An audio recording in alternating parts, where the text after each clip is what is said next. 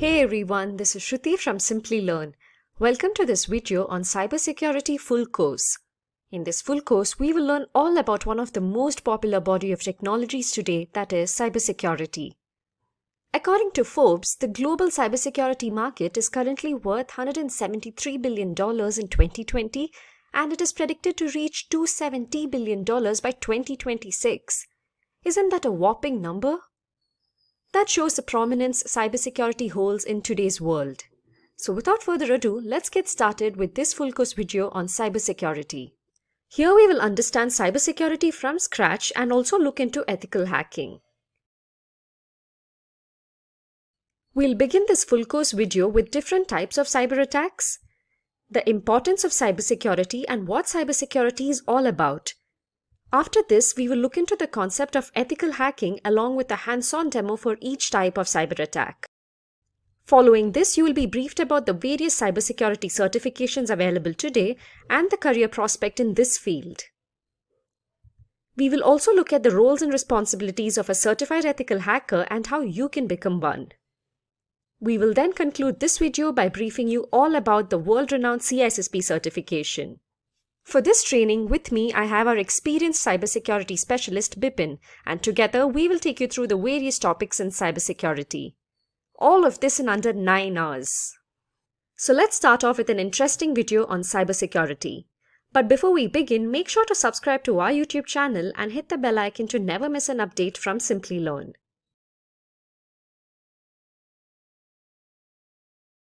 Meet Anne. She often shops from www.shoppingcart.com. She has her information like email ID, address, and credit card details saved on the website to enable a faster and hassle-free shopping experience. The required information is stored in a server. One day, Anne received an email which stated her eligibility for a special discount voucher from shoppingcart.com. In order to receive the coupon code, she was asked to fill in her shoppingcart.com account credentials. This didn't seem fishy to her at the time, as she thought it was just an account verification step. Little did she realize the danger she would be facing. She was knocked off her feet when a substantial amount of money was wiped off her account. How do you think this happened? Well, yes, the email she received was fake. Anne's shoppingcart.com account witnessed unauthorized access from a third party.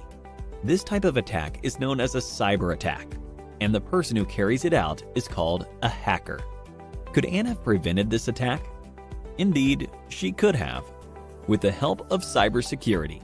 Cybersecurity involves techniques that help in securing various digital components, networks, data, and computer systems from unauthorized digital access. There are multiple ways to implement cybersecurity, depending on the kind of network you are connected to and the type of cyber attacks you are prone to. So, let's take a look at the various cyber attacks that Anne could have been exposed to. One of the most common types of cyber attacks is a malware attack like Trojan, adware, and spyware, to name a few. Had Anne downloaded any suspicious attachments online, her system could have gotten corrupted by certain malicious viruses embedded within the attachments. Next is a phishing attack, the type of cyber attack which Anne experienced. Here, the hacker usually sends fraudulent emails, which appear to be coming from a legitimate source. This is done to install malware or to steal sensitive data like credit card information and login credentials. Another type of attack is the man-in-the-middle attack. Here, the hacker gains access to the information path between Anne's device and the website's server. The hacker's computer takes over Anne's IP address. By doing so, the communication line between Anne and the website is secretly intercepted. This commonly happens with unsecured Wi-Fi networks and also through malware. Password attack is one of the easiest ways to hack a system.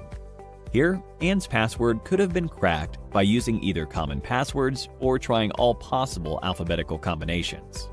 To prevent future cyber attacks, Anne sought to implement a few cybersecurity practices. First, she installed a firewall. As the name suggests, it is a virtual wall between Anne's computer and the internet.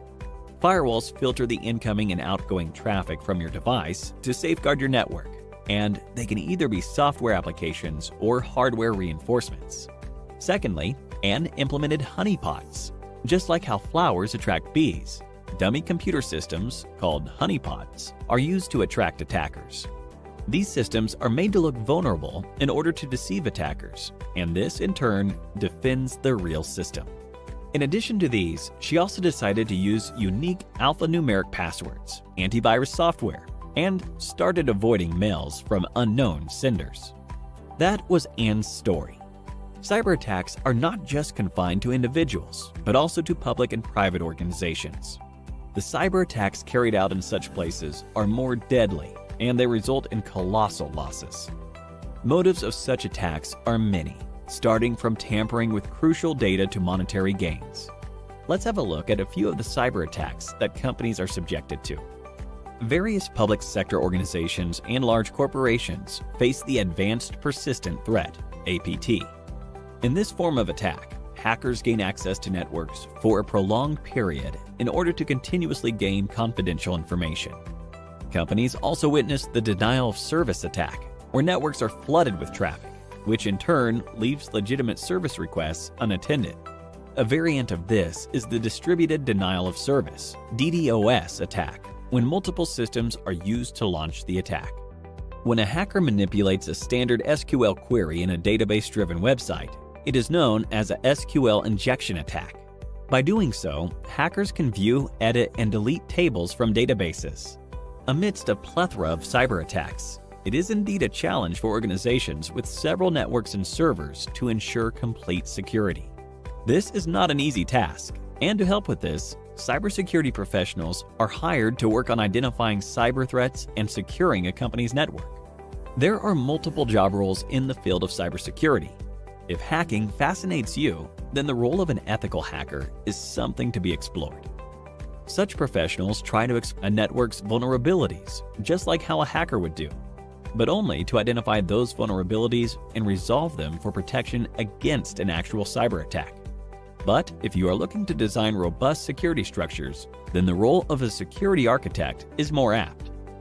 A Chief Information Security Officer, CISO, plays a crucial role in enterprise security and is entrusted with the overall safety of the information in an organization. With the increase in the production of global digital data, it is anticipated that cyber attacks will quadruple in the near future. Organizations are going to need cybersecurity professionals who can prevent these attacks. A career in the field of cybersecurity is lucrative and a very smart decision for professionals now. So, what are you waiting for? Get certified with Simplilearn and become a cybersecurity expert. Let's begin with the rise in cybercrimes. So, let's talk about WannaCry. This is something that happened way back in 2017. Let's not say way back, it's just 2019, 2 years back, and it took the world by storm. So it was a cyber attack which encrypted the data of organizations, and then the hackers held that organization ransom by demanding money from them to decrypt their own data. So what exactly happened? The attack originated in Asia and then spread across the rest of the world. Note the date. And how did this happen? There was a vulnerability that was identified in Microsoft Windows, the SMB vulnerability. SMB, which is server message block, is essentially the file sharing and the printer sharing services that you use in a LAN environment on Windows operating system. By default, these are enabled on your desktops, and there is a hardening guide that people utilize to either upgrade the version of SMB to a more secure version or to disable SMB and utilize something else. Now, this was a known vulnerability, and this was targeted. Within days. More than 230,000 computers were infected across 150 countries. Now, when we say this was identified, Microsoft knew of this vulnerability, and in fact, they had released a patch in April of 2017 to mitigate this vulnerability. Within 2 months of that release, this attack had happened. Now, in a real world scenario, it is not possible for all the servers and devices to be upgraded to the latest patch level, because organizations need to test those patches to see if those patches are going to interfere with the services that they are providing. And hence, no organization will be completely patched up at any point in time. And this was the flaw that sadly took down a lot of organizations. The patch was available, but it wasn't testing. Some were not utilizing it yet, and they did not see it as a high value risk, and suddenly something happened and WannaCry took place. Now what happened was a crypto worm called WannaCry, which basically encrypts the data and locks the user out of their own computers, and they get a screen in front of them which says your data has been encrypted, and it gives them a link, and they demand $300 to $600 to be paid to the hackers to retrieve the decryption key for their data. Now here, obviously you're not going to pay cash to hackers, neither are you going to make a bank transfer, because both of the ways you can identify the hackers and then pursue them. So the hackers demanded this exchange via bitcoins, cryptocurrency. This is the best way to remain anonymous and the best way to make payments over the internet without being identified. So what was the impact of the attack? Around 200,000 to 300,000 computers were infected. Now it sounds like a small number of computers when we're talking about global. However, the services that it affected were huge. In UK, the National Health Service got affected, all the databases got encrypted, surgeries and treatments of patients were postponed. FedEx, Renault, Nissan, all of these organizations got compromised, and their production lines basically shut down for a few days till they retrieved data from backup, started to restore, and then tried to bring back everything to normal. Then, in February 2019, Dunkin' Donuts announced that the users of their reward programs were targeted by a credential surfing attack. That means that the attackers stole the credentials, usernames, and passwords of customers of Dunkin' Donuts. Now we think Dunkin' Donuts, they sell donuts, how much could it impact anyone? But if you have an online account with Dunkin' Donuts, you also have your personal identifiable information stored in those accounts. For example, your name, address, credit card information, maybe your social security number or your national insurance card or something like that, which can lead to identity theft. People can misuse that information, pretend to be you, and then take out loans or do transactions in your name where you are going to end up paying those bills. So stealing of such kind of data is going to impact all the users adversely. So the first name, last name, and email IDs were stolen. That is still good enough to launch social engineering attacks and target these victims to phishing attacks or similar attacks. So now let's look at the different types of attacks in cyber. So we are going to discuss these 6 malwares. We are going to talk about social engineering attacks, man-in-the-middle attacks, denial of service, SQL injections, and password attacks. Now if you look at this, malwares basically target hosts, operating systems. Social engineering attacks would address or attack the gullibility of a human being with the help of a computer. For example, sending a fake mail or hosting a fake website. Man-in-the-middle attack would target a network and then try to capture data packets within the network, thus compromising your credentials. A denial of service attack would crash a service. SQL injection attacks would attack an application, and a password attack would attack the usernames and passwords of accounts, thus taking advantage of weak passwords and getting access to your accounts. So let's start with malwares. Malware basically refers to malicious software. The first part of malicious, mal, and the ware out of software becomes malware. Malwares are nothing but vehicles in which hackers embed payloads. Payloads could be viruses, worms, ransomwares, trojans. So they hide these kind of malicious softwares within legitimate looking softwares and they post them on the internet. People who are interested in those kind of softwares will obviously download them, and since they're looking very legitimate, they will try to install them, thus accidentally and unknowingly installing a Trojan, virus, or a ransomware on their machine. Now, most of us have done this at one point in time where we have looked at pirated software because we did not want to pay for it. And then we probably go to torrents and then search for those softwares, download them, and there's a keygen.exe over there which we have to execute. And then we have to copy that code, the exe file that comes out of the keygen, and then we have to replace it. And I mean, it's a very convoluted process. But the fact that you have to restore some code with some other code would basically mean that there is something wrong with that file. So 99% of the time, these programs would have viruses or trojans embedded within them, and it is going to affect the security posture of your computers. If you scan keygen.exes with any antivirus across the globe, they will always report them as malwares, and they will probably want to delete those kind of files. So how do these get infected? It gets infected into a system when the user clicks on a suspicious link. Now, obviously, if you think it is a suspicious link, you're not going to click on it. But you trust the link or you're compelled to click on it just out of curiosity. Let's say you click on that link, there's a redirector, it downloads an attachment from a malicious server and it gets installed on your machine. Most of the common ways a virus or a worm is spread is through USB devices. people pass around USB devices like nobody's business, and you have no idea where that device has been used before, and you plug into your machine, and if there is a virus on that USB device, it will get infected on your machine as well. Malwares are nothing but malicious softwares that pose as legitimate softwares but will have a virus, trojan, or a worm embedded within it, right? It could also be a keylogger. A keylogger is nothing but another software that is created to catch all the keystrokes that the user is making, create a copy of it and store it and send it back to the hacker. So whatever the user is typing, it will now be known to the hacker. It could be bank details, passwords, any personal information that the user might want to keep secret.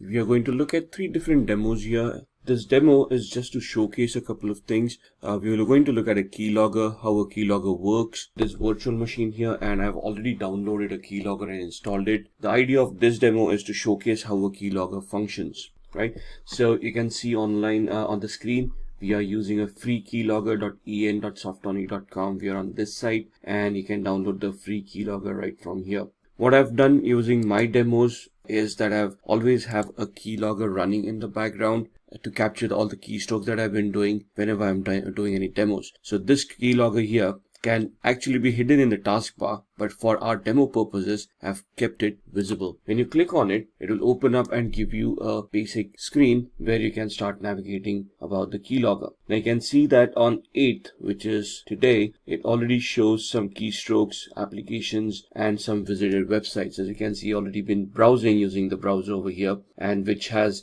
been recorded by the keylogger in the background. And just to give you an example, if I click on this file, you will see all the keystrokes that I have been doing so far. And you can see I've gone to this, I've opened up my Mozilla Firefox, I've typed in a search keyword of free keylogger, then I've gone onto the website howsecure.is-my-password.net, in which I may have tried out a few passwords myself, and then I've gone and copy pasted this URL into the browser window, and you can see all of this has been recorded. And just to emphasize on that, let's go on to another website, and let's go to facebook.com. I'm not actually going to log in. I'm just going to type in a random username, so someone at simplylearn.com, and a password like asd@1234, and I'm going to try to log in. Obviously the login is going to fail because this account doesn't exist, but we want to see what happens in the background when the keylogger picks up the keystrokes that we have typed. So let's open up the keylogger again and go and see what is there in the keystrokes and clipboard. And you can see over here that we typed in facebook.com, enter, and then we did not type in the username. That's the difference here. We selected it from a drop down. So a keystroke logger or keylogger has not been able to capture that input. A keylogger in its essence is only records something that has been typed in by the user real time. Since we did not type in the username, it did not record that username, but we typed in the password, and you can see the password over here, asd@1234. And this is how a keylogger works. It only captures the keystrokes that have been typed in real time. So if we use this exercise on our victims and they're just using drop-down menus, at that point in time, none of the data is going to be recorded. For that activity, you would need something which is known as spyware, which would capture screens, which would capture all of this information that is going on. Now, apart from just logging keystrokes, what this software also does is it also has a list of used applications. You can see all the applications that have booted up along with the operating system and the ones that have started up after the operating system has booted. It also has a list of the visited websites. So you can see these are the websites that we have been visiting, and they have been listed right here. The last one being Facebook, login or sign up, right? So this can store history for a really long time. If I go back in time and if I look at some of the demos that I've been looking at, so on 14th of September, these were the keystrokes that I utilized when I was doing some trainings or while I was providing some demos on other topics. So a keystroke or a keylogger will store all that information and keep on recording it till you actually delete that data, or you can reset the keylogger. You can also set up the keylogger to send an email to you on a daily report to a particular email address that you have sent. So as long as it detects the internet connectivity, this keylogger will send you an email to the email address that you have specified with all the keystrokes that it has logged. Now this is the free version. There's again a paid version for it. So you can go and visit this site and see how this keylogger functions. If I press on the X button over here, it will ask me if I want this to be hidden in the system tray. If I click on yes, it only using this shortcut will I be able to invoke this screen. So just for demo purposes, I do not want this to be hidden. So I'm going to click on no, and you can see that the keylogger is still visible over here. So that was the first demo that we are seeing. Viruses, as we all know, are destructive programs that once executed would destroy data or harm the hard disk or the partition tables. Worms, on the other hand, would be softwares that would be more of a nuisance value, where they're going to replicate themselves in such a way that they would consume the resources of a computer, thus crashing the computer and then requiring a reboot. A Trojan horse is another software that will allow a backdoor entry or a covert channel to the hacker, where the hacker in this case would then be able to gain access to the victim's machine through the covert channel or the backdoor without the knowledge and the authorization of the user themselves. Let's talk about social engineering attack. Now, this is where your people skills come into the picture. This is the art of manipulating people and convincing them to give up confidential information, either knowingly or unknowingly. So most likely, we trust our friends, right? And we talk to them a lot, and we give out some confidential information which we would not give out to others. What if somebody is pretending to be our friend just to get this information out of us? And we trust this person, we give out that information, and we suddenly get affected because of that. Now, I'm not saying that everybody in the world does that, but it is one of the most common attacks that is experienced in the computing world. Now, social engineering attacks can be broken down into three categories. First is a phishing attack. Don't worry about that figure over there. You're actually not going to go phishing. It's basically known as a phishing attack. Then there is a spear phishing attack, and then there's a veiling attack. All of these are types of social engineering attacks where you're targeting a user by sending out fake mails or fake websites, and their gullibility into clicking on those links and then giving out information. So what is a phishing attack?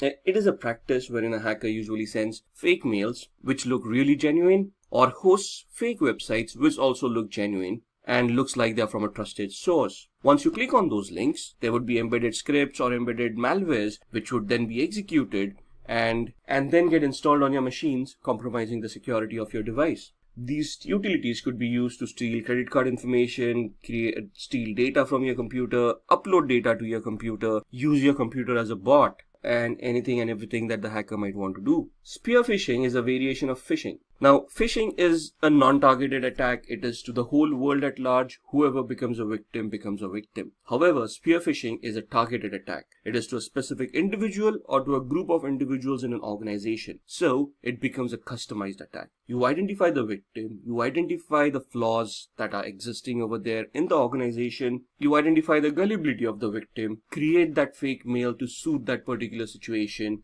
send it across to them, they'll click on that link and get infected by whatever payloads that you have embedded within it. Veiling is when you are targeting particularly wealthy or powerful people in the industry. So normally when you're targeting CEOs, CFOs, high-level management people of an organization, it would be known as a veiling attack. So here the example is where the email has been received. Dear customer, your account is going to expire today. To keep your account activated, please click on the link here and proceed with the verification process. Now here the link that we see, activate.com, would be a hyperlink which is going to mask the actual URL where the link is going to redirect us. Right? Here the attack is on the gullibility of the customer, where they would fear that the account would be deactivated, and to prevent that, they would trust this email, click on the link, and then provide the information, thinking that they're just reactivating their account, but they're actually leaking their own information to the attacker. So the first thing you have to understand is banks or any organization are not going to send you any emails with a link in it asking you to reactivate or anything like that. In fact, banks proactively tell us that they're not going to call us and ask for any information. In fact, they would want us to call them on their registered number or the helpline number that they have declared on their website or on the cards that we possess. This is something very common in today's world. This is basically where the prey is the human itself. And the reason social engineering attacks are very successful is because of the gullibility factor that a human has. For example, human has something called emotions that a machine wouldn't. You could plead with a human for a password to be reset by gaining sympathy or empathy. But try doing that with a machine, those attacks are going to fail. Social engineering attacks are not only limited to those, but we can talk about phishing. Phishing is also a part of social engineering attack, where the gullibility of the user to click on that link is being exploited. In this scenario here, this is Clark. He is calling from the IT security team. That means that he is impersonating probably, and then telling the victim that the system has been compromised. Please share the password with me. The victim, on the other hand, thinks that the person is trying to help her, probably doesn't verify that person, trust that person, and then provides the password over the phone. Now here, it is fear that is being exploited, because the password being compromised would clearly upset the end user for loss of data or for the computer revealing out confidential information. Thus, here she is trusting the IT security team for the password to be reset and given back to her. Then we come to the network attacks, man in the middle. This is also known as an eavesdropping attack, which literally means that you are going to listen in on to somebody's conversation. For example, in the figure, the client is trying to talk to the server, but you become a man in the middle and you try to listen in on the conversation that is going on. Now, obviously, the conversation over here may not be audio, but be data that is being exchanged between the server and the client. You just listen in, you make a copy of that data and you store it at your end. The data could contain usernames, passwords, may contain confidential information and help you compromise data. The attacking computer takes the IP address of the client. So you find out the IP address of the client. The client is not aware about this. The client is trying to communicate with the server. You spoof yourself as a default gateway or a trusted device, and the client thinks that it is through you that they need to communicate to the server, and thus they start sending data via your PC. So this attack normally happens on public Wi-Fi networks. I've seen that happening a lot, and thus I never recommend anyone using those public Wi-Fis. For example, you go to a coffee shop, they have free Wi-Fi over there, you connect to it and you start surfing, you start browsing. You are always signed into Google, Facebook accounts, your bank accounts and whatnot. And then there's a sniffer, there's a hacker who's doing a man-in-the-middle attack, capturing all that data. Now, it's not an easy attack, but it can be done. So this diagram shows where the man-in-the-middle attack has become successful, and now that the client and the server both are sending information via the attacker without knowing that the attacker is capturing all that data. So here in this example, here suppose you're in trouble and you need money right now, and you call your friend and ask for money. So here the person is calling John, telling John that they're in trouble, and they're asking for John to give their credit card number over the phone. Now this is a legitimate transaction. The friend is actually calling John and asking for some help. However, when John is providing that help over the phone with the credit card numbers, maybe the CVV number and all of that, and then the OTP at the end of it, at the same time there could be a hacker doing a man-in-the-middle attack where they could be eavesdropping on whatever is being said or whatever data is being transferred. And once they capture this confidential data, they can then misuse that data to their own gains. Then comes the denial of service attack. The motive in a DOS attack is not to benefit monetarily, but to bring down a service for legitimate users, thus just causing harm to the organization. For example, if I consume the bandwidth of to a particular website, since there's no more bandwidth left, other legitimate users who want to interact with the website will not be able to connect to the website, thus creating a denial of service to those legitimate users. Now, it may not be possible for me to use my laptop to target a cluster of servers, because obviously the bandwidth at the other end would be very high. So I would distribute my attack across multiple devices, thus creating a distributed denial of service, also called a DDoS attack. Then we come to the SQL injection, or SQL. SQL stands for Structured Query Language, which is the de facto language that is used by applications to interact with databases. So let it be a Microsoft SQL database, MySQL database, Oracle SQL. The syntax may be a little bit different, but it is still the structured query language that applications utilize to interact with the database. Now, the queries that are created by the applications need to be sanitized at the application level itself. So developers need to be very careful of how they are going to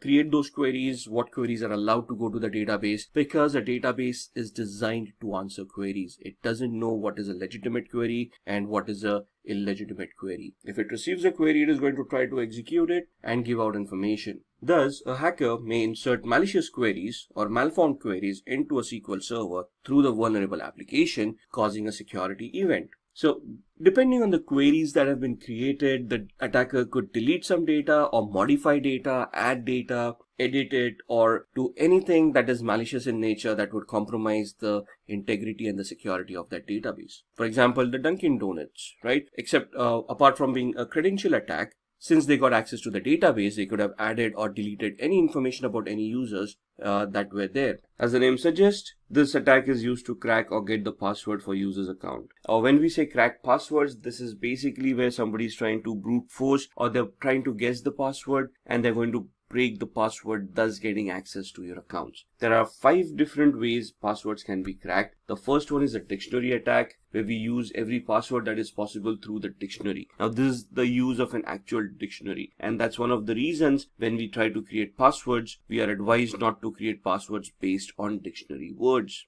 because these are easily guessable and there are lists already out there that contain all of these words. There's a tool that you can utilize, and that tool will then parse through each and every word that is in the dictionary file and then compare it to a possible password. If one of the words matches, the password has then been compromised. So if we are observing a little bit higher security where we have created a password that is not based on the dictionary word, then we want to look at other attacks like brute force. It is a trial and error method. So basically what we do is we identify how the passwords were created. For example, in today's world, the policies would be to consume in a password any of the alphabet characters A through Z, uppercase or lowercase, 0 through 9, and then special characters. And then we want to randomize the usage of these characters so that they are not easily guessable. But a brute force attack at the same time would then try every permutation and combination there is possible in the entire character set and then try to figure out the password. Now this takes a really long time and does take a lot of compute and storage power, and that's where the botnet example comes back in, the one that we saw earlier, which was used for DOS attack. But similarly, if I've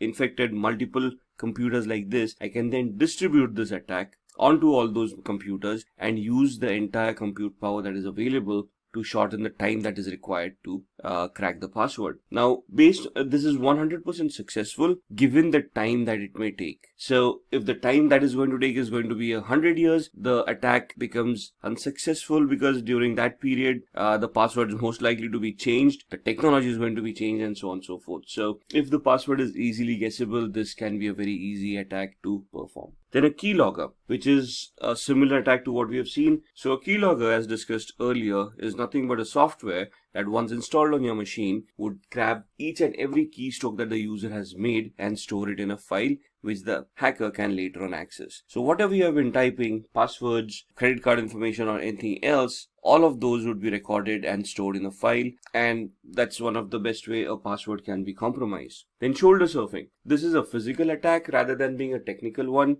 Here you need to be physically be present when the user is typing in their password, and you actually look over their shoulder to see what they're typing and try to figure out what the password is. If they're quick typers, it is going to be a little bit more difficult. If they're slow typers, it's going to be that much more easy. And the last one is called a rainbow table. Now, passwords, when applications store them, are stored in hash format. Hash is nothing but a one-way signature that is created of the password file, of the word that is used for the password, and it is based on an algorithm. So the input could be of variable length. For example, a password could be 7 to 14 characters, but the output of a hash value would be fixed based on the algorithm that you're consuming. So most common algorithms in today's world that we utilize are SHA, secure hashing algorithms. Before that, we used MD5 or message digest. So all of these convert the passwords from plain text into a hash value and store it into a database. So if you actually attack that database to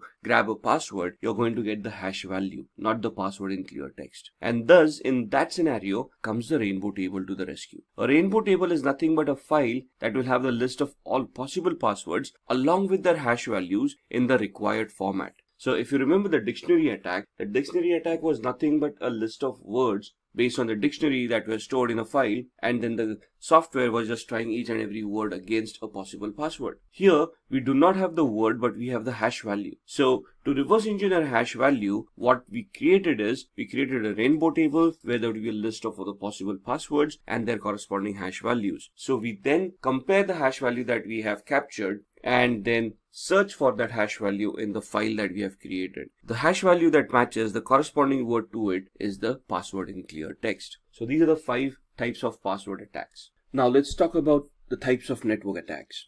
An active attack is an attack when the intruder attempts to disrupt the network's normalcy and modifies the data and alters the data at the same time. So as you can see in the diagram, there's a sender and there is a receiver. The attacker is the man in the middle who is now trying to create the active attack. So when the sender sends that data to the receiver, the attacker intercepts that data, modifies the data, and then sends the modified data to the receiver. Since the attacker is a man in the middle, as we have seen in the previous attacks, the receiver, neither the sender would be aware of the attacker, and thus they would not be aware of the modification that has been done. In a passive attack, the intruder just eavesdrop on the data. They just listen in onto the conversation, but they do not modify the data at any time. So they just capture the packets, they copy the contents so that they can use that at a later stage. Now let's go a little bit further and see what would motivate people for committing such cybercrimes, right? The first and foremost motive is disrupting business continuity. Others would be looking at data theft or information theft and manipulating that data to gain from that data. So if I'm able to access your computer and steal some data that has some value to you and sell it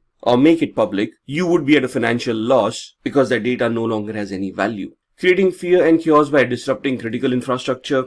For example, a company's infrastructure crashes, the services are no longer being offered by that organization, and people start panicking or start fearing an attack by cyber criminals, and it leads to chaos. Financial loss to the target, which is very obvious. If I do a denial of service attack, or if I make a service unavailable from an organization, what is going to happen is, since that service is not functioning, the company is not going to make any money out of it, and thus going to suffer a financial loss. Achieving states' military objectives, one country spying on another country, trying to gather information about their military intelligence, military activities, or any other activities that can harm the original country. Demanding ransom, hackers can encrypt your data and then demand a ransom from you in lieu of decrypting the data again. Damaging reputation of a target, impersonating a user on the social media platforms, making false statements, thus damaging the reputation of that person, and propagating religious or political beliefs. Religious fanatics, promoting whatever cultures that they want to promote, trying to gain more followers, thus bringing more unrest to the world. Any of these could become motives for cybercrime. Let's look at the history of cybercrime. So as you can see, this graph shows us how cybercrime has progressed over the years. In 1990s, MNC database, Pentagon and IBM were hacked. Again in 1990s, national crackdown on criminals, Microsoft NT operating system pierced. So this is where hacking started becoming more mainstream. Right?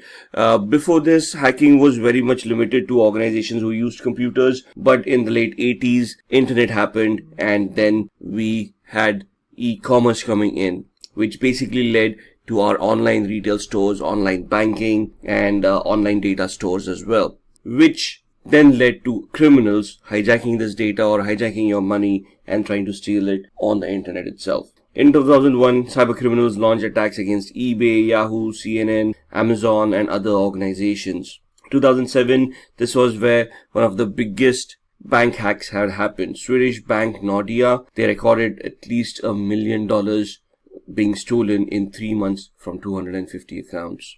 2013, Adobe had 2.9 million accounts compromised and their usernames and passwords released on the open internet. In 2016, Kaspersky, one of the leading antivirus providers to the world, reported around 758 million malicious attacks that occurred, which they identified themselves.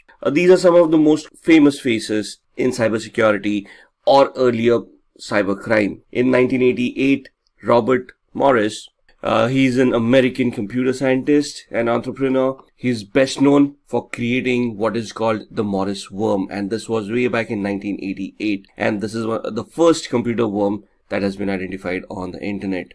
Kevin Lee or Kevin Lee Polson. In 1990, he was accused of hacking into a Los Angeles radio station called KIIS-FM, where there was a contest going on. And if you're a particular number of caller and give a correct answer, you're supposed to win a Porsche 944. And he hacked those telephone lines, ensuring that he became that particular person and answered the question correctly. It was later on revealed that this actually happened. He was jailed for it. Then comes David Smith. David Smith, he created the Melissa virus. Now, Melissa virus, one of the most dynamic viruses known, around March 1999. That's when this happened. This virus was released, and this was a macro-based virus which affected Microsoft Word and Outlook-based files. Adam Botbill, in 2004, he's also an American computer hacker from Michigan. He gained unauthorized access to Love's corporate computer network via an open, unsecured, wireless access points. Now, these access points back then were not that much secured.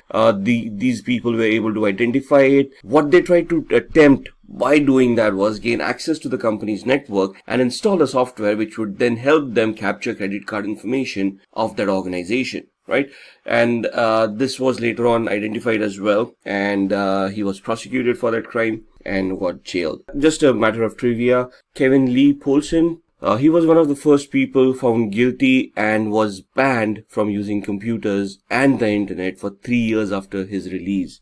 In today's world, we cannot even imagine living without the internet. This guy lived for 3 years without it.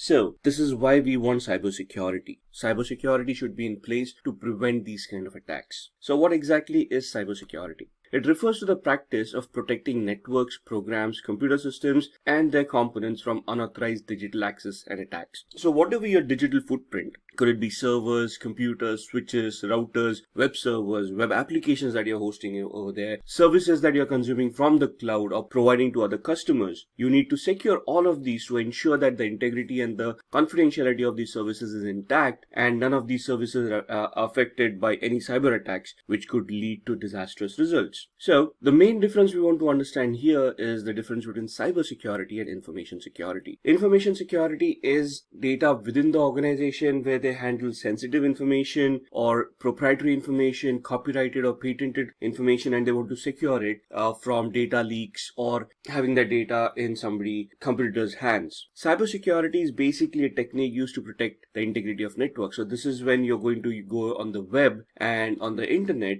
you're going to secure your devices that you have deployed, allowing people to access your infrastructure from the outside. So, what could be the cost of not being cyber secure? If you get hacked, or if your data is compromised, or if your information is compromised, you could have a lot of repercussions. Your goodwill will go for a toss. You may be open for lawsuits, not only from clients, but from customers as well. You could be open for fines or penalties from government organizations for failing to follow the law of the land. Customer trust will obviously be hampered. If you have been hacked and your data has been compromised, you wouldn't want to deal with that organization in the future. All of this could land the organization in a financial crisis where all the lawsuits and penalties that are being imposed could basically bankrupt that organization and thus take it out of circulation. So now let's look at some basic terminologies which we need to understand to go further in the cybersecurity world. First and foremost, network. What is a network? Network is nothing but a group of interconnected devices. Could be servers, could be workstations,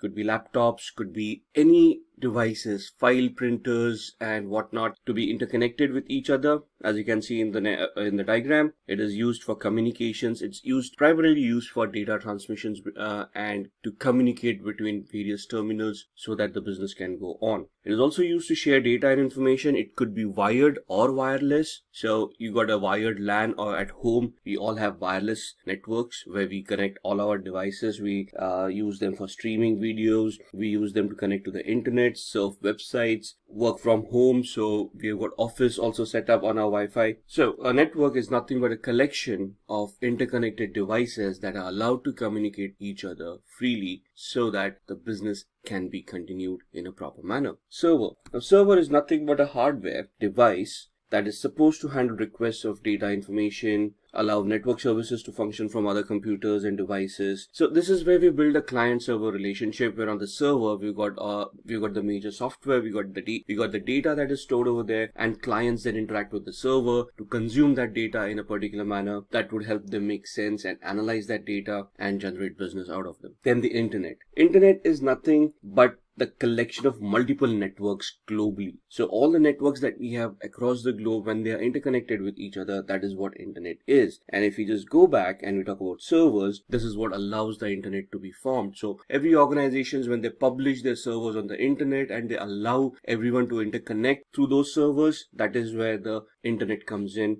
being the servers being the backbone of the internet. Obviously, for the servers to communicate with each other, we will need switches, routers, and other devices for the data transmissions to happen. So these are the multiple networks, could be individual networks, interconnected together would form the internet across the globe. For the internet to work, there would be a set of protocols for transmissions to be allowed across the globe. Now, this is where TCP/IP, or the Transmission Control Protocol over Internet Protocol, comes into the picture. So if you remember, we use communication channels like TCP, or the Transmission Control Protocol, and UDP, User Datagram Protocol. When we connect to web servers, we talk about the HTTP protocol and HTTPS protocol if we want it secure. Then we'll talk about IMAP, POP3, and all of these protocols. Now, where do these protocols come from? It is nothing but a suite of the TCP/IP software which contains all of these protocols which allow computers to communicate with each other. If TCP/IP wouldn't have been there, our network would have collapsed. Now, when we have TCP/IP and we want to communicate across the globe, how would we identify devices on the internet or even on the intranet? Because the devices don't know us, they are not going to use our usernames and passwords to communicate with each other. But when I want to connect to a website or a device, how do I identify it on the intranet or the internet? I obviously use IP addresses. Now, IP addresses are nothing but the internet protocol addresses, which are 32-bit addresses, which look exactly like the one shown on your screen, 172.16.254.1. Now, there is a lot of classification of IP addresses, and some of these IP addresses work on the internet. Some of them are supposed to work on private LANs, but we'll reserve that for a later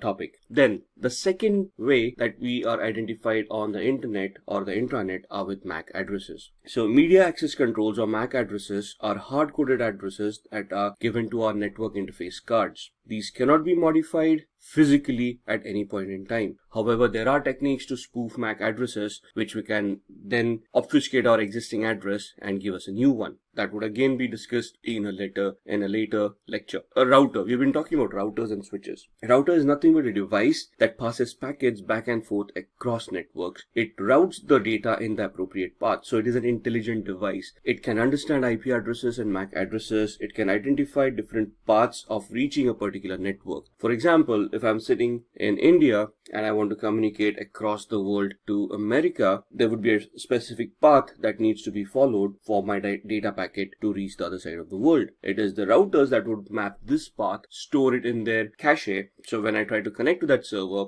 they would retrieve it from the cache and send the packet across the globe. So the home router that we use at home on Wi-Fi is our default gateway to connect to the internet, and thus it allows our internal devices to communicate with each other using internal IP addresses. And when we want to go to the internet, it will then route the traffic on the internet and send the packet to other servers that we want to communicate with. Now, what is a domain? A domain is referred to as a group of computers and other devices that are interconnected and treated as a whole. Now, a domain is used by an organization. So let's say if I am XYZ, XYZ being the name of the organization, and I want to create a domain which will allow me to create a group of interconnected computers for my employees to interconnect with each other and send and manage data. I'm going to create a domain for my organization and attach all the devices, create users, and interconnect them using a domain. So this is where you're going to have a centralized approach of a server-client relationship, where you're going to have a main domain and you're going to have devices connected to the domain. Now, when we go onto the internet, the domain name is nothing but the base part of a website name. So when you say google.com and you type it in your browser, you're taken to the web page called google.com, which is the search engine that you're connected. But for Google, the organization, at the other end, they would have a data center over there which would have all that relevant data which allows you to search through that information. So for them, the domain would be the internal part where they've got this cluster of servers creating a data center where all that information is stored. But for us as consumers, a website called google.com would be a domain for us to visit that particular website and consume the services that they're offering on the internet. So here the example is HTTPS, which means that it is a secure website, port 443, and we're connecting to cybersecurity.com. Cybersecurity.com becomes the domain name. HTTPS becomes the protocol that we want to utilize to connect to that particular website. Then we come across DNS, or the domain name system. It is nothing but an index, something like a phone book, which is responsible for mapping the domain name into its corresponding IP address. Now remember, I said that there are only two ways we are identified on the internet or the intranet, either the IP address or the MAC address. If it is devices, if it is computers who are talking to each other, it would obviously be IP addresses. But if I type in google.com, I'm giving it a domain name. The internet does not understand domain names. So there is a DNS, a server, which is an index or works like an index or more like a phone book, which will have a list of all the domains with their corresponding IP addresses. So whenever I type in google.com, the request goes to a DNS server. The DNS server is queried. The IP address of google.com is identified, pasted onto the packet, and then the packet is routed through the router to the path that it has determined to reach the google.com server. Here, replace google.com with cybersecurity.com. So, as you can see on the screen, the local PC queries the DNS server. The DNS server replies back with the IP address. Now, if you're wondering how does this work, if we're going to take an example of home networks, the ISP or the internet service provider gives us a default gateway or a router with their own IP addresses for DNS servers and default gateways. So when we try to connect through the router has the IP address of the DNS server and it routes that query to the DNS server. The DNS server replies back with the appropriate IP address. The router then takes that IP address, figures out the path and sends it across to the targeted server. DHCP or the Dynamic Host Configuration Protocol. It is a protocol that dynamically assigns IP addresses to the devices in the network. So we have discussed that IP addresses are required by computers to communicate within each other. But who associates or who gives these IP addresses to these computers? So for that to happen, we have got a DHCP server that is created. If you take your home networks, it is the router that has the DHCP role installed on it. So whenever a machine boots up, it sends out a broadcast request looking for the DHCP server, and then there's a communication with the DHCP server. The DHCP server then allocates an IP address to the computer who is requesting it, and once the IP address is allocated, an entry is made in the DHCP server's cache with the corresponding MAC address of that particular machine. Then we come to the next topic called VPN or a virtual private network. It is a connection between a VPN server and a VPN client. It's basically an encrypted channel that you're creating between two endpoints. And the main reason for a VPN is to encrypt your data so that it is now no longer subject to man-in-the-middle or eavesdropping or modification attacks. So this is a layer of security that you're adding when you're connecting to the internet using an encrypted channel, which would prevent you from getting hacked or your data being compromised by hackers. So as you can see here, and if you remember the previous slides that we have seen, the hacker was able to copy the data very easily. Now that it is an encrypted channel, even if the hacker tries to eavesdrop and capture that data, it will be formatted in such a way that they would not be able to make sense out of it. Now the attacker or the hacker will have to try to decrypt the data. So that's another attack that they'll have to execute to find out the encryption key, decrypt the data, and then look at what the data was. Then we come across botnet. Now let's first understand what bots are. Bots are nothing but the softwares that can be installed on vulnerable machines that would allow the hacker to send commands to the infected machines to generate some traffic or to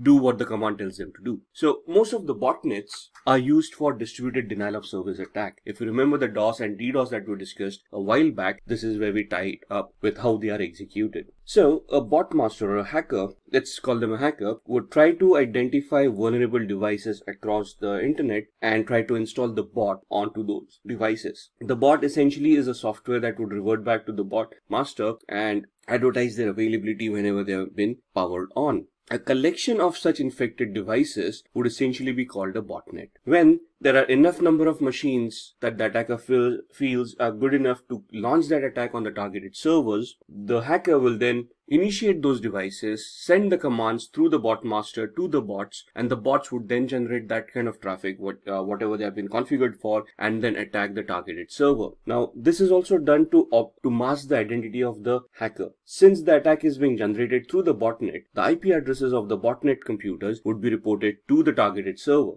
not the actual hacker's IP address. So to figure out who the attacker was would be very much difficult depending on the size of the botnet. So this, you can see, is the attack that has been created over the victims, and the malicious traffic has been generated through the botnet, and the victims have been targeted through that. So as said, once that traffic has been done, to forensically investigate at the victim's end, they would find the IP addresses of the botnet and not the attacker. Alright, let's start talking about network security controls. Network security controls are nothing but implementations of various devices to enhance the security of a particular network. These could be firewalls, intrusion detection systems, or intrusion prevention systems, honeypots, unified threat management systems, and so on and so forth. The next gen firewalls that we talk about, right? So let's look at a review of what these devices are. Now, a firewall can be a hardware or a software that is responsible for allowing or disallowing a certain amount of traffic to or from your computer. So these are basically created to enhance the security posture of your network, where you can configure them for certain level of traffic to be allowed or some traffic to be disallowed. Now, a firewall is not going to decide by itself what is a good amount of traffic or what is bad traffic. You're going to configure the firewall by creating rules based on IP addresses, port numbers, protocols, and what may. And based on this, the firewall will then analyze the traffic coming in or going out to the inbound or the outbound rules. And if the traffic is allowed, it will allow the traffic to go through. If there's an explicit rule which says deny the traffic, it will drop the packets or it will delete the packets. It will not allow the packets to go past it. So if it is good traffic, that means it matches a rule that has been created that allows that traffic to go through, the firewall will allow it. If it's bad traffic, that means that there is a rule which denies that traffic to pass through. It will get blocked at the firewall level itself. The firewall will not allow it to enter the network. Similarly, an intrusion detection system, it is designed to detect unauthorized access to systems or intrusion attempts as well. Now, it works along with the firewall, and the main thing is that here there's a database against which it can compare the traffic. So most of the attacks that we have talked about, there are some distinct signatures that would cause concern or that would highlight that kind of an attack. Most of the organizations try to develop these kind of signatures, have them in a database, and store them on the IDS so that IDS can analyze the incoming traffic, look at patterns from the traffic coming in or going out, compare it to the database of the signatures that it has, and if it matches any of the signatures, it will then detect that as an attack and send an alert to the administrator, where the administrator will then have to manually come in and check it out. An intrusion prevention system, as described earlier or as mentioned earlier, can be configured to react to that particular event. So if it detects something that can be classified as an intrusion, an administrator can pre-configure it to react to that particular packet in a particular manner. For example, drop the packets or reflect them to a honeypot, or warn the administrator, or do all of these things at the same time. So as you can see on the diagram, on the internet, there's a hacker, a sense of the data packets come in. The firewall is not able to analyze the traffic because a firewall cannot analyze the contents of a packet. It can only look at the header, it can only look at the IP addressing and the ports that have been created, or the rules on which those things have been mentioned. And then it allows the data to go through. It reaches the IDS. The IDS then looks at two ways to scan. One is a signature that we've just spoken about, where the developer of the IDS creates those signatures and stores them onto the database, or another thing that is known as heuristic scanning, which is nothing but behavioral scanning. So it looks at the behavior of the data, and if the behavior looks malicious, it will then raise an alert and warn the administrator. Then let's come to honeypots. We just discussed in the previous slide that an IPS or an intrusion prevention system can be pre-configured that if it detects an anomaly or if it detects an intrusion, it may redirect the traffic to a honeypot. What is a honeypot? A honeypot is a decoy system. It is created to showcase a certain set of vulnerabilities to try to attract the attention of an attacker. Now, the word here is used as lure, but it's more to deceive the attacker. For example, if the attacker has been able to bypass your firewall and your IDS and now can scan the entire subnet, when they scan it, they would come across a device which is pretty vulnerable or showcases some vulnerabilities, which would definitely impress the hacker, because they would think that it is a vulnerable server which contains some valuable data. And that's exactly what honeypot is. It's a decoy server trying to act as a production server, trying to showcase that it has some valuable data but also has some vulnerabilities in it, so that the attacker can be attracted towards it and spend some time trying to attack it or analyze the honeypot. At the same time, the honeypot will analyze the data traffic and it will warn the administrator of a possible intrusion, which will give the administrator enough time to secure the rest of the network, and will also get to analyze the logs of the honeypot to try to understand what kind of attacks the attacker is trying to create and try to reverse engineer and identify the attacker at the same time. Let's talk about security testing. Security testing is nothing but a method which is carried out to identify threats and loopholes in a system. So here we are going to do a vulnerability analysis and penetration test. We may also go ahead and do a security audit. So what is vulnerability scanning, penetration testing, and security auditing? Vulnerability scanning is the activity which you're conducting to identify or look at possible weaknesses or issues or vulnerabilities or misconfigurations that exist in your infrastructure. So it is a proactive way where a team of security experts will launch a vulnerability scanner, scan certain devices that they have pre-identified, and once the report from the vulnerability scanner comes in, try to analyze the report and make sense out of it to see if there are any vulnerabilities that can be identified on those devices. This is obviously an ongoing process. Why? Because operating systems are patched, upgraded, new versions of softwares are released, and we keep on upgrading and we keep on changing our IT infrastructure ever so often. And hence, the IT infrastructure, like I say, is an ever evolving process. And to be abreast of all the latest vulnerabilities and threats, we need to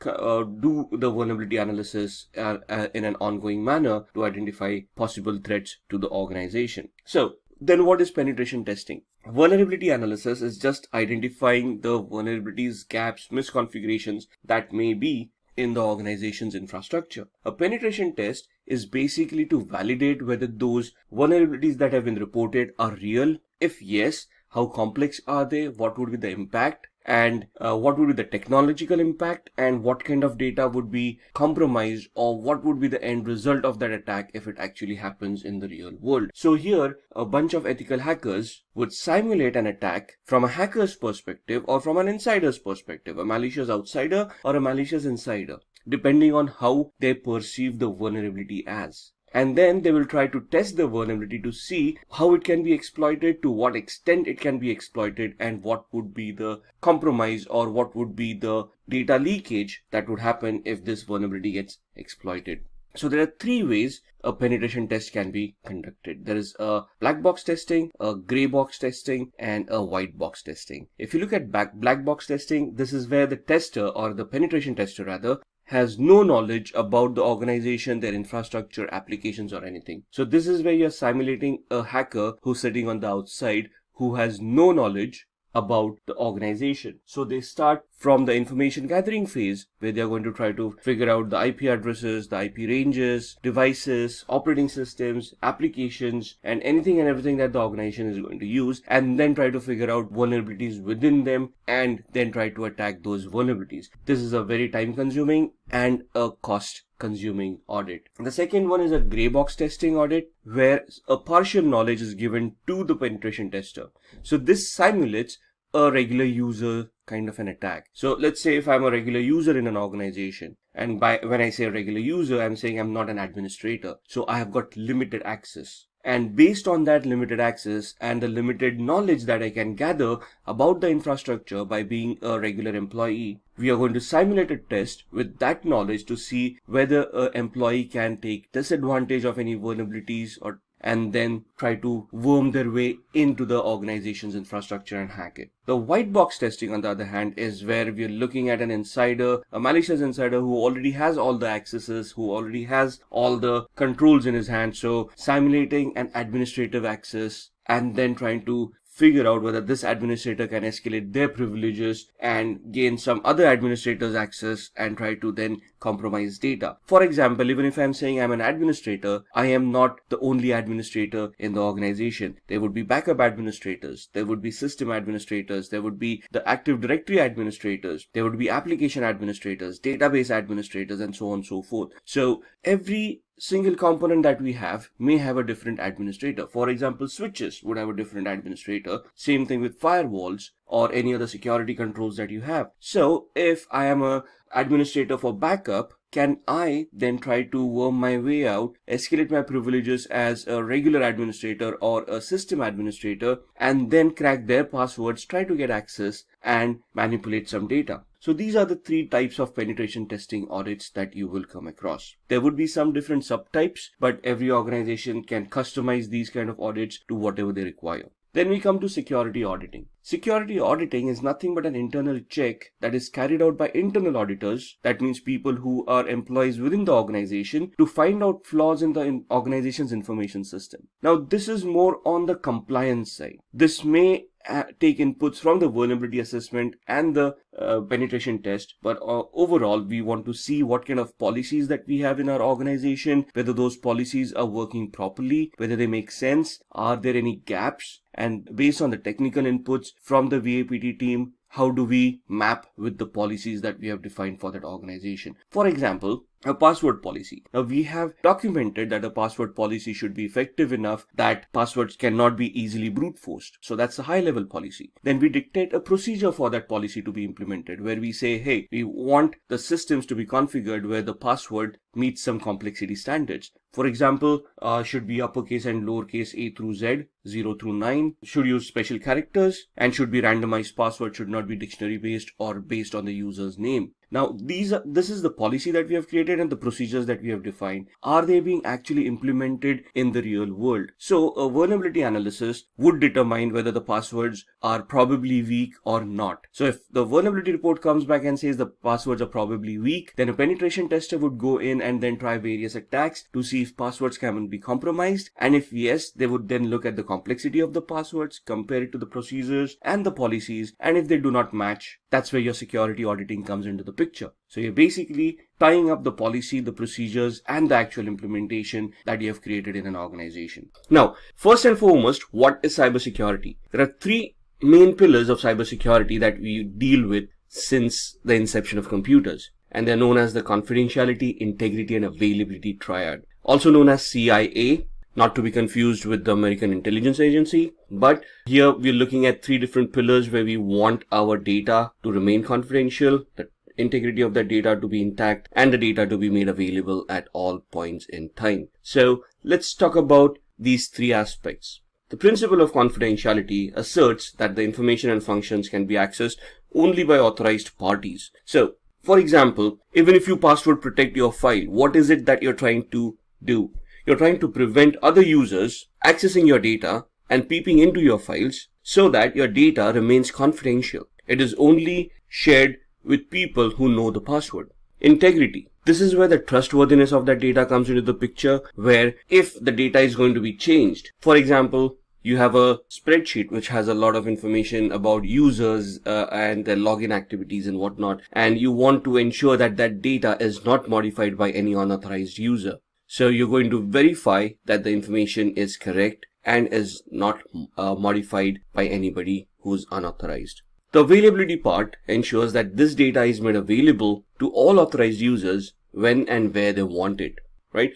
The principles of availability assert that in systems, functions, and data must be available on demand according to agreed upon parameters based on levels of service. Now, this is where your service level agreements would come in. For example, when we log on to Gmail, we always assume that Gmail is going to work and is going to be available online. At no point in time, or very few times, has it ever occurred that you've gone onto the internet, typed in gmail.com, and the website is not available. In fact, if the website doesn't open, we figure out the internet is not working, right? But Gmail as a service is always made available. Now, when we talk about threats to CIA, the confidentiality, integrity, and availability, we talk about them in two different parameters, cybercrime and hacking. So, what is cybercrime? Cybercrime is any criminal activity or any unauthorized activity that would involve the usage of any computing device which would result as a security incident at the victim's end. Most cybercrimes are carried out in order to profit from them. Criminals would try to do phishing attacks to steal your money out of your bank accounts, or would try to con you into giving out your credentials, thus compromising your email accounts or your social media accounts, and try to gain access to your identity. Cybercrimes are generally carried out against computers or devices directly to damage or disable them, spread malware, steal secret information, etc. So this talks about the motivation part of cybercrimes. What would be the motivational aspect for a person to conduct such an activity, right? So basically to cause damage, like WannaCry happened in 2017. The perpetrators, those used WannaCry, probably gained a lot in the ransom that they demanded for that data to be decrypted, but it also cost the world a lot of money in profits that were lost. Let's move on to tackling cybercrime. So what do we mean by cybercrime? Now again, if you remember a few slides back or a few topics back, we talked about information security and we talked about cyber security, and we talked about the difference between both of them. Information security could be about anything normally contained within the organization, the data that the organization has, and us securing those data by introducing the security controls that we talked about. Cyber security would be something that is on the internet or on the web. So any web application that I have deployed on the internet, any databases that I have, that would talk about cyber security. So if your Facebook account gets hacked or your OneDrive gets hacked, that's where cyber security comes into the picture. But if your physical computer gets hacked because your password got cracked by a physical attack, that's where your information security is. So some of the basic ways of preventing cyber attacks on us. Use unique and strong passwords. We've just discussed the complexity of the passwords. We want to keep them random. They should not be guessable. They should not be based on dictionary words, and they should be randomized in such a way that they cannot be predicted or guessed. The length of the password should be very good. Should at least the bare minimum should be 8 characters. Even that is not suggested in today's world. It has to be at least 12 to 16 characters. An operating system, I think, in today's world will support up to 24 or 26 characters. If you go into encryption softwares, they support up to 60 odd characters of passwords. So you want to keep those unique. You want to recycle those passwords on a regular basis. You do not want to reuse old passwords again and again. Avoid public Wi-Fi. That's a must. We always look for free Wi-Fi. We go to coffee shops because they advertise free Wi-Fi. That's nowadays a unique selling point for coffee shops and establishments. And we go there, we connect to the Wi-Fi because we get free internet and we get to surf whatever we want. The problem is we have no idea who else is connected to that Wi-Fi and what kind of attacks they are creating. We would discuss Wi-Fi attacks later on in one of the later videos where I can demonstrate how these attacks work. But for now, just remember that public Wi-Fis are very risky. And if your security is not up to the mark, you might just end up getting hacked like nobody's business. Ignore and delete mails from unknown senders. Phishing attacks, very common attacks in today's world. You get an email saying you've won a lottery or you've been chosen for something, or please click here to download your free software and something like that. And those emails are plenty nowadays. I received an email yesterday where there was a Nigerian prince who had died and he had left around $500 million behind. And there was this accountant who wanted to smuggle that money out. And it was a huge email giving me all the details. And out of 7 billion people on this planet, they identified my email address. And they wanted to share half the money with me so that they can masquerade the money and avoid paying taxes, inheritance taxes and whatnot. It was a ridiculous scheme. I mean, being chosen out of 7 billion, 1 out of 7 billion, our luck can't be that good, can it? So you have to be wary about these attacks. Always ask the question, if you won a lottery, did you purchase the ticket? No. So there's never a free lunch, right? So always keep on questioning the things that you've been getting. I'm not saying ignore them, because some of them may actually come true. There's always that 1% hope, but always investigate those things to see whether they are spam, if there is a fraud going on. And if yes, you yourself can communicate with the law enforcement agency and try to figure out who is responsible for that fraud. Make use of antivirus software and always keep it updated. Again, let's not go for the free antivirus softwares because they may be good at detecting infections, but when they come for disinfecting those files, then that's where they ask for money. And that's when you're going to run around and say, okay, let me see which is a very good antivirus to disinfect this kind of a infection. So there are a lot of antiviruses out there, I know that, and it's very confusing which is the best one today. Now, the problem is whichever is the best one in the market may not be the best one for the operating system that you're using. For example, I mean, there would be a good antivirus for Windows 7, but the same antivirus installed on Windows 8 or Windows 10 wouldn't be that effective. So always do an investigation. The best way to look at antiviruses and identifying which antivirus suits you is to investigate that antivirus and see the detection rate of that antivirus. See how often does it detect the infections that you're looking at. What you can do is you can head on to a website called virustotal.com. That's virustotal.com. It's a Google owned website. They have around 60 to 70 odd scanners on that website. Most of the known antivirus scanners are there. Try to see if you can get hold of an infected file. Be very careful. You don't want to get infected yourself, or your computer. You can upload it to that particular website and analyze that file and see which antivirus detects those kind of viruses. A few files, a few infections over here and there, and you will come to know which antiviruses would work for you. Use multi-factor authentication or two-step processes for authentication. Just don't rely on a username and password. Register devices, get OTPs either on your email or on your devices.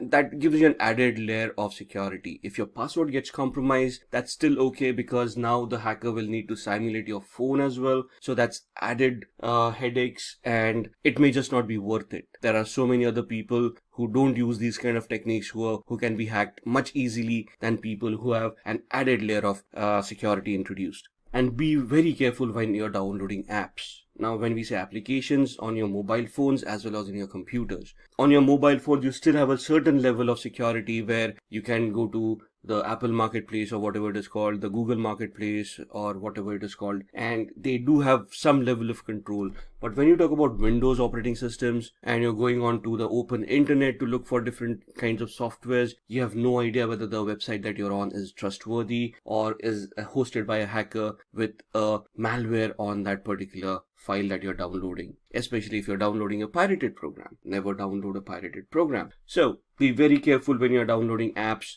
When you're downloading an executable file, you can upload it to virustotal.exe, scan it to see if there are any viruses or malwares within it. The website also helps you analyze URLs to see if the URL itself may have any malicious attacks within them, embedded scripts or redirector scripts or things like that. So you can use that website to scan the apps that you're downloading and see if there is anything malicious about those apps. Moving on to cybercrime statistics. Now this is going to be interesting. Let's talk about how these things and the percentile of these things in today's world. By 2020, we would have generated 300 billion passwords. Now, the human population on this planet is 7 billion. Imagine 7 billion having 300 billion passwords. And I think half the population wouldn't have access to computers or the internet either. So imagine the number of passwords that we have. And that's what makes us use easy passwords, makes us repeat those passwords, and we use a single password for multiple accounts, right? Because there are just so many passwords that we have to remember. But that's the way it is. And if we want to keep ourselves secure, we are responsible for it. So please be very careful with those passwords.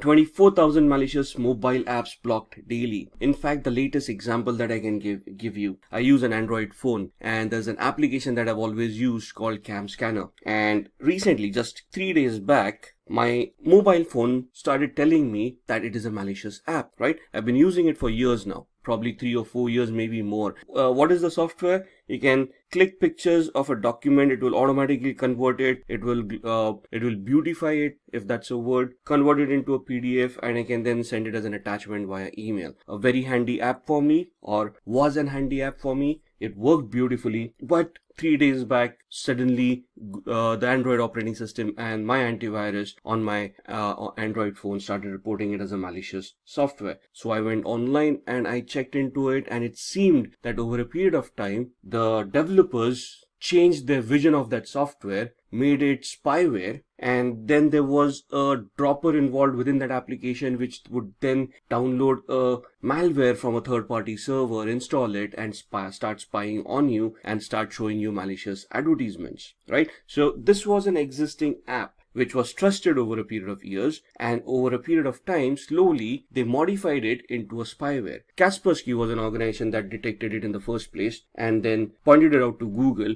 Google took it off the Google Play Market, and now there is a variant of it available, but if you look at the reviews, all of them are 1 stars, where they have identified that this is a malware now and it spies on them and it actually compromised some people's data. So that's the latest example. In 2017 or 18, there were 700,000 apps during that year that were identified by Google as malicious apps and were deleted from Google Play. So even if they're published, there will be thousands of people who will download it till the time Google realizes that it is a malware and then deletes it. Till then, you've already been compromised and there is no way to protect yourself now. So be very careful when you download these applications.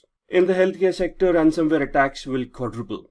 Now, the healthcare sector is a very volatile sector. It contains a lot of private and sensitive information, health information about individuals that can be misused by a lot of organizations, advertisements, pharmaceutical organizations, life insurance people, and whatnot, right? So these become very lucrative targets for hackers, where if they can steal the database and sell it on the black market, they will earn a lot of money. Ransomwares would basically work the other way around. They encrypt the data at the hospital side, and then they will hold the hospital ransom to pay up. Now, you know how hospitals earn nowadays, right? So that's a lot of money that we're looking at. Cybercrime would cost up to $6 trillion in 2021. $6 trillion just for cybercrime. We are not talking about the income from the IT industry. We are talking about how much money we will lose to cybercrime because of the various attacks that would be created. 90% of hackers use encryption. Not only encryption, most of the advanced hackers will try to hide their identity by spoofing their IP addresses, MAC addresses, locations. They will use encryption and cryptography to hide their malicious softwares,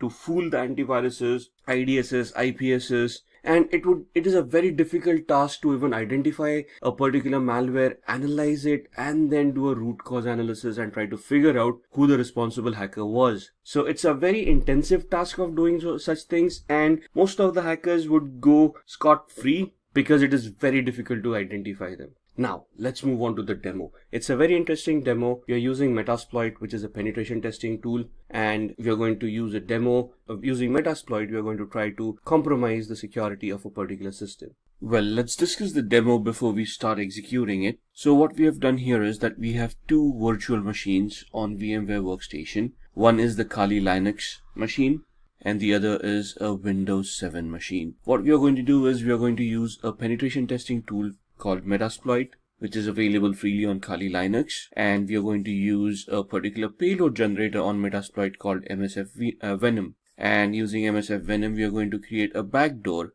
executable file which will contain a Trojan or a backdoor, and we are going to try to infect that to the Windows machine and see what happens when the victim executes that particular file. Now we are going to keep it at the basic level. We're just going to create the Trojan and then we're going to execute it. In a later lecture or in a later video, we'll see how we can mask that Trojan into a legitimate looking application so that a victim can be fooled by the application that we're going to execute. So let's start with the demo. Alright, so this is the Kali Linux VM and the other machine is a Windows 7 virtual machine. So what we are going to do is, on the Kali Linux machine, we are going to just open up a command prompt, right? It's just a regular command prompt, your regular commands. And what we are going to do is we are going to use the MSF Venom payload generator from Metasploit to create a game.exe file.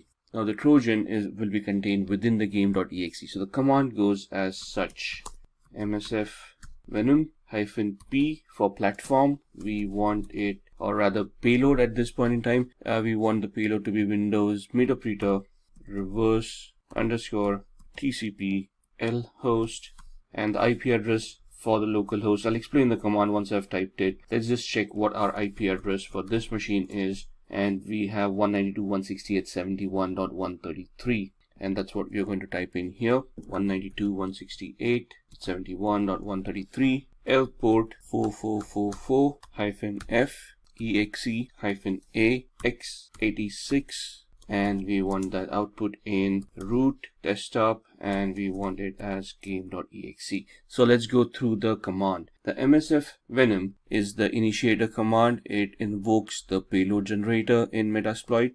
-p is the payload. We want Windows meterpreter reverse TCP. So what is a reverse TCP?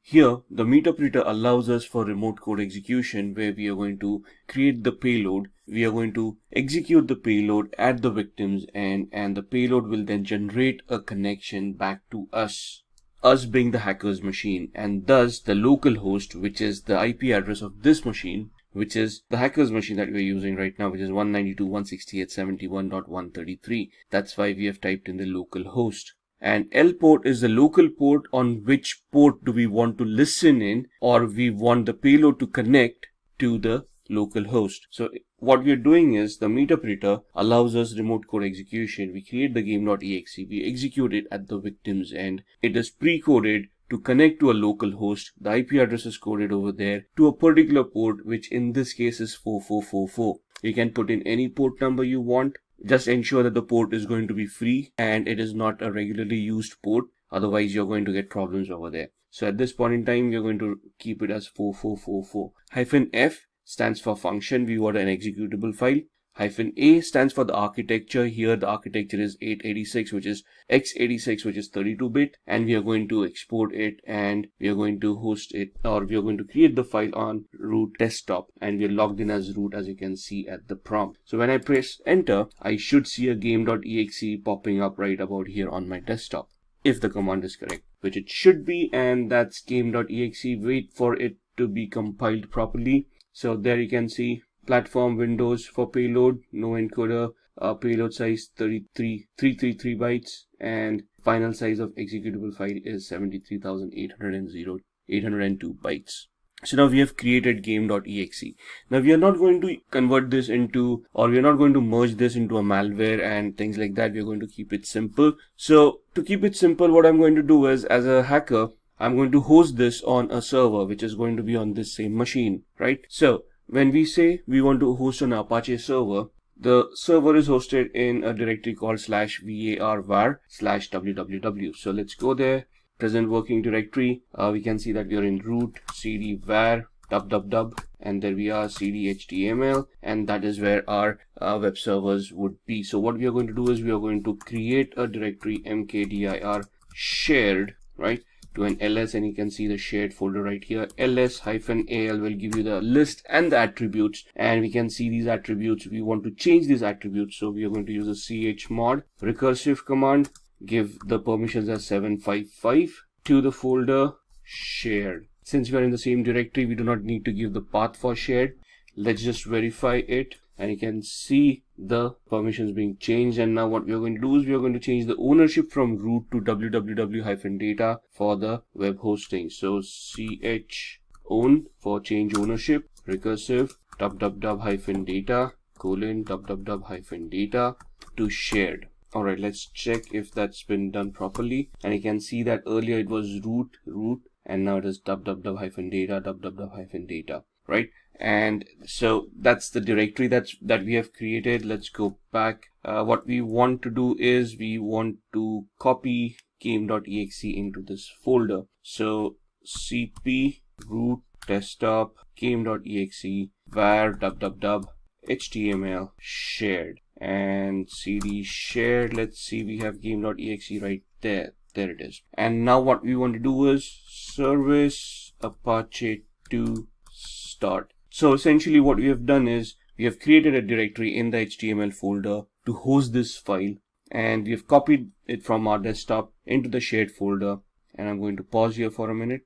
Alright, so we have started the service for the Apache 2 server. That means we have started the web server. We have hosted the game.exe on the web server in the shared folder. We have changed the permissions and the ownership for the shared folder. Now we are going to go on to the Windows 7 machine, and we are going to open up the browser and see if the web server is now accessible. So if you remember, the IP address of that machine was 192.168.71.133, and we were in the shared folder.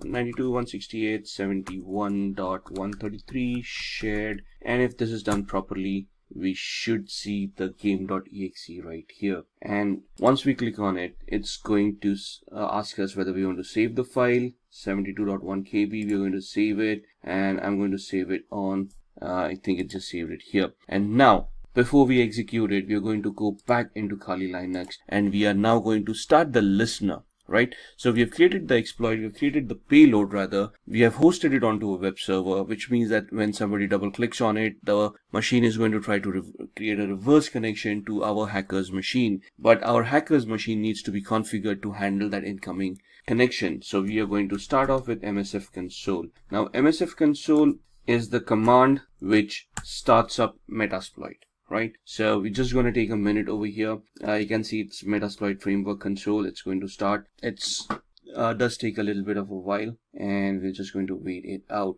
Let me turn this into full screen. I can see at the bottom left, we are on MSF on the MSF prompt. We are using Metasploit with 1,699 exploits. Now this is not the completely updated version. The latest one would have around 1,800 exploits, but the one that we want is exists in this version, so we are good to go. So we start off with the configuration of Metasploit to listen in onto that particular connection. So we say use exploit multi-handler. And when we say multi is basically something that affects multiple operating systems. And we're going to use that exploit, and you can see it's now opening up the handler which we need to configure. And here we're going to set the payload that it is going to expect, the payload being Windows meter reverse underscore TCP.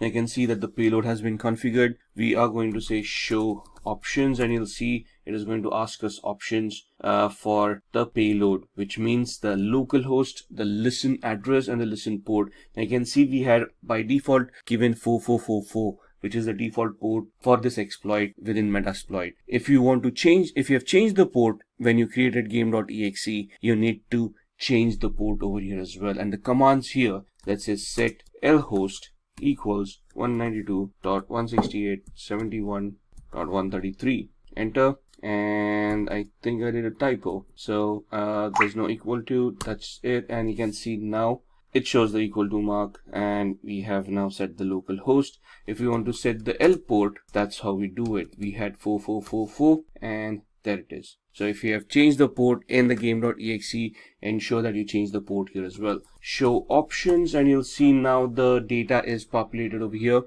Lhost, which is the local host, is 192.168.71.133, and L port, the local port, is 4444. We have configured this, and now what we are going to do is we're just going to type in exploit, and now you can see that it has started the reverse TCP handler on 192.168.71.133 on port 4444. So now when the victim, which is Windows 7, executes the file and we say run, at the victim's end, there's nothing that should happen. It's just resolving something. And at the other end, you can see that a meterpreter session has been opened, and it shows us that from the victim's IP, which is 71.129 on port 49493, we are connected to our machine. So that's the connection that has happened. Press enter, and you can see it exits the session. Let's just look at the IP address on Windows to confirm that was the same machine that we had, and that's 129.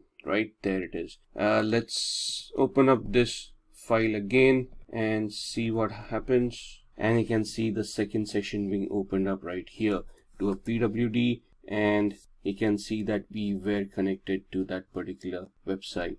Right, so that's what this Trojans are supposed to do, give us a backdoor entry, and we then are able to connect, and we are able to copy data, and we are able to, basically we have a backdoor, so we can do anything and everything that we want to do. Just like how the COVID-19 situation is affecting various domains, it is also adversely affecting cybersecurity. Interpol states that attackers are attacking computer networks and systems of businesses, individuals, and big global organizations. Due to the shift of focus to the COVID crisis, cybersecurity is taking a huge brunt. Even WHO has stated that from the beginning of this pandemic, it has witnessed a sky-high increase in the number of cyber attacks. There are fake emails doing the rounds in which scammers are impersonating WHO. Reports also state that the financial services sector is increasingly being targeted during the COVID-19 coronavirus pandemic. Various banks and financial institutions have witnessed a spike in the number of cyber attacks in the last few months.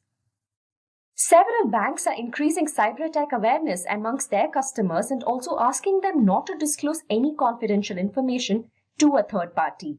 Now that we have an idea as to how cyber attacks can affect us, let's go ahead and understand the meaning of a cyber threat.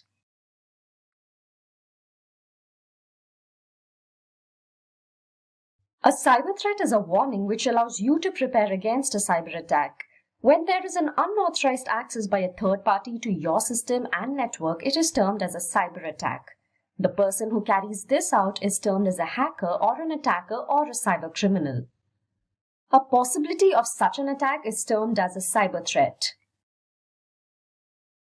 As we saw previously, cyber attacks lead to data breaches which result in either data manipulation or loss of highly confidential data.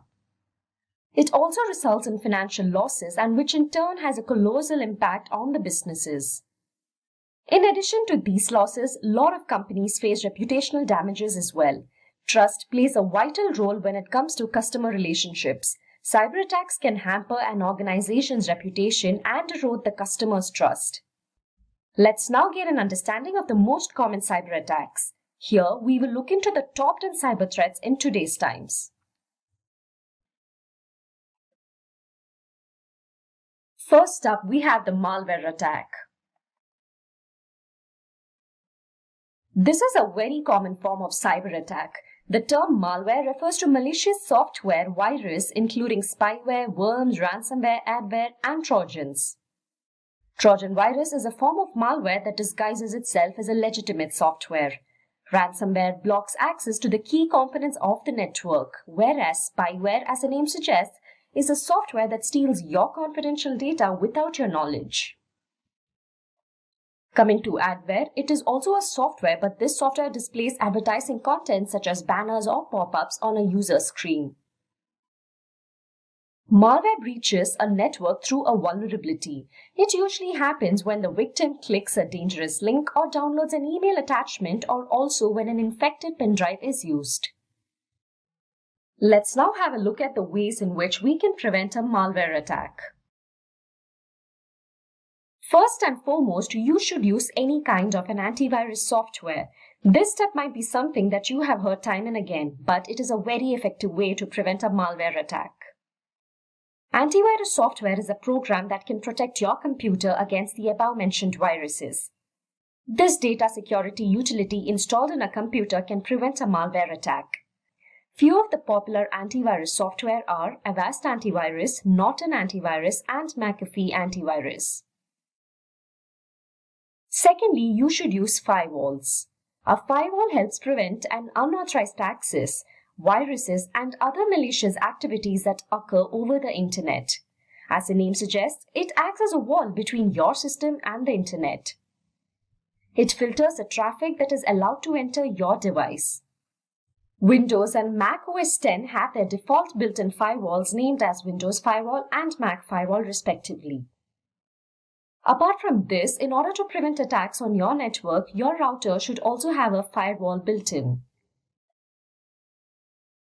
Thirdly, you should always stay alert and avoid clicking on suspicious links. The links might look to be legitimate, but they can be home to malware which is going to enter your system and cause a havoc. Lastly, it is wise to update operating systems and browsers regularly. If this is not done, cyber criminals can exploit these vulnerabilities and attack your system. That was all about preventing a malware attack.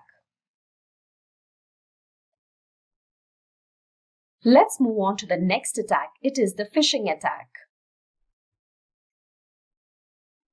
It is one of the biggest widespread types of cyber attacks. As per reports, phishing accounts for over $12 billion in business losses. So what is a phishing attack? It is an attack wherein an attacker impersonates to be a trusted contact and sends the victim fake emails. Unaware of this, the victim opens the email and clicks on the malicious link or opens the attachment in the mail. The aim of such an attack is to gain access to confidential information and account credentials. Hackers can also install malware through a phishing attack. This attack is growing bigger each day as attackers are becoming more convincing in pretending to be a trusted source. For example, you might get an email from Apple stating that your Apple account is kept on hold for security reasons, and the mail will ask you to type in your login credentials in order to restore your account. Do not fall for that, as it is a phishing email. Legitimate sources will not randomly send you mails and ask for your account credentials. Phishing is a type of social engineering attack. Social engineering attacks refer to several malicious activities that are obtained through human interactions. It manipulates the victim in such a way that he or she ends up divulging personal information. Such an attack can happen on any platform, such as text messages or even on social media sites. Similar to phishing, you also have voice phishing known as wishing. Wishing will be carried out over a voice email or mobile phone or even over landlines. So how do we prevent a phishing attack? Human error is the reason for a high percentage of cyber attacks. To prevent a phishing attack, the wisest way will be to scrutinize the emails you receive. A phishing email will have some spelling mistakes or a format change from that of the legitimate source it is pretending to come from. Look for these loopholes and do not click any such suspicious emails. Next, you can also make use of an anti-phishing toolbar. Sometimes when it is impossible to identify a phishing email, this toolbar is helpful. It is a tool that provides you with anti-phishing solutions and information about the website you are browsing. They prevent fraudulent websites from masquerading as other legitimate websites. For example, Avast Online Security is a good anti-phishing toolbar you can get. You should also make it a habit to update your passwords regularly. This way, even if your own password is known to a third party, it will still be invalid. Let's now move on to the next type of cyber attack, that is the password attack. This is a form of attack most of us might have experienced at some point in time. Imagine when you try to log into an account and it says incorrect password. In such a scenario, it is possible that an outsider has managed to either guess or steal your password. By doing so, all your data is compromised. A hacker can crack your password with the help of various programs and password cracking tools like AirCrack, Kane-Enable, John the Ripper, Hashcat, and so on. There are different types of password attacks. A brute force attack happens when the hacker tries to log in with all possible password combinations. Meanwhile, in the dictionary attack, a list of common passwords is used to crack the user's login credentials. Next is a keylogger attack. Keystroke logging records the keys struck on a keyboard by the victim, and the victim is totally ignorant of this. This keylogger or a keystroke recorder can either be a hardware or a software. Speaking of how one can prevent password attacks, it is crucial that you use alphanumeric passwords which are strong. Incorporate special characters in your passwords as well.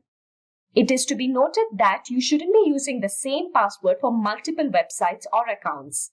Also, make sure to not use easily guessable passwords, which includes your name or your family members' names or even your date of birth. Needless to say, update your passwords regularly. This will limit your exposure to a password attack. The next tip is something we should all be careful about. Often we make complicated passwords, and to remember them, we note it down somewhere or keep some sort of a password hint in the open. This shouldn't be done in the open, as this can prove to be a gateway to an attack, as a third party can misuse your account with the help of your password hint. Let's now move on and have a look at the fourth type of cyber attack on our list, that is the man-in-the-middle attack. As you can see on your screens, we have the client on the left, the server on the right, and the hacker below. And now you can see that the client-server communication has been cut off, and instead the communication line now goes through the hacker. So let's elaborate on this. Man-in-the-middle attack is also known as eavesdropping attack. It takes place when an attacker comes in between a two-party communication. In other words, the attacker hijacks the session between a client and host. So what do they gain by interrupting the session? Well, they are able to steal and also filter data. Imagine you are logging into your bank account. In such a state, a man-in-the-middle attack can be used to obtain information related to your bank account. Let's now have a look at how we can prevent man-in-the-middle attack. Firstly, you should be aware of the security of the website you are using, and it is advised to use encryption on all devices that contain crucial data. Using an unsecure public Wi-Fi can help attackers carry out the man-in-the-middle attack. Hence, it is suggested that you avoid using public Wi-Fis to carry out important work. Next attack that we will be talking about is the SQL injection attack. A structured query language, SQL injection, occurs in a database-driven website when the hacker manipulates a standard SQL query. This attack can be carried out by submitting a malicious code into a vulnerable website search box, thereby making the server reveal information. The outcome of this attack is that the attacker is able to view, edit, and delete tables in the databases. In addition to this, the attackers can also obtain administrative rights. An SQL attack manipulates data and accesses confidential information.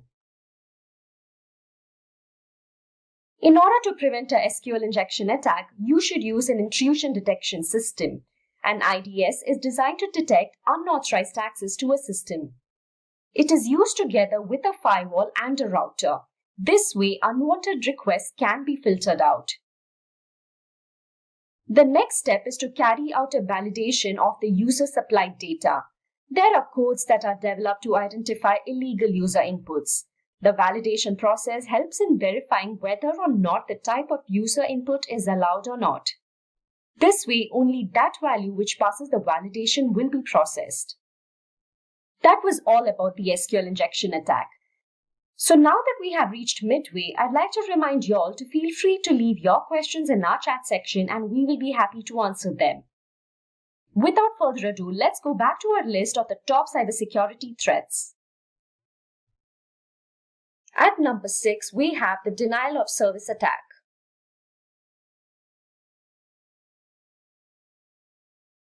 This is a type of attack that proves to be a major threat to companies. In this attack, malicious parties target systems, servers, or networks and then flood them with traffic so as to exhaust their resources and bandwidth. As a result, the server is unable to handle incoming requests and thereby resulting in the website it hosts to either slow down or shut down. This leaves legitimate service requests unattended. It is known as distributed denial of service, DDoS, when attackers use multiple compromised systems to launch this attack. Like I mentioned earlier, the DDoS attack is a major threat to organizations.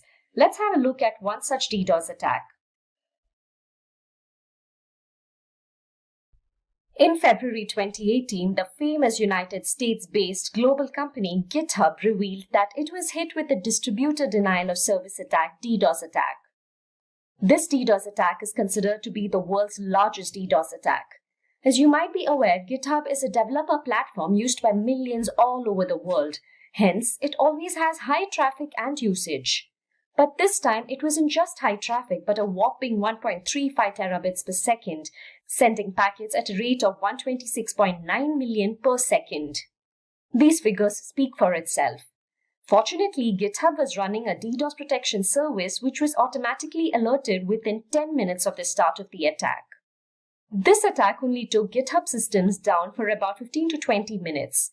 GitHub was able to stop the attack quickly only because it utilized a DDoS mitigation service that helped in detecting the attack and which further helped in quickly taking the necessary steps to minimize the impact. Let's now have a look at how to prevent a DDoS attack. Firstly, to stop a DDoS attack, you're required to identify the malicious traffic. This can be made possible by running a traffic analysis. Also, remember to comprehend the warning signs. Few symptoms of a DDoS attack include network slowdown, intermittent website shutdowns, etc. If anything seems irregular and unusual, then the organization should do the needful.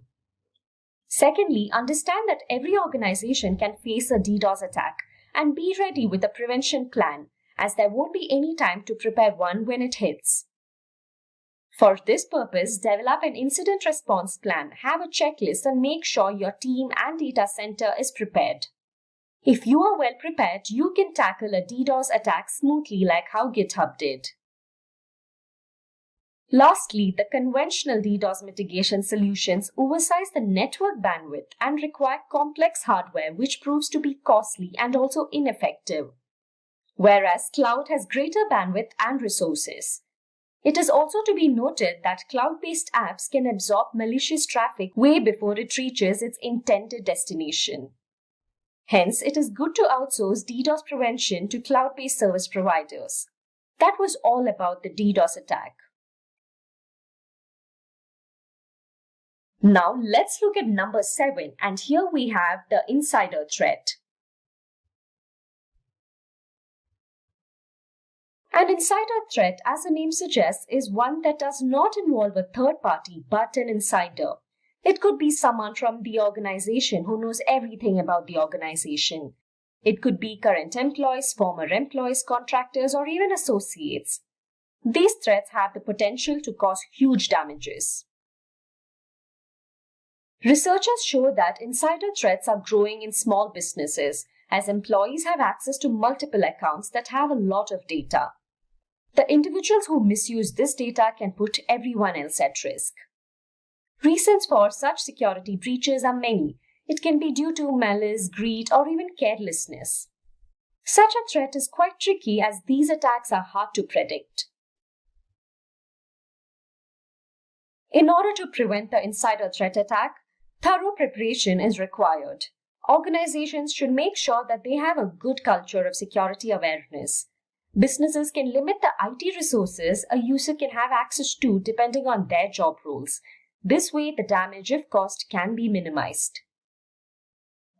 All the employees should be trained to identify insider threats, and this way, employees can understand when an attacker has manipulated or is attempting to misuse the company data. Next up in our list is cryptojacking, which is at number 8.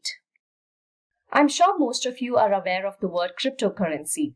Cryptojacking is related to cryptocurrency. You must be wondering how. Let's understand what is cryptojacking.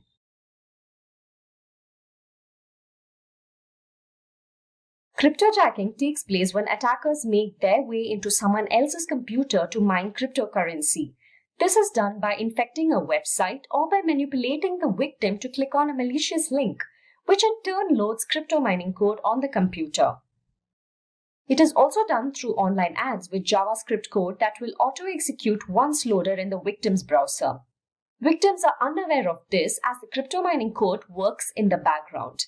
The only sign they might witness is a delay in the execution. Crypto mining is a form of obtaining cryptocurrency. Crypto mining by itself is an immense process. That is the reason attackers make use of other computers in order to crypto mine. Let's have a look at ways to prevent cryptojacking. It is advised that you keep all security apps and software updated to the latest versions, as cryptojacking can infect the most unprotected systems. It is also good to have a cryptojacking awareness training and give tips to employees as to how to detect cryptojacking threats. Make sure to inform them about the risks of opening emails from unknown senders and clicking on attachments. Ads are a primary source of cryptojacking scripts. Therefore, it's good to install an ad blocker and also have extensions like MinerBlock, which is used to detect and block crypto mining scripts. Moving on to the number 9 on our list, we have the zero-day exploit. A zero-day exploit occurs after the announcement of a network vulnerability. Usually, the vendor becomes aware of a vulnerability, but a solution to it is still not available for the same. Hence, the vendor announces the vulnerability so that the users are aware of it. But this also makes the attackers aware of it.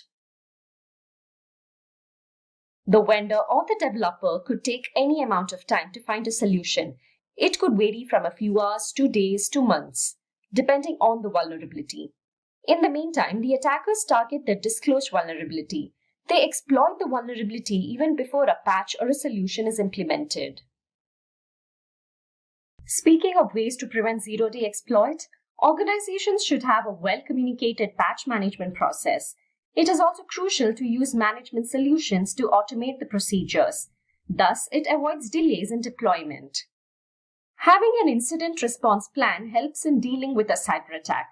You need to have a plan primarily looking into zero-day attacks. In case of an attack, this plan will keep you prepared and will allow you to avoid or reduce the damage. Finally, at number 10, we have the watering hole attack. Generally, in a watering hole attack, the victim is of a specific group. It could be either victims of an organization or a region or so on. Here, the attacker targets the websites which are frequently used by the particular group. They identify these websites either by guesswork or by closely monitoring the group. After which, the attackers infect a few of these websites with malware, and anyone who happens to visit the infected website will have their computers automatically loaded with malware. This attack loads the victim's system with malware similar to the phishing attack. The malware in such an attack targets personal information of the victim. There is also a possibility that the hacker will actively take control of the infected computer. Let's have a look at how we can prevent the watering hole attack. Just like most other cyber attack prevention methods, in this attack as well, it is strongly suggested that you regularly update your software. By doing so, you can reduce the risk of this attack, as this attack most often exploits vulnerabilities. Also, make sure to regularly check for any security patches. Make use of your network security tools to detect watering hole attacks. Intrusion prevention systems work finely when it comes to detecting a suspicious act. Similarly, you can conduct regular security checks using various network security tools. To prevent a watering hole attack, it is good to conceal your online activities. This can be done with the help of a VPN and also through your browser's private browsing feature. A virtual private network, often called a VPN, provides a secure connection to another network over the internet. It acts as a cover to your browsing activity. NordVPN is an example of a VPN that can be used to provide a secure connection. So those were all about the different types of cyber threats. Cybersecurity is implemented in order to put a curb on these cyber attacks. Cybersecurity refers to the practice of protecting networks, computer systems, and their components from unauthorized digital access. According to the Gartner forecast worldwide, it is stated that the worldwide spending on cybersecurity is forecasted to reach $133.7 billion in 2022. And according to the University of Maryland, hackers attack every 39 seconds, that is, on an average, 2,244 times a day. Although we had a look at multiple methods to prevent a cyber attack, let's once again have a look at a few personal tips and ways in which you can prevent a cyber attack on the whole.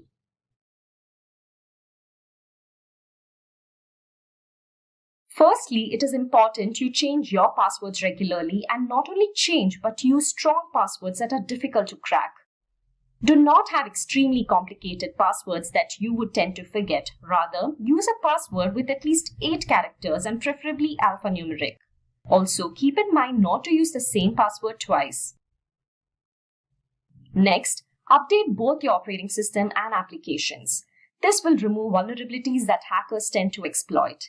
Make use of antivirus protection software, as they prevent malware and other viruses from entering into your device. Use antivirus software from trusted and legitimate vendors only. Make sure to use a firewall, as it will filter the traffic entering your device. Use other network security tools such as intrusion prevention systems, access control, application security, and so on. Fourthly, as mentioned in the earlier section, don't open emails from unknown senders. Scrutinize the emails that you receive and see where it comes from and if there are any grammatical or format errors. Ideally, it is good to make use of a VPN. By doing so, the traffic is encrypted between the VPN server and your device. This proves to be a protection for your device. The next step is that you regularly back up your data. According to many security professionals, it is good to have 3 copies of your data on 2 different types of media and 1 copy in an off-site location like a cloud storage.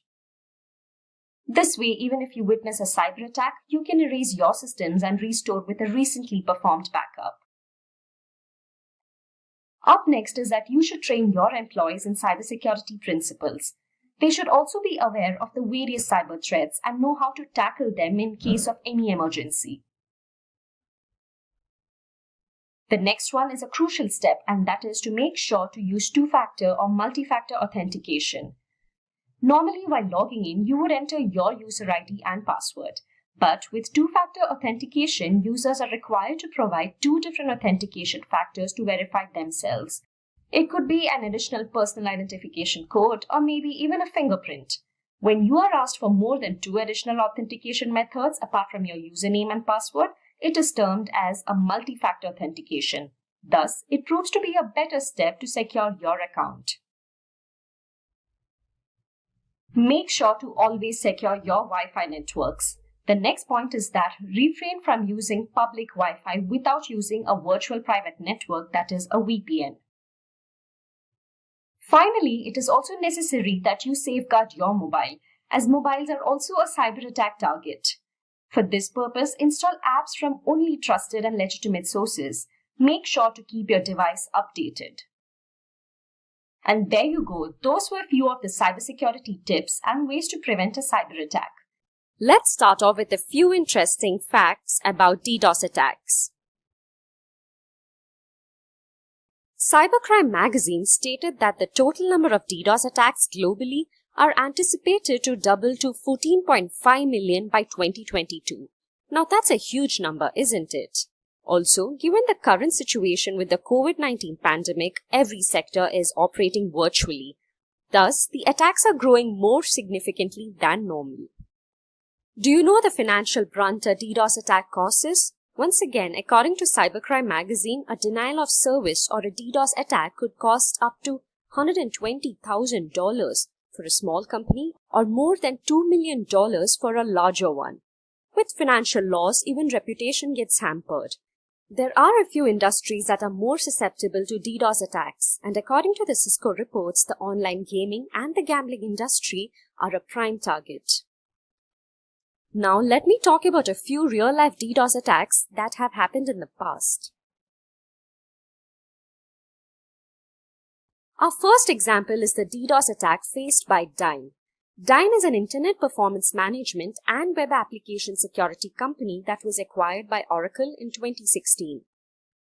On October 21st, 2016, Dyn faced a serious distributed denial of service attacks that targeted systems operated by DNS provider Dyn. The DDoS attack lasted roughly for a day, with spikes coming and going up to 1.5 terabits per second. Reports state that attack was carried out using a weapon called the Mirai botnet. About 10% to 20% of all the 500,000 or so known Mirai bots were involved, in addition to other devices. The findings reveal that Mirai was the primary source of malicious attack traffic. The attack affected a large number of users in North America and Europe. Several large businesses with high traffic like Amazon, Quora, Airbnb, HBO, the New York Times, Twitter, Visa, and CNN were affected. Our next example is Amazon Web Services, a subsidiary of Amazon which works on providing on-demand cloud computing platforms. In the month of February 2020, Amazon stated that AWS Shield observed and mitigated a 2.3 terabits per second DDoS attack. AWS Shield, a managed DDoS protection service that is responsible for safeguarding applications running on AWS, mitigated this attack. The attack was carried out using hijacked CLDAP web servers and caused 3 days of elevated threat for its AWS Shield staff. The DDoS attack had a peak volume traffic of 2.3 terabits per second, which is the largest ever recorded. Detailing the attack in its Q1 2020 threat report, Amazon said its AWS Shield service mitigated the largest DDoS attack ever recorded, stopping a 2.3 terabits per second attack in mid-February this year. Now that we have seen a few real-life DDoS attacks, let's move on to understanding what exactly a DDoS attack is. You might have often come across the word denial of service attack, right? So is it the same as DDoS? Well, they differ with respect to a few parameters. A denial of service attack takes place when a computer is used to flood the target server or network with traffic. By doing so, its resources and bandwidth are exhausted. The motive of the attack is to deny normal legitimate service requests and user access. As you can see in this image, we have the attacker's computer sending traffic to the target server here. Now, let's speak a bit about the DDoS attack. A DDoS attack works closely like a denial of service attack. The only difference is that here, multiple systems are used to launch the attack. You can call DDoS attack as a large-scale attack operation based on a denial of service attack. DDoS stands for Distributed Denial of Service. Here, several systems target a single system with malicious traffic. When multiple systems are used, the attacker can put the system offline more easily. DDoS attack is faster than a normal denial of service attack, and DDoS attacks are difficult to trace. From this image, you can see that multiple systems are used to launch this attack. The systems together flood the target system with massive traffic.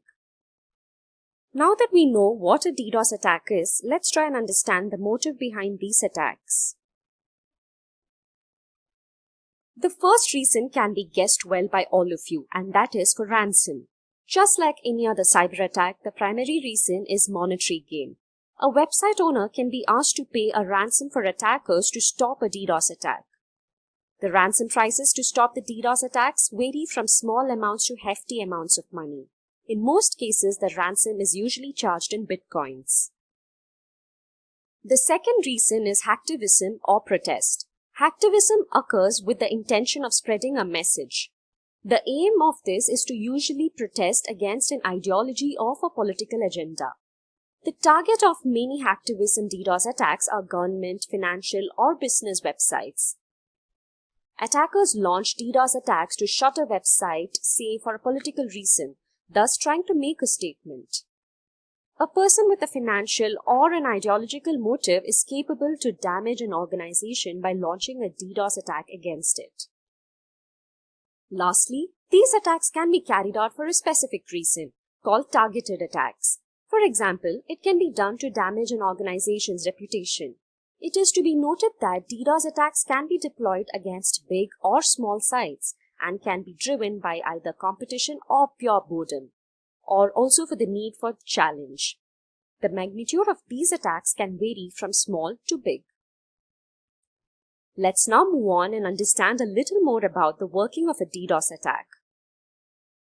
An attacker is required to gain control of a network of online machines in order to carry out a DDoS attack.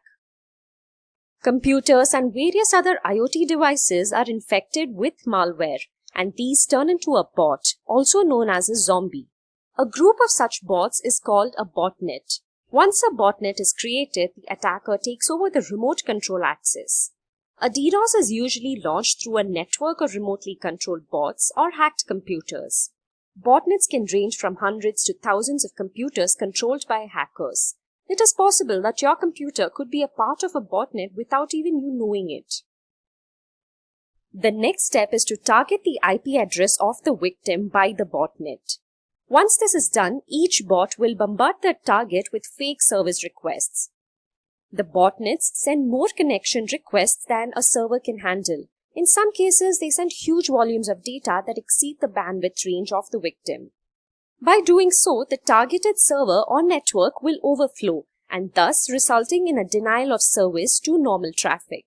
It is not possible to identify the bot as it looks like a legitimate internet device.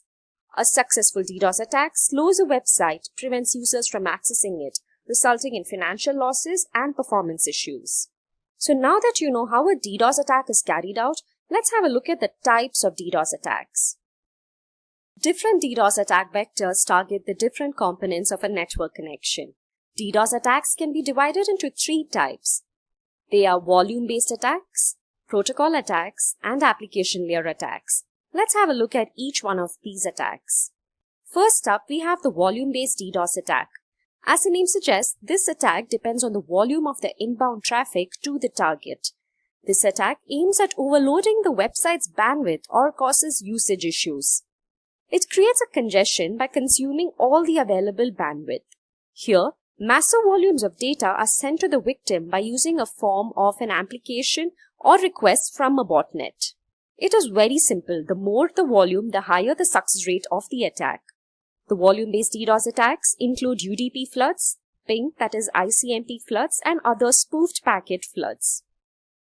Now let's have a look at an example of the volume-based attack, that is the ping ICMP flood attack.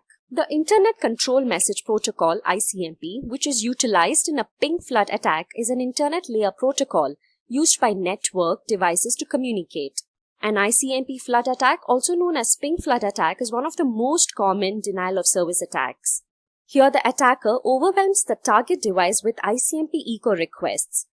Basically, ICMP echo request and echo reply messages are used to ping a network device to check the connection between the sender and the receiver. An ICMP request requires resources and bandwidth to process and reply to the requests. By flooding the target with request packets, the network is forced to respond with an equal number of reply packets, thus making it unserviceable to normal traffic. Attackers would usually spoof in a bogus IP address in order to mask the sending device. The next type of DDoS attack we will be discussing about is the protocol-based attack. When you learn networking, you will know that the internet is based totally on a set of protocols. Protocol attacks cause a service disruption by consuming intermediate communication equipment like firewalls and load balancers. DDoS attacks based on protocols exploit weaknesses in Layer 3 and Layer 4 protocol stacks. Protocol-based attacks exploit your network by sending either more packets than what your server can manage or more bandwidth than what your network ports can hold.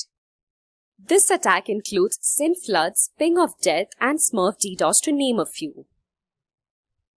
Here, we will have a look at an example of the protocol-based attack, that is the SYN flood attack. Here, the attack exploits the TCP handshake. In a regular TCP/IP network transaction, there is a three-way handshake, namely the SYN, the acknowledgement, and the SYN acknowledgement. The SYN is a service request. The ACK, that is also known as the acknowledgement, is a response from the target, and the SYN acknowledgement is the original requester replying with something like a thanks in return. Whereas in the SYN flood attack, the SYN packets are created with fake IP addresses by the attackers. The target, as per the protocol, then sends an acknowledgement to the dummy address. Unfortunately, this dummy address never responds. This is carried out a number of times. The target waits for the final step in the handshake, and in turn, it exhausts its resources in the process. Next up, we have the application layer attack. The main motive of this attack is to bring down an online service or a website. These attacks are comparatively smaller but silent. Application layer attacks are also known as Layer 7 attacks, and it not only targets the application but also the network and its bandwidth. Application layer attacks include get and post floods, low and slow attacks, and more. Let's have a look at the famous HTTP flood attack as an example. HTTP flood is a type of distributed denial-of-service attack in which the attacker exploits legitimate-looking HTTP GET or POST requests to attack a web server or an application. Here, large numbers of HTTP requests flood the server, resulting in denial of service. HTTP has generally two types of requests, GET or POST.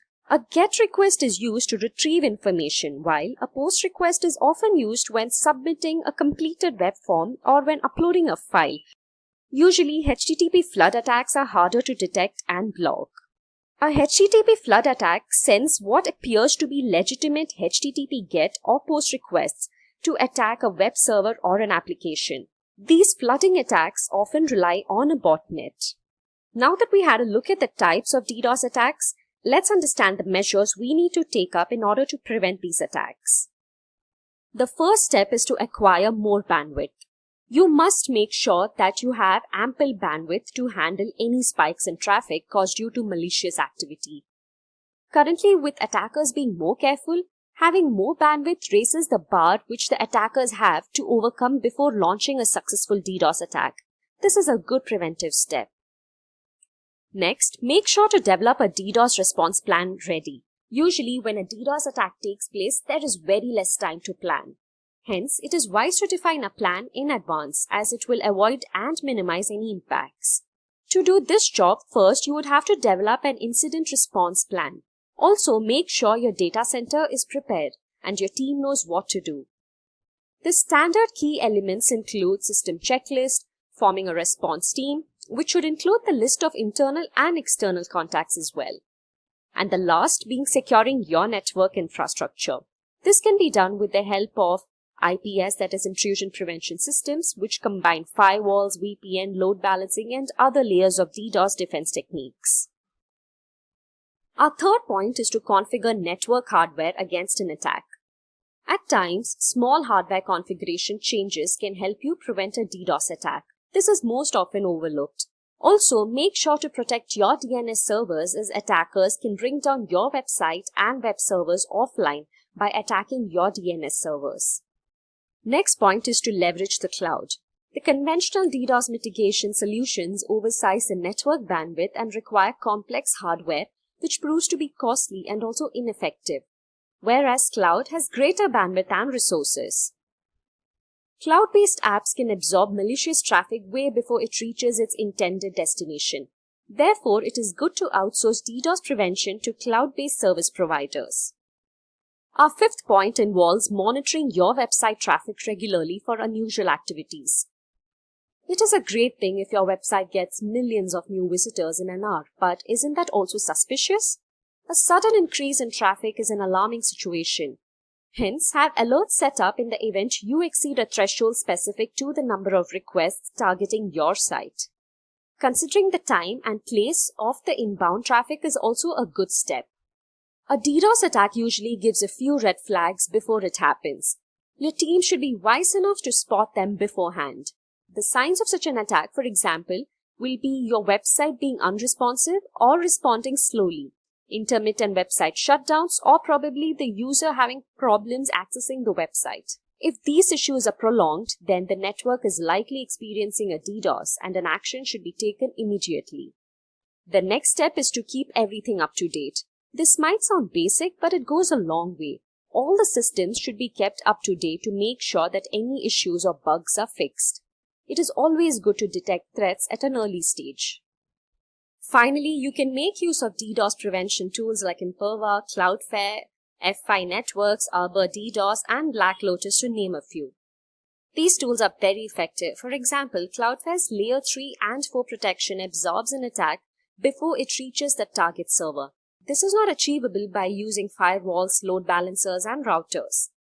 Taking an example of Arbor DDoS, it is to be noted that it can deal with large volumes of malicious traffic without disrupting the regular traffic. This software is used to mostly protect enterprise or web hosting services. Now let's have a look at something interesting. We will speak a bit about the digital attack map. As you see on your screens, it is a data visualization of DDoS attacks across the world. It is built through a collaboration between Google Ideas and Arbor Networks. You can have a look at it and explore the various features it has, like which part of the world and when a DDoS attack is happening. You can also get all the stats related to the attack. Digital Attack Map lets you learn about past trends and find reports of outages happening on a given day. Make sure to check this out. Now that you know all about a DDoS attack, and if you're interested in becoming a cybersecurity expert and want to work on designing security systems and prevent cyber attacks, then Simplilearn can help you achieve your dreams. Simplilearn provides a cybersecurity expert master's program with foundational, intermediate, and advanced security skills through leading certification courses, including Security Plus, CEH, CISM, CISSP, and CECSP. With the increasing number of job opportunities in the field of cybersecurity, this certification course will provide to be an advantage. There are no prerequisites for this program. However, knowledge of any programming language is recommended, but again, not mandatory. Let's see how do we become a cybersecurity expert. So essentially, who is a cybersecurity expert? A cybersecurity expert is an individual employed by an organization to protect their infrastructure, right? So this person is responsible to identify potential flaws, identify what threats the organization faces, and then streamline or create or design or architect methodology which is going to protect all the assets that the organization has. So this is going to happen through a variety of techniques such as finding weaknesses, so vulnerability management, where you run vulnerability scanners, identify potential flaws in the organization's infrastructure. Could be applications, could be servers, could be desktops, could be operating systems, could be anything, could be network-based flaws as well. And then you're going to monitor these systems. You're going to look at the data flow that is going through the internet, through the network, through the intranet rather. And then you're going to check if there is anything malicious going on in that network. So over these techniques, you're basically going to monitor it on a day-to-day basis, on a regular basis, and you're going to try to identify if anything out of the ordinary is happening, right? After you find the weakness, you're going to test those weaknesses to identify the complexity of those weaknesses, to validate those weaknesses actually exist, and then you're going to repair them, you're going to patch them, you're going to install updates, or you're going to you're going to install mechanisms like firewalls or antiviruses to mitigate those weaknesses, and you're going thus resulting in strengthening the areas where an attack may have occurred. Let's see the domains in cybersecurity. Now, when we say domains in cybersecurity, in the previous slide we were discussing where these attacks may happen, like applications, infrastructure, network. So let's see these domains in details. Asset security. Now, when we say assets could be applications, could be networking devices, could be computers, could be routers, could be wireless access points. And these all these devices have their own operating systems, they have their own functionality, and it is important that we look at the security of each and every asset that the organization owns. Security architecture and engineering. Now, not everyone can just walk in an organization and then say, let's start implementing security in a particular manner. We have to standardize the security in such a way where the security is constant for a long period of time and is consistent, right? So for that to happen, there is an architecture, an engineering phase where we are going to create a plan of how this security needs to be implemented. For example, if I determine to install a particular antivirus, I have to ensure that the same antivirus is installed on all the systems in the organization. I cannot have different kind of antiviruses installed that do not talk to each other or do not report properly to the proper owner. So we have to create policies, procedures, and we have to implement them in a standardized manner for our security to work properly. Communication and network security. Now, with cloud computing coming in and hybrid clouds happening, where you got a deployment of a physical infrastructure talking to something that is on the cloud, let's say AWS or Microsoft Azure, right? And data flows are happening globally these days. You have to be very careful how these data are going to be transmitted across the network. Thus, you have to create those paths and ensure that those paths are monitored properly, are regulated properly, and do not have any data leakages. Similarly, identity and access management. Who is accessing my data? Are they authorized to access my data? And if yes, how am I going to authenticate them? How am I going to track them? How am I going to hold them accountable for whatever they have done? Even if a person is authorized to do something, we have to hold him accountable for that activity so that if something happens later on, we can identify who made that change. So the identity and access management module will consist of us creating groups, policies, users, roles, and interlinking them with the assets to ensure that only authorized people are able to access those devices. Security operations. On a day-to-day basis, we need to monitor the security of the organization. For example, if today I start facing a denial of service attack, or somebody starts a password attack on my organization where they're trying to crack somebody's password, there should be some internal mechanisms that are in place which will try to identify these attacks, warn the appropriate administrator, and that administrator will walk in and try to investigate that attack. So day-to-day operations are a must. Security assessment and testing. Now that we all have these mechanisms in place, are they going to remain constant for the rest of our lives? No. IT is an ever-evolving scenario. So we need to assess and test our security controls on a regular basis to ensure that there are no gaps left. What I configure today may be irrelevant tomorrow. So I have to constantly keep on looking at the latest security trends, the latest vulnerabilities that are being identified, the patches that are being installed, and I have to compare my infrastructure to all of these to see that I am compliant with the latest security standards. Software development security. So if you're an organization who's developing software and who's going to sell that software to end users, security becomes a huge part, because the end user or the buyer, if it is an organization, is going to ask what kind of security testing was done in that application. So that brings us to a software development life cycle, which talks about how you're going to create that code, how you're going to test that code, ensure that the code is secure enough. So you need to follow secure coding practices, and you're going to test the software over and over again till you're satisfied with the outcome. And then security and risk management. Now, when we come to risks are basically events that may occur compromising the security of an organization. So it is very important that we identify these risks, we map these risks, we verify how that risk is going to impact the business, and then try to figure out security controls to mitigate that risk or bring it down to manageable aspects.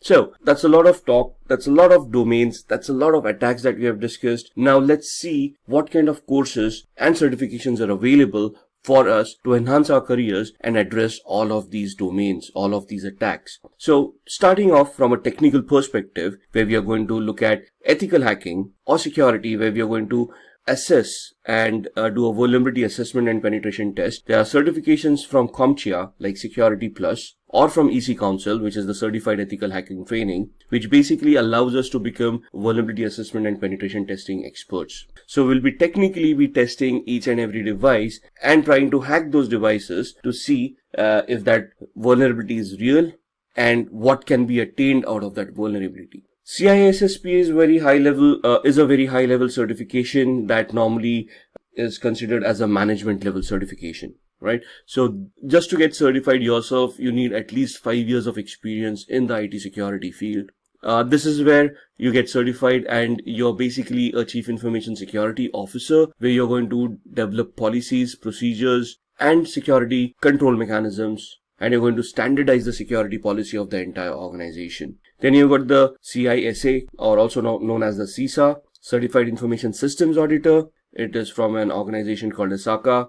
It's more on the system side, where you're going to audit systems and you're going to verify that they are adhering to the policies that you have implemented. The CISM or SISM is the Certified Information Security Manager. This is again a project-based oriented approach, where you're going to manage the security of an organization, and you're going to look at all the daily operations of the security operations center, and you're going to maintain and manage all of those functions overall. When we talked about risk assessment and risk strategy, for that we've got the CRISC, which is a Certified in Risk and Information Systems Control. Now, for these certifications, this is more on the business side of everything, where you understand the business processes, you understand the business requirements, and based on those business requirements, you compare the technical implementations of computing powers that you have implemented, and then you're going to compare how those technical aspects can be converted into a risk. For example, a vulnerability assessment identifies a possible SQL injection attack. Now, technically it becomes a big risk. However, which system is being affected? If that system gets compromised, what kind of losses is the organization looking at? How much are they going to be? What kind of losses the organization is looking at? Are they looking at lawsuits from their customers? Are they looking at penalties from regulatory authorities? So that risk, that implied risk that if this vulnerability is hacked, that is the aspect that you want to look at when you're looking at risk information and controls. Similarly, you have CCSP. This is a Certified Cloud Security Professional certification. So this is especially for people who want to deal with the cloud. Let it be a public cloud, a private cloud, or a hybrid cloud. This certification gives you an architectural overview over different aspects of cloud and how you want to implement security in a cloud-based scenario. So Simplilearn offers all of these certifications with trainings from certified professionals. So there's a master's program from Simplilearn which talks about becoming a cybersecurity expert, which includes all of these trainings. Once you have these kind of trainings and you get those certifications on your profile, That's where you're basically a cyber solutions or cybersecurity expert, and you'll be designing and developing security policies, structures, architectures for various organizations and helping them enhance the security of their infrastructure. We humans are highly tech-savvy in today's times. With the extensive use of the internet and modern technologies, there is a massive challenge in protecting all our digital data, such as net banking information, account credentials, and medical reports, to name a few. Have you heard about the deadly WannaCry ransomware attack? The attack happened in May 2017 in Asia, and then it spread across the world. Within a day, more than 230,000 computers were infected across 150 countries. The WannaCry cryptoworm encrypted the data and locked the users out of their systems. For decryption of the data, the users were asked for a ransom of $300 to $600 in Bitcoin. The users who used the unsupported version of Microsoft Windows and those who hadn't installed the security update of April 2017 were targeted in this attack. The WannaCry attack took a toll on every sector. Top-tier organizations like Hitachi, Nissan, and FedEx had to put their businesses on hold as their systems were affected too. Now, this is what you call a cyber attack. To prevent such attacks, cybersecurity is implemented. We can define cybersecurity as the practice of protecting networks, programs, computer systems, and their components from unauthorized digital attacks. These illegal attacks are often referred to as hacking. Hacking refers to exploiting weaknesses in a computer network to obtain unauthorized access to information.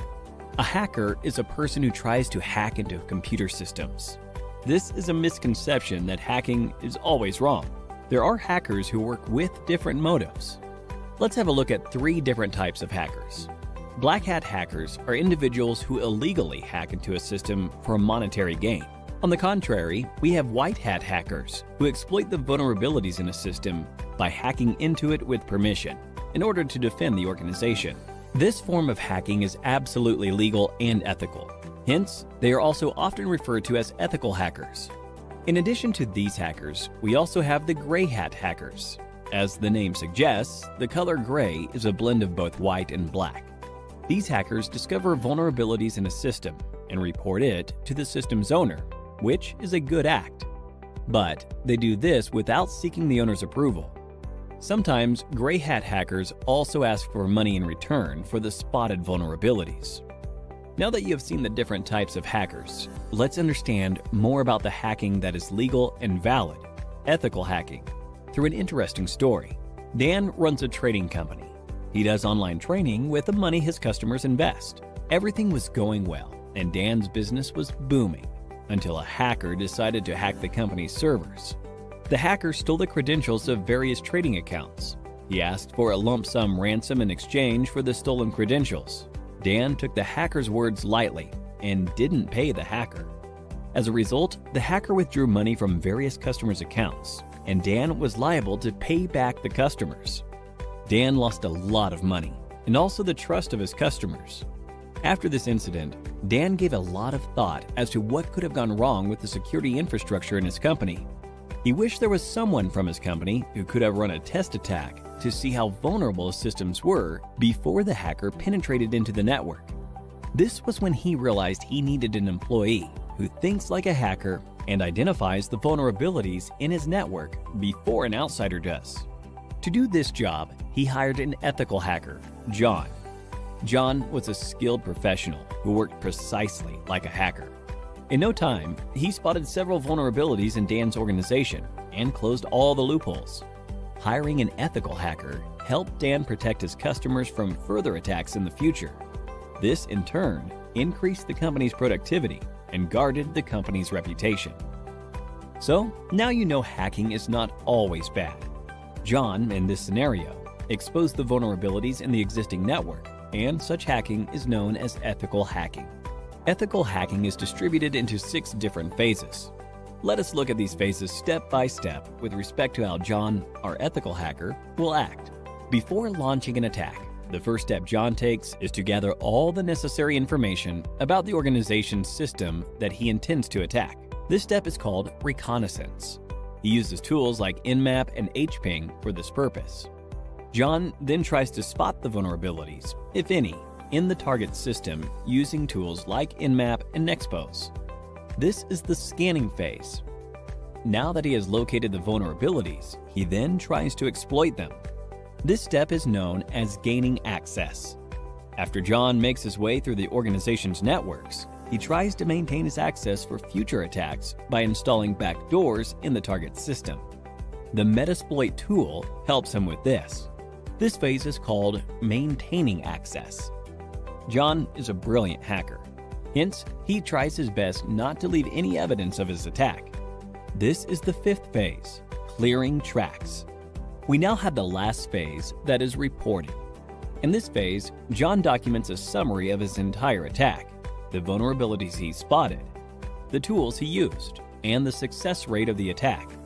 Looking into the report, Dan is now able to take a call and see how to protect his organization from any external cyber attacks. Don't you all think John is an asset to any organization? If you want to become an ethical hacker like John, then there are a few skills that you need to acquire. First and foremost, you need to have a good knowledge of operating environments such as Windows, Linux, Unix, and Macintosh. You must have reasonably good knowledge of programming languages such as HTML, PHP, Python, SQL, and JavaScript. Networking is the base of ethical hacking, hence, you should be good at it. Ethical hackers should be well aware of security laws so that they don't misuse their skills. Finally, you must have a global certification on ethical hacking to successfully bag a position of an ethical hacker like John. Few examples of ethical hacking certification are Certified Ethical Hacker Certification, CEH, CompTIA Pentest Plus, and Licensed Penetration Tester Certification, to name a few.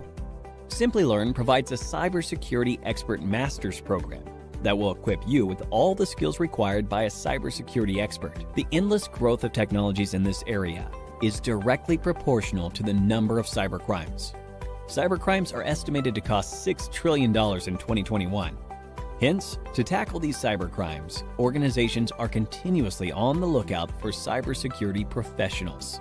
The average annual salary of a certified ethical hacker is $91,000 in the US and approximately rupees 7 lakhs in India. So, what are you waiting for? Get certified and become an ethical hacker like John and put an end to the cyber attacks in the world. So let's talk about hacking and what exactly hacking is. Hacking refers to exploiting weaknesses in a computer network to obtain unauthorized access to information. A hacker is a person who tries to hack into computer systems. Now here there are some keywords that we need to understand. First and foremost, exploit. When you're exploiting weaknesses are technically called vulnerabilities, which are basically design flaws, misconfiguration errors, usage of default usernames and passwords which have not been modified. So any misconfiguration or anything that has been left behind by a security administrator that can be misused, which means exploited by a hacker to gain unauthorized access. So the next term is unauthorized access, something that you're not allowed to do. And when you say a hacker is a person who tries to hack, it's basically a person with malicious intent trying to gain access to a system or a resource that they are not authorized to access in the first place. How do they do it? They find a vulnerability that is a weakness or a flaw, and then they misuse it to gain access to that particular network. So here in the diagram, you can see that a sender on the left hand side is trying to send some data to the receiver on the right hand side. The hacker would try to gain unauthorized access to the transmission that is being sent and would try to capture the data packets and read the secrets within. Let's look at a business case scenario into hacking. Now there is an organization, everybody is going around their own business when they realize that their systems may have been compromised. Now they're trying to look at the customer data to ensure that that has not been compromised and trying to assure the customers. However, they do realize that some customer data has been lost and even the company reports have been modified as well. Now this is the scenario where there have been some security controls in place and those controls have been identified. They realized that there is an attack that has happened, and based on that attack they have realized that their data has now been compromised and their records have been modified by the hacker. which means that the data is no longer trustworthy and thus cannot be used by the business for any legal transactions. So then the hacker gives a call to the organization or gets connected to the organization demanding a ransom for the data to be replaced, to be taken back into the original state where it was trusted, and thus the organization can utilize it for business transactions.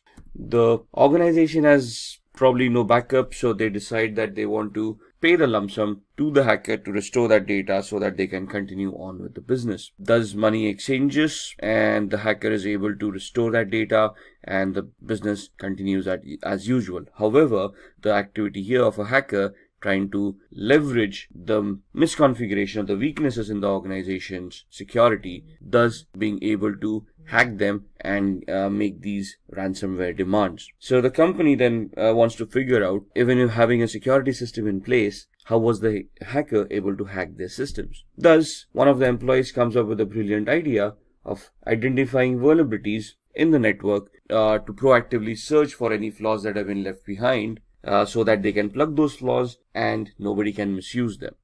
Thus, they figure out that they want to hire an ethical hacker who would help them identify the security posture of the organization, identify the weaknesses, vulnerabilities and flaws, and help them remedy those flaws so that in future scenarios, these scenarios will not happen. So before we go into an ethical hacker, let's understand what are the types of hackers. So what are the types of hackers? Hacker is a technically skilled person who is very adept with computers. They have good programming skills, they understand how operating system works, they understand how networks work, they understand how to identify flaws and vulnerabilities within all of these aspects, and then they understand and know how to misuse these flaws to get a outcome which would be detrimental to the health of the organization.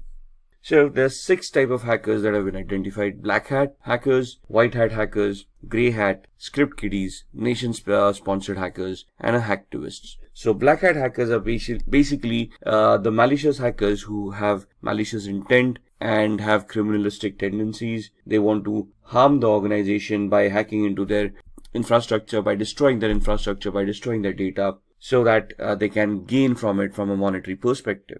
These guys are also known as crackers. The main aspect of these people are that they have malicious intent, they try to do unauthorized activities, and they try it for personal gain. Another important aspect to remember is that a black hat hacker will always try to hide their identity. They will spoof their online digital identity by masking it, by spoofing their IP addresses, MAC addresses, and try to remain anonymous on the network. A white hat hacker, on the other hand, is also an ethical hacker or a security analyst who's an individual who will do exactly the same thing that a black hat hacker would do, minus the malicious intent, plus the intent of helping the organization identifying the flaws and remedying them so that nobody else can misuse those vulnerabilities. So they are authorized to act on the company's behalf. They are authorized to do that activity which would help the company identify those flaws and thus help the company mitigate those flaws, improving on their security posture. So these kind of security experts or ethical hackers would help organizations defend themselves against unauthorized attacks. Grey hat hackers is a blend of both white hat and black hat hackers. So here they can work defensively and offensively both. They can accept contracts from organizations to increase their security posture. At the same time, they can also get themselves involved in malicious activities towards other organizations to personally gain or benefit from them by doing unauthorized activity. Script kiddies are people who are technically not much aware about what hacking is. They rely on existing tools that have been created by other hackers. They have no technical knowledge of what they're doing. It's just a hit or miss for them. So they just get their hands on a tool. They try to execute those tools. If the hack works, it works. Otherwise, it doesn't. So these people are basically who are noobs or newbies who are trying to learn hacking, or just people who with malicious intent who just want to have some fun or trying to impress people around. Then we have the nation or the state-sponsored hackers. As the name suggests, these hackers are sponsored by their government. Now, this may not be a legitimate job, but most of the governments do have hackers enrolled in their on their organizations to spy on their enemies, to spy on various countries and try to figure out the aspirations of those countries. So this is basically a spying activity where you're technically trying to get access to other countries' resources and then try to spy on them to figure out what their activities have been or what their future plans have been. And then we have the hacktivists, who's an individual who has a political agenda to promote, and they promote it by doing hacking. So these guys, what is the difference between a black hat hacker and a hacktivist? The black hat hacker may try to hide their identity. A hacktivist will claim responsibility of what they have done. So for them, it's a political agenda, a political cause, and they will try to hack various organizations to promote their cause. They would probably do this by defacing the website and posting the messages that they want to promote on these websites. So what exactly is ethical hacking then? We have discussed the types of hackers. We have identified a malicious hacker as a black hat hacker with the intent of doing harm to an organization's network for personal gain. We have discussed what the ethical hacker is. So an ethical hacker would be doing the same activity but in an authorized manner. So they would have legal contracts that they would be signing with the organization, which would give them a definite scope of what they are allowed to do and what they are not allowed to do. And the ethical hackers would function within those scopes, would try to execute those test scenarios where they would be able to identify those flaws or those system vulnerabilities, and then they would be submitting a report to the management of what they have found. They would also help the management to mitigate or to resolve those weaknesses so that nobody else can misuse them later on. They might use the same techniques and the same tools that black hat hackers do. However, the main difference here is that these guys are authorized to do that particular activity. They're doing it in a controlled manner with the intent of helping the organization and not with the intent of personal gains. So who's an ethical hacker? Again, an ethical hacker is a highly intelligent, highly educated person who knows how computers function, how programming languages work, how operating systems work. They can troubleshoot. They're technically very adept at computing. They understand the architecture. They understand how various components in a computer work. They can troubleshoot those components, and they can basically be very good with programming as well. Now, when I say programming, we don't want an ethical hacker to be a good developer of applications. We want them to understand programming in such a way that they can create scripts, they can write their own short programs like viruses, worms, trojans, or exploits which would help them achieve the objective that they have set out for. So here you can see the ethical hacker. They are individuals who perform a security assessment of their companies with the permission of concerned authorities. So what is a security assessment? A security assessment is finding out the exact security posture of the organization by identifying what security controls are in place, how they've been configured, and if there are any gaps in the configurations themselves. So an organization will hire an ethical hacker. They would give the ethical hacker the information about what information is or what security controls, what firewalls, what IDSS, IPSS, intrusion detection or intrusion prevention systems, antiviruses are already in place, and then they will ask the ethical hacker to figure out a way to bypass these mechanisms and see if they can still hack the organization.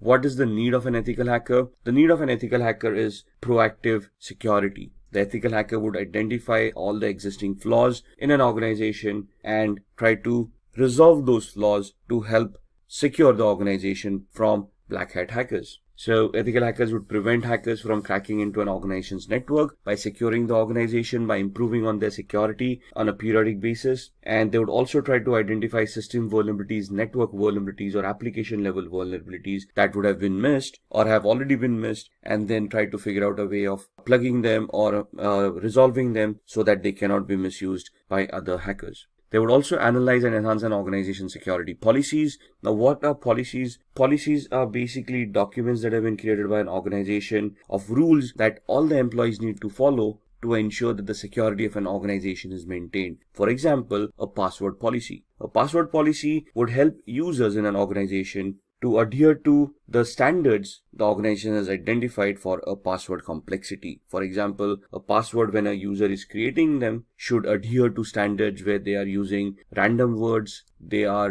contain the alphabet A through Z, uppercase and lowercase, 0 through 9 as numerics, and special characters, and they are randomized so that the password becomes more stronger to prevent from brute force attacks. So what would an ethical hacker do at this point in time? They would try to test the strength of the passwords to see if brute force attacks or dictionary attacks are possible, and if any of these passwords can be cracked. They would ensure that all the employees are following the policies and all the passwords are as secured as the policies want them to be. If there are any gaps in the policies or the implementation of the policy, it is the ethical hacker's responsibility to identify those gaps and warn the organization about it. Similarly, they would also try to protect any personal information, any data that is owned by the organization that is critical for the functioning of the organization, and they'll try to protect it by from falling into the hacker's hands. Now, what are the skills that are required of an ethical hacker? These are the following skills. So first and foremost, they should have good knowledge with operating systems such as Windows, Linux,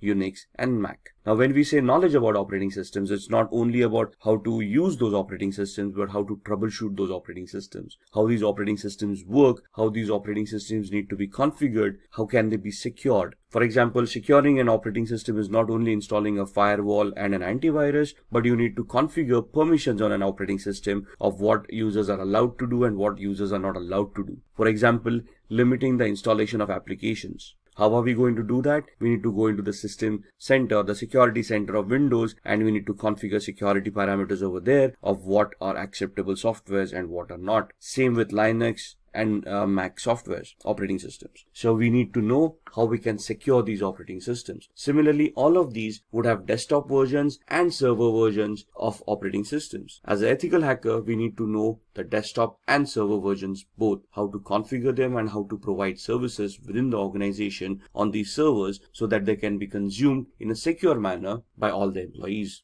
At the same time, they should also be knowledgeable of programming languages or scripting languages such as PHP, Python, Ruby, HTML for programming, if you will, because web servers come into the picture. So again, they should not be great developers where they can create huge applications, but they should be able to develop scripts, understand those scripts, analyze those scripts, and figure out what the output should be of those scripts to achieve the hacking goals that they have set out for. An ethical hacker should have a very good understanding about networking. No matter whether you're in application security, you're in network security, or you're in host-based security, since a computer will always be connected to a network, either a local area network like a LAN or the internet, we should know how networking works. We should know the 7 layers of the OSI model. We should know which protocols work on those 7 layers. We should identify the TCP/IP model and how a OSI model can be mapped to the TCP/IP model. We should understand how TCP and UDP work, how each and every protocol is crafted, how they are supposed to behave for us to analyze and understand any network-based attacks.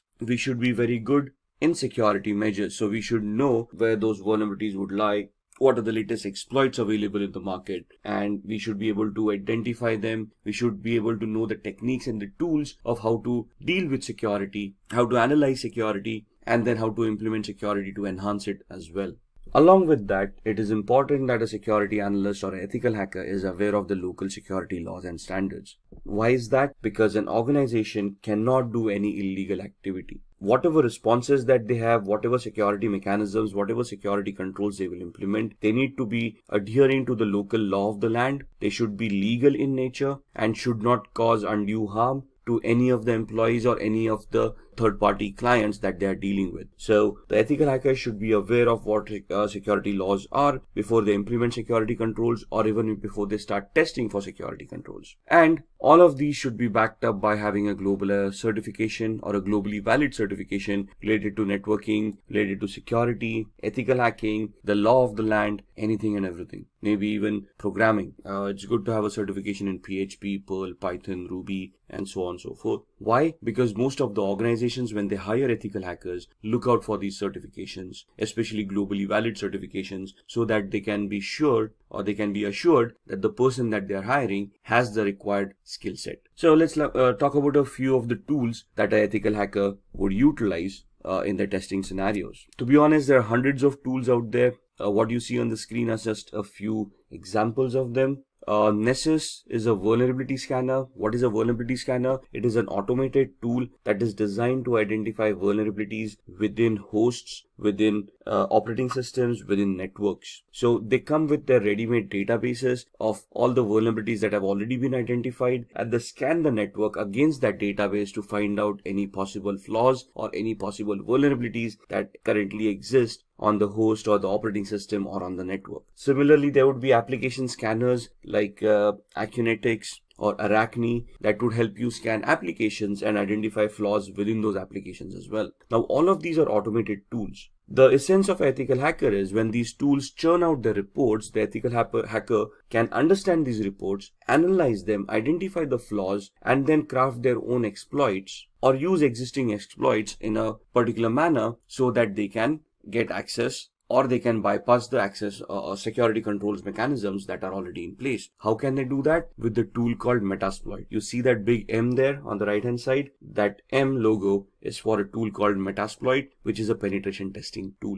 What is a penetration testing tool? It is that tool that will allow an ethical hacker to craft their exploits or choose their exploits for the vulnerabilities that have been identified by Nessus. Since we are interacting with computers, we will always be interacting using tools, right? So the first tool, Nessus, identifies the flaws and the possible list of vulnerabilities. We do a penetration test using Metasploit to validate those flaws and to verify that those flaws actually exist and try to figure out the complexity of those flaws. And that's where Metasploit helps us do that. Wireshark would be used in the background while you are doing both the activities using Nessus or Metasploit to keep a track of what packets are being sent and received on the network, which will help us analyze those packets. So whenever I run a Nessus scanner, I would run a Wireshark in the background. It will capture the data packets and I can go through those data packets and analyze that data packets to identify what Nessus is actually trying to do. Similarly, when I try to attack a machine using exploit on Metasploit, I will keep on Wireshark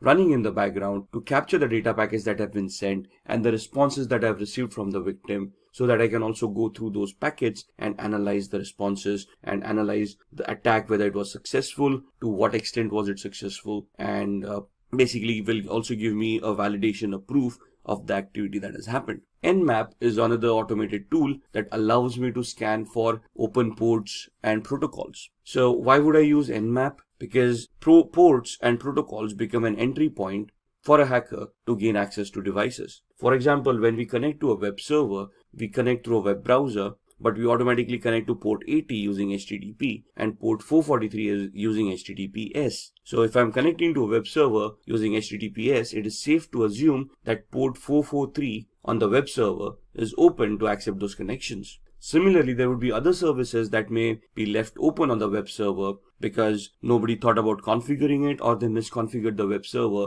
and they left unwanted services running. So Nmap will allow me to scan those ports and services and allow me to understand what services are being offered on that server, so then I can start analyzing that server, identify those flaws within those services, and then try to attack them. If the application that I'm analyzing is connected to a database and I want to do a SQL injection attack, or if Nessus tells me that there is a SQL injection attack that may be possible on that particular application, I can use an automated tool called SQL map or SQL map that would allow me to automatically craft all the queries that are required for a SQL injection attack and help me do that attack at the same time. So here I do not have to manually create my own queries. The SQL map tool would automatically create them for me. What I would do is I would use Nessus to identify that particular flaw. If Nessus reports that flaw, I would then go use the tool SQL map, configure it to attack that particular web server, and when I fire off the tool, it will then automatically start directing queries,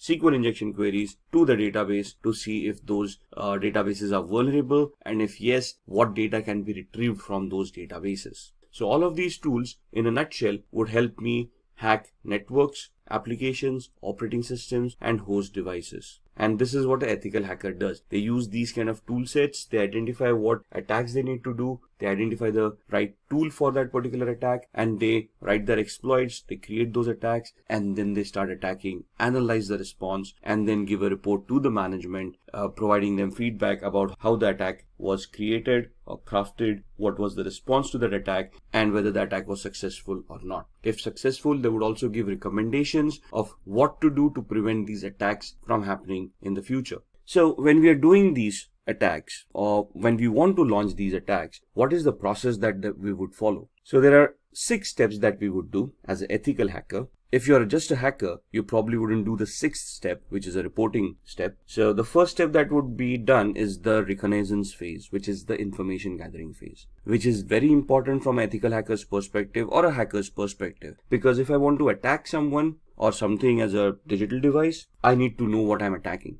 I need to know the IP address of the device, the MAC address of those devices. I need to know the operating system, the build or the version of that operating systems, applications on top, the versions of those applications, so I know what I'm attacking. For example, if I want to attack a server, I assume it's a Windows-based server and I use a particular tool to attack it, but it actually turns out to be a Linux-based server, my attacks are going to be unsuccessful. So I need to focus my attack based on what is there at the other end. So in my information gathering phase, I want to identify all of that information. Once I have that information done, I'm going to scan those servers using tools like Nmap that we just talked about, and we're going to try to see the open ports, open services, and protocols that are running on that server that can give me possible entry points within the network or within the device or within the operating system. At the same time, along with the scanning with Nmap, I would run a vulnerability scanner, the Nessus vulnerability scanner we talked about, or Acunetics for applications, and then I would try to identify vulnerabilities in those applications, operating systems, or networks. Once I have identified those vulnerabilities in the scanning phase, I would then move on to the gaining phase, where I would then craft my exploits or choose existing exploits and start attacking the victim. At this point in time, if my attack is successful, I will probably have gained access by either cracking passwords or escalating privileges or exploiting a vulnerability that I may have found during the scanning phase. Once I have gained my access, I want to maintain my access. Why? Because the vulnerability may not be there for long. Maybe somebody updated the operating system and hence the flaw was no longer existing, or somebody changed the password that I may have cracked, thus I no longer have access. So what do I do to maintain my access? I install Trojans or backdoor entries to those systems using which I can secretly, in a covert manner, get access to those devices at my own will, at my own time, as long as those devices are available over the network. So that's where I maintain my access. I have hacked them. Now I want to maintain my access, so I install a software which would give me a backdoor entry to that device no matter what. Once I have done this, I want to clear my tracks. So whatever activity that I've been doing, for example, installing a Trojan. A Trojan is also a software that would create directories and files once installed on the victim's machine. So I want to hide that. If I have accessed data stores, if I have modified data, I want to hide that activity, because if the victim comes to know that something has happened, they would start increasing their security parameters. They might start scanning their devices. They may take them offline. Thus, my hack would no longer be efficient. The reason I'm clearing my tracks is that the victim doesn't find out that they have been hacked or they have been compromised, or even if they do find out that they've been compromised, they cannot trace the compromise back to me. So I would be deleting references of any of the IP addresses or MAC addresses that I may have used to attack that particular device. And this is where I will be able to identify where those logs were created, where those traces are. Once I take off those traces, the victim would not be any wiser of whether they have been compromised or who compromised their system. And if I am successful at all of these stages, or to whatever extent the success that I've achieved in any of these stages, I would then create a report based on that, and I would report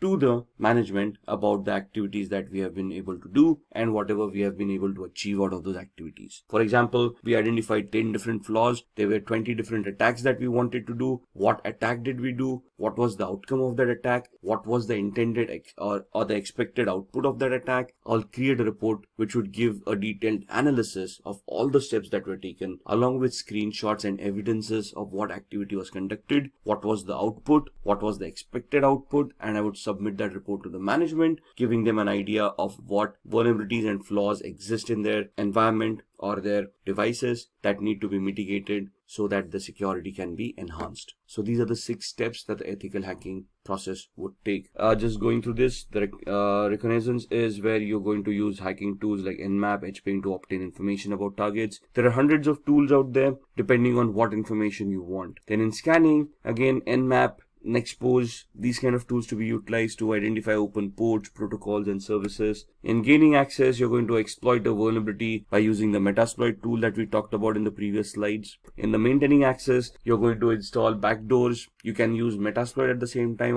You can craft your own scripts to create a Trojan and install it on the victim's machine. Once you have achieved that, clearing tracks is where you're going to clear all evidences of your activity so that you do not get caught or the victim doesn't even realize that they have been hacked. And once you're done all of this, we are going to create reports that are going to be submitted to the management to help them understand the current security evaluation of their organization. So now let's see how we can hack using social engineering. Now what is social engineering? Social engineering is the art of manipulating humans into revealing confidential information which they otherwise would not have revealed. So this is where your social skill and your people skills come into the picture. If you are able to communicate effectively to another person, they would probably give up more information that they intended to give out. Let's look at examples, right? If you see on the screen, phishing activity. What is phishing? We receive a lot of fake mails on a regular basis. We have always received those emails where we have won a lottery of a few $1 million, but we have never realized that we didn't purchase a lottery to win a lottery in the first place. We have always had those Nigerian frauds where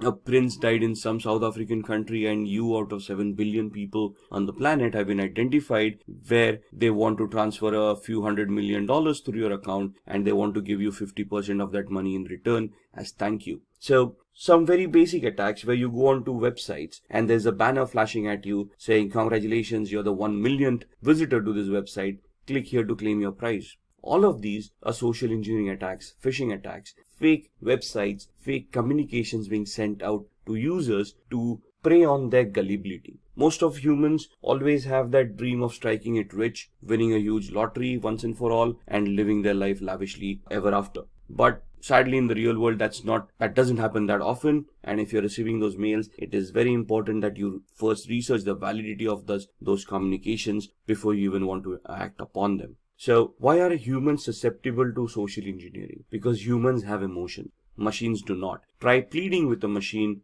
to give you access to an account that you have forgotten a password to. The machine wouldn't even know what you're doing. Try pleading with a human, sympathy or empathy, where you could try to create a social engineering attack where you can plead with them saying, if I do not get access to this account immediately, I might lose my job. And then that would put my family into problems. Somebody would feel empathy or sympathy towards you and help you reset that password and give you access to that account. It's how good the attack is and how convincing you are for the success of this attack to happen. So what is a familiarity exploit? Attackers interact with victims to gain information which will benefit the attackers to crack credentials. As passwords, if we want to reset our passwords, what do we have as a mechanism to resetting passwords? We have some security questions that we set up. Those questions are nothing but personal information that we would know. But through a social engineering attack, it would be easily be able to gather the information that you have set for your security questions. The security questions can be as simple as the first school that you attended. You probably have that listed on your LinkedIn profile, where a person can just go in there and see your academic qualifications and identify the school that you were in, right? Similarly, it might also be a question, what was your mother's maiden name? That's a very good attack. And that's, if a person can interact with you, let's say they're trying to take a survey and they approach you for a feedback on a particular product that you have been utilizing and they ask you these questions, you wouldn't think twice before giving those answers. As long as the request sounds legitimate to us, we are able to justify that request, we do answer those queries. So it's upon us to verify the authenticity of the request coming in before we answer it. Phishing, as discussed, would be fraudulent emails which appear to be coming from a trusted source. So email spoofing comes into mind, fake websites, and so on and so forth. Exploiting human curiosity. Curiosity killed the cat, right? So there's so many physical attacks where hackers just keep pen drives lying around in a parking lot. Now this is a generic attack. Whoever falls victim will fall victim. So if I just throw around a few USBs in the parking lot, obviously with Trojans implemented on them, some people who are curious or who are looking for a couple of freebies might take up those pen drives, plug them in their computers to see what data is on the pen drives. At the same time, once they plug in those pen drives on their computers, the virus or the Trojan would get infected and cause harm to their machine. Then exploiting human greed.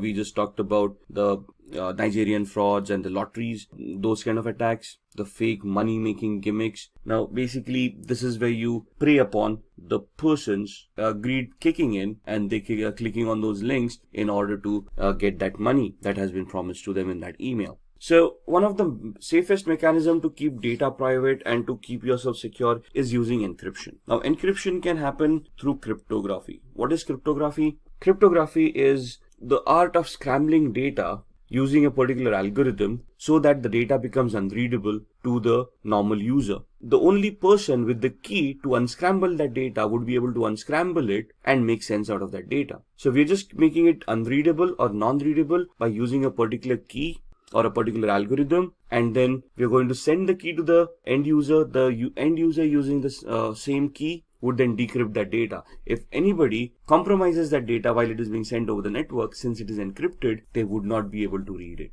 So the encryption algorithm would be something like this. Now, if you see the computer word once made into unreadable format would look like EQORXVGT. For an end user, it wouldn't make any sense, but the person who has a key to unscramble that would be able to convert it back to computer and then understand the meaning of that word. So this is just a substitution cipher that is being shown on the screen. So what is the alphabet? The key is alphabet plus 3. So C plus 3 alphabets, that becomes E. O becomes Q. M becomes O. So the key that is utilized to scramble the data is the character that you are at. The third character from there would be the corresponding key. So the encrypted message is also known as a cipher.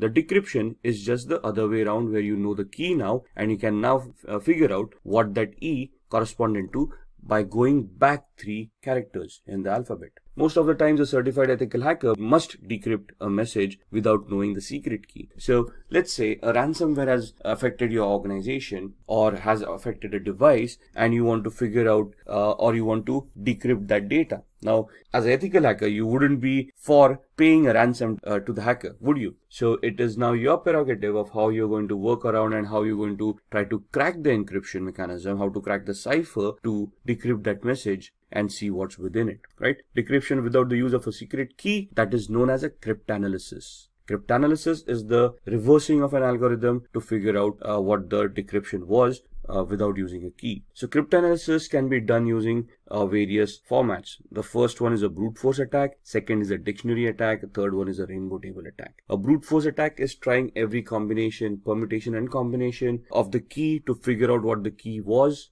It is 100% successful, but may take a lot of time. A dictionary attack is where you have created a list of possible encryption mechanisms, a list of possible cracks, and then you try to figure out whether those cracks work or not. Rainbow tables are where you have an encrypted text in hand and you're trying to figure out the similarities between the text that you have and the encrypted data that you wanted to decrypt in the first place. So in the brute force attack, you're trying every possible combination, permutation of what the key would be. In dictionary attack, you have a word list that would tantamount to the key, and if you're trying to match all the words listed in the text file or the word list to see if any of those words are going to work to decrypt that data. Here in the rainbow table, the ciphertext is compared with another ciphertext. You find out similarities and then you try to work or reverse engineer your way accordingly. So let's have a quick demo on cryptography before we end this session. So to begin with the demo of cryptography, we are on a website called spammimic.com, which will help us scramble the message that we created into a completely format which would be unrelated to the topic at hand. So if I say I want to encode a message, turn a short message into spam. So what this does is, you want to send across a secret message, you type in the secret message, a short one, and it will convert that into a spam mail. You send it across, so whoever's reading that spam mail would never get an idea of the embedded message within it. So if I want to type in a message here, hi, this is a secret message, the password is ASD@1234, and I want to send this out to people or to one of my colleagues, but I want to send it out in a secret manner so that others are not aware of this. So when I press on encode, what the algorithm will do is it will convert this message into a spam mail. So my message, hi, this is a secret message, the password is @1234 or ASD@1234, gets converted into this. Now if you read it, dear e-commerce professional, this letter was specially selected to be sent to you. This doesn't make sense. There is nowhere or no reference to the actual message that I've already said. So if I copy this entire message and I send it, let's say via email, to the recipient. Now the thing is that the recipient needs to know that I've encoded it using spam mimic. The algorithm needs to remain the same. So once they know that it is spam mimic, what they can do is, now in this instance what I'm going to do is I'm going to open up a new browser and I'm going to go to the same website. And at this point in time, I'm going to click on decode. When I click on decode, I'm going to paste the message that I have just copied. There we are. And this message is now being copied into a different browser. And if I decode this, you will see that it will convert it back to the original message that there was. So the key is there at spam mimic, and it is embedded within the message. So whenever we paste the message in the decode factor, it knows what the key was and it can decrypt that message and give me the actual message that was embedded within it. There we are, the entire message. This is what we created in the Google Chrome browser, and in the Firefox browser we decoded. Similarly, if I want to protect these kind of messages, there is an aspenencrypt.com website where, let's say, we use text encryption and I want to encrypt the same message. This is a secret message. The password is ASD@1234, and then I give it a password to protect this message, let's say the word password, and I use the cipher to scramble this by using, let's say, AES, which is the strongest cipher right now, and I say encrypt. So this is what the encryption would look like, and basically if I don't have the password over here, if I decrypt it, you would see that the error has occurred. Now if I type in the password over here and then decrypt it, it will be able to convert that back into the unscrambled text, and it will give me what the original message was. This is a secret message. The password is ASD@1234. So if I want to keep my data secure from hackers, I want to scramble it in such a way that they would not be able to crack it, or it would be very difficult for them to crack it. And this is one of the first mechanisms that would be recommended by any ethical hacker to keep the data secure. Now let's talk about downloading and installing Kali Linux. Along with that, we'll also be looking at the basic commands that are required for Kali Linux. Alright, so I've opened my browser and we want to go to the Kali website. So we want to go to kali.org. You can directly type in kali.org and go to the website. I can just do a Google search and say Kali download, and it will give you the same website, but it will directly take you to the downloads pages. So either here or you can go to the home page. Cookies are being installed on your machine, so see which cookies you want to allow. I'm only going to use the necessary cookies to support this site, and you can see that this gives you the latest Kali Linux news and tutorials, gives you the latest release, what is in that release, and gives you a lot of documentation which will help you understand what tools have been developed and what functionality has been given in the latest version.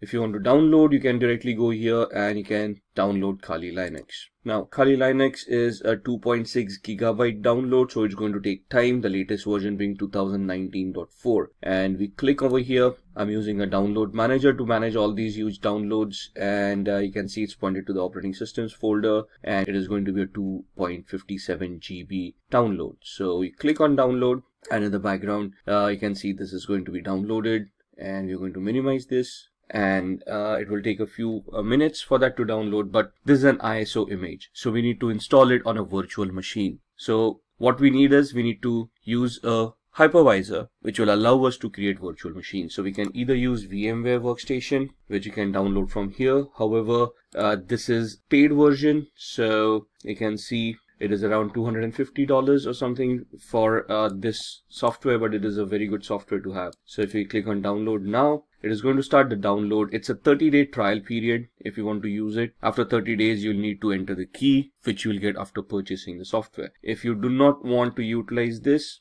the free version that you have, you can either download VMware Player, but there are some limitations for VMware Player that you might want to look at.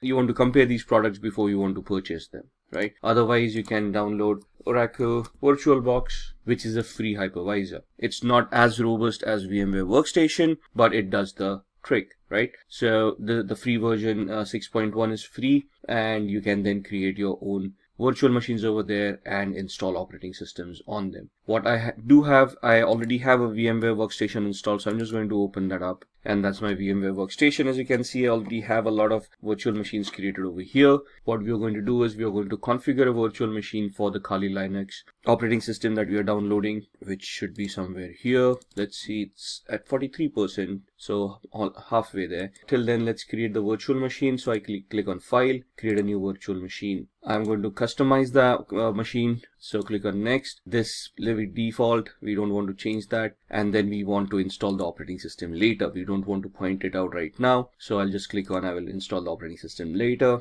Click on Next. We want to install Linux. Now in the drop down you would not see Kali Linux over here. However, you can choose Ubuntu 64-bit. That's what I'm going to choose. There it is. Next. What is the name that we want?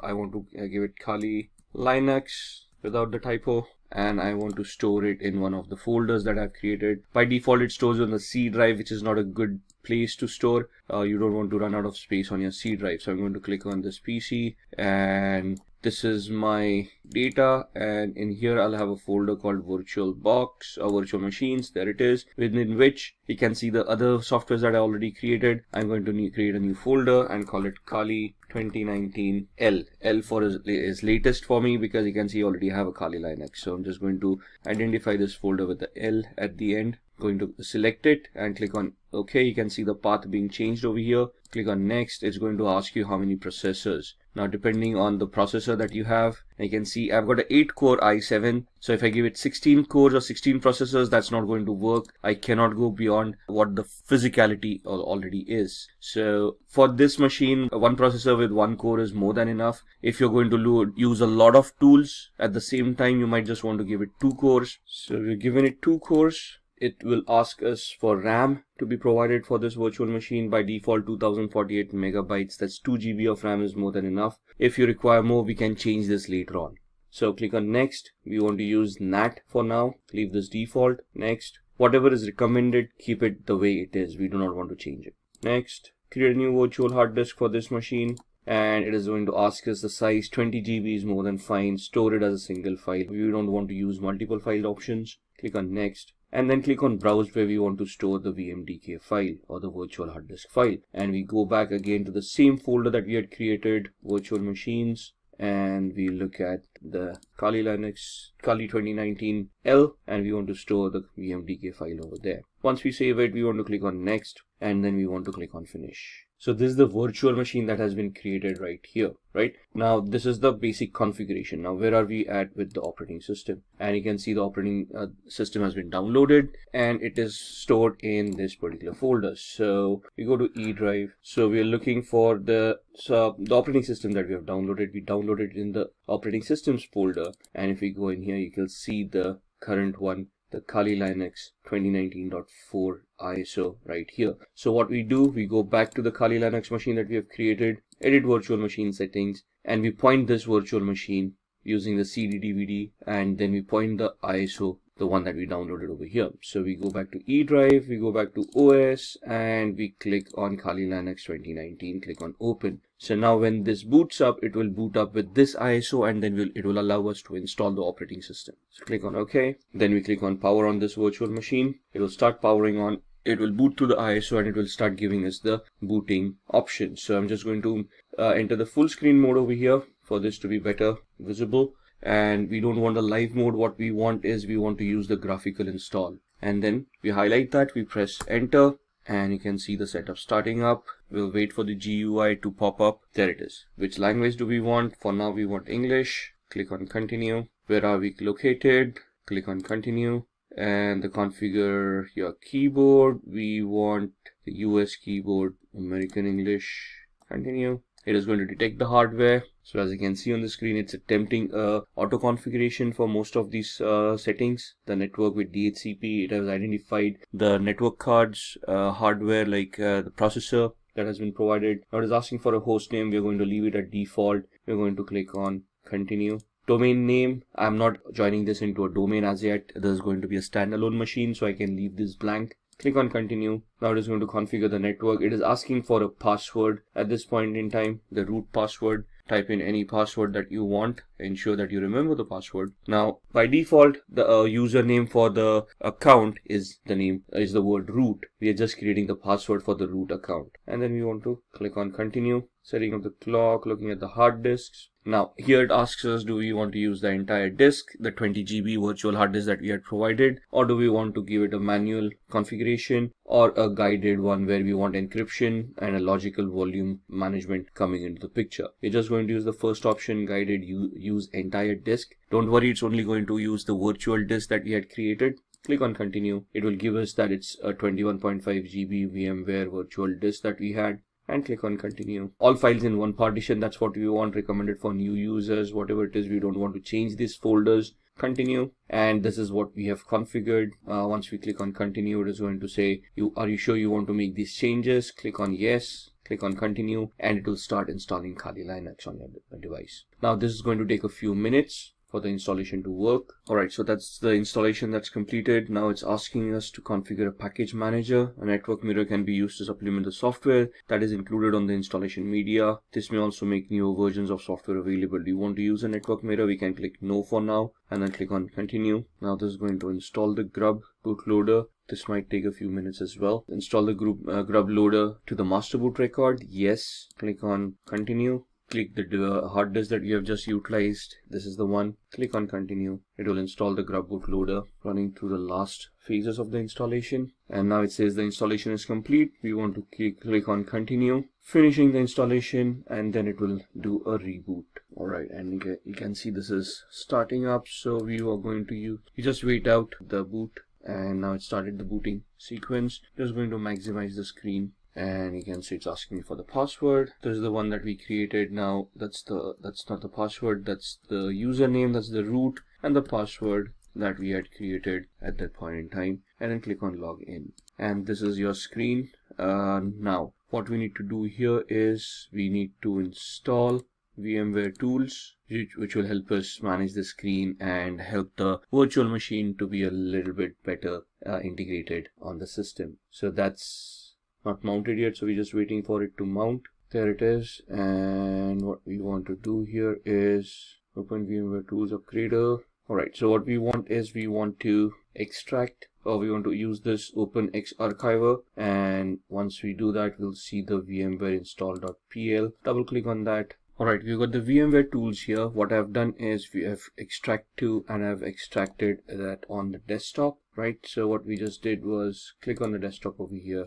open, and this is what it will do. And click on extract. Now the error is happening because I've already extracted this. Open this up. We want to run this VMware install.pl. So what do? We open up the terminal window, which is the command line interface over here, and now this is where some of the commands come into the picture. So for example, pwd, it will show us the present working directory. ls will show us the list of the folders that are there. So the folder that we have is on our desktop, so we'll just change directory to desktop, press enter, do an ls, that will show us the list, and you can see VMware tools distrib. That's the folder that we have right here. Right, so we want to go into that folder, cd VMware. At this point, you can just click on tab and it will populate everything over there. Press enter, do an ls, and we want the VMware-install.pl to be executed. Alright, so we tried executing that command. We had an error over there. So what we need to do is we need to execute this command. So /VMware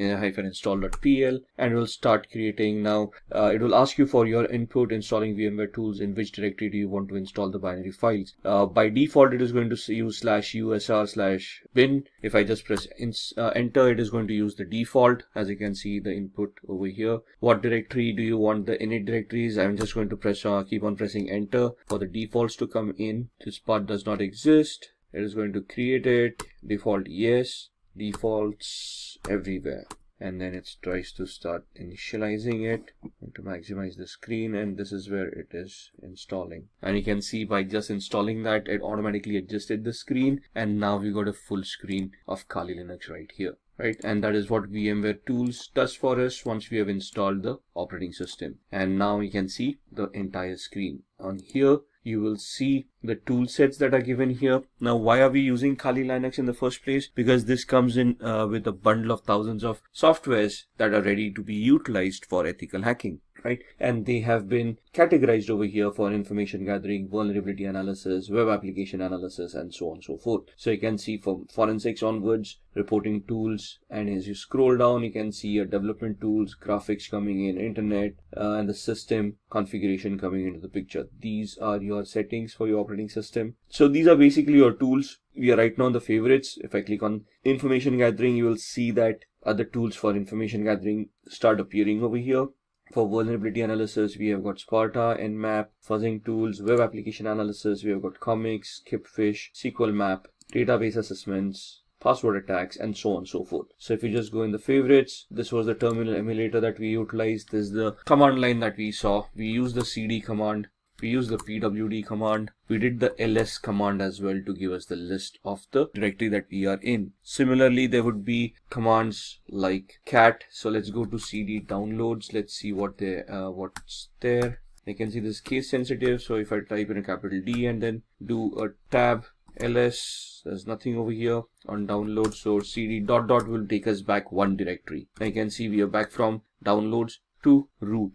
If I want to go to desktop, this is how I go to desktop. Do a ls. You can see the VMware tools folder over there, cd VMware tools, and we go into that folder ls, where it will give us the list of all those files. Now you can see install is a file that we had edited back then. So if I do a cat install, you will see the cat basically is the command that will help us look at the contents of the file, all right, without opening up the file or without editing the file. So you can see just if I scroll up, this is where we gave the cat command. It then printed the contents of the file over here, and then it exited and gave me back to a command line right here, right? Now if I want to copy this, cp root desktop VMware install, and if you want to copy it to root downloads and press enter. Now what we are going to do is we are going to see if this file, the install file that we just edited over here, has been copied to the downloads folder. So we are currently in the VMware, on the desktop VMware tools district folder. We do a cd ... that takes us down one directory. So we are still in the desktop. Do a cd ... Now you can see we are back in the root, and now we are going to do a cd downloads, do an ls, and you can see the copied file right here. So if I do a cat install, you can see the same content of that file coming in. So these are some of the commands that we would need to learn as we go ahead. The remove command is, let's say we've got install, we do a man rm. Man is the manual page command that gives us the pages with the description of how that particular command is to be utilized. So rm is remove files or directories. Synopsis is the description, the options, -f for force, -i for prompt, -capital I prompt once before removing more than 3 files, and so on and so forth. If you want to exit this, you can press Q to exit, and you come back to this page. So if I say rm install ls, you will see that the install file has now been deleted. So in Windows we use the del command. In Linux it is the rm command. So this is what we wanted to look at, the demo for Kali Linux, how to download it, how to install it, and some of the basic commands that we can utilize. Alright, let's begin with the phishing tutorial. We have the Kali Linux operating system booted up over here. What we are going to do is we are going to open up a tool called SET, Social Engineering Toolkit, which you would find in this option, and that's the tool that we want. It's a command line tool, a menu driven tool. We are going to host a fake Facebook page, and we can see how we can harvest credentials by this kind of an attack. So these are some disclaimers you might want to go through there. Do you want to agree to the terms of service? Yes. Press enter. And that's your social engineering toolkit. And we are talking about a phishing attack which comes under the social engineering attack. So like I said, it's a menu driven tool. So we just have to look at these options and then just type in the number of the option that we want. So we want to do a social engineering attack. So I type in 1, press enter. In that it is asking me whether I want a spear phishing attack, a website attack vector. We are going to choose a second option. So I type in 2, press enter, and then it asks me what I want to do. I want to take the third option here, credential harvester attack methodology, and we want to do the third attack. Now it is asking whether we want to use the in-house website templates that it already has, or do we want to clone a site, or do we have a customized site that we have prepared that we want to migrate into this tool. If you're going to do the site cloning option, so we're going to type in 2, press enter, and then it is going to ask me the IP address where it wants to capture and store the credentials. By default, this is the IP address that I'm using, so if I leave it blank, it will take my default IP address. So I'm just going to press enter,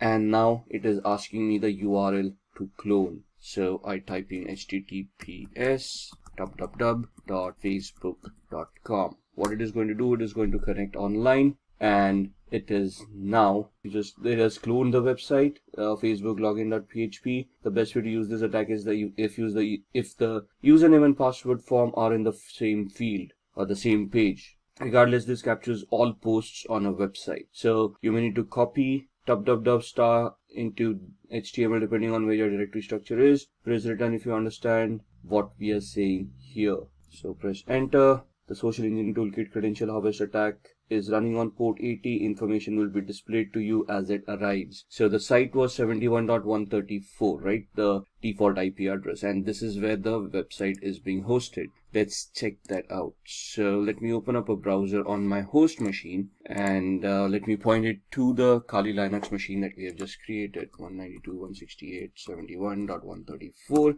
and you should see a login to Facebook coming up right here. Looks genuine. It is genuine because we just went online and downloaded this. Let's just have a recap. Let's have an explanation of what we are trying to do. I am trying to host fake Facebook page on my server, which has an embedded script in it, which is going to do credential harvesting. So the attack here is, let's say if I'm now hosted this, I can craft a fake email, send it across to a victim saying your Facebook account has seen some unforeseen activity, create a hyperlink using HTML coding. Within that, click here to access your account and verify that the account is secured. And when they click on that link, they will be redirected to my fake page, which is here. You can see the IP address is my virtual machine's IP address, but I'm seeing a Facebook login page, and I'm going to type in someone@somewhere.com, and the password I'm just going to type in the regular ones that I use. And if you see it, when we typed in the username and password, the page just refreshed and gave us the login page again. But now if you look at the URL, I'm actually on Facebook's login page, which is exactly the same that I was hosting.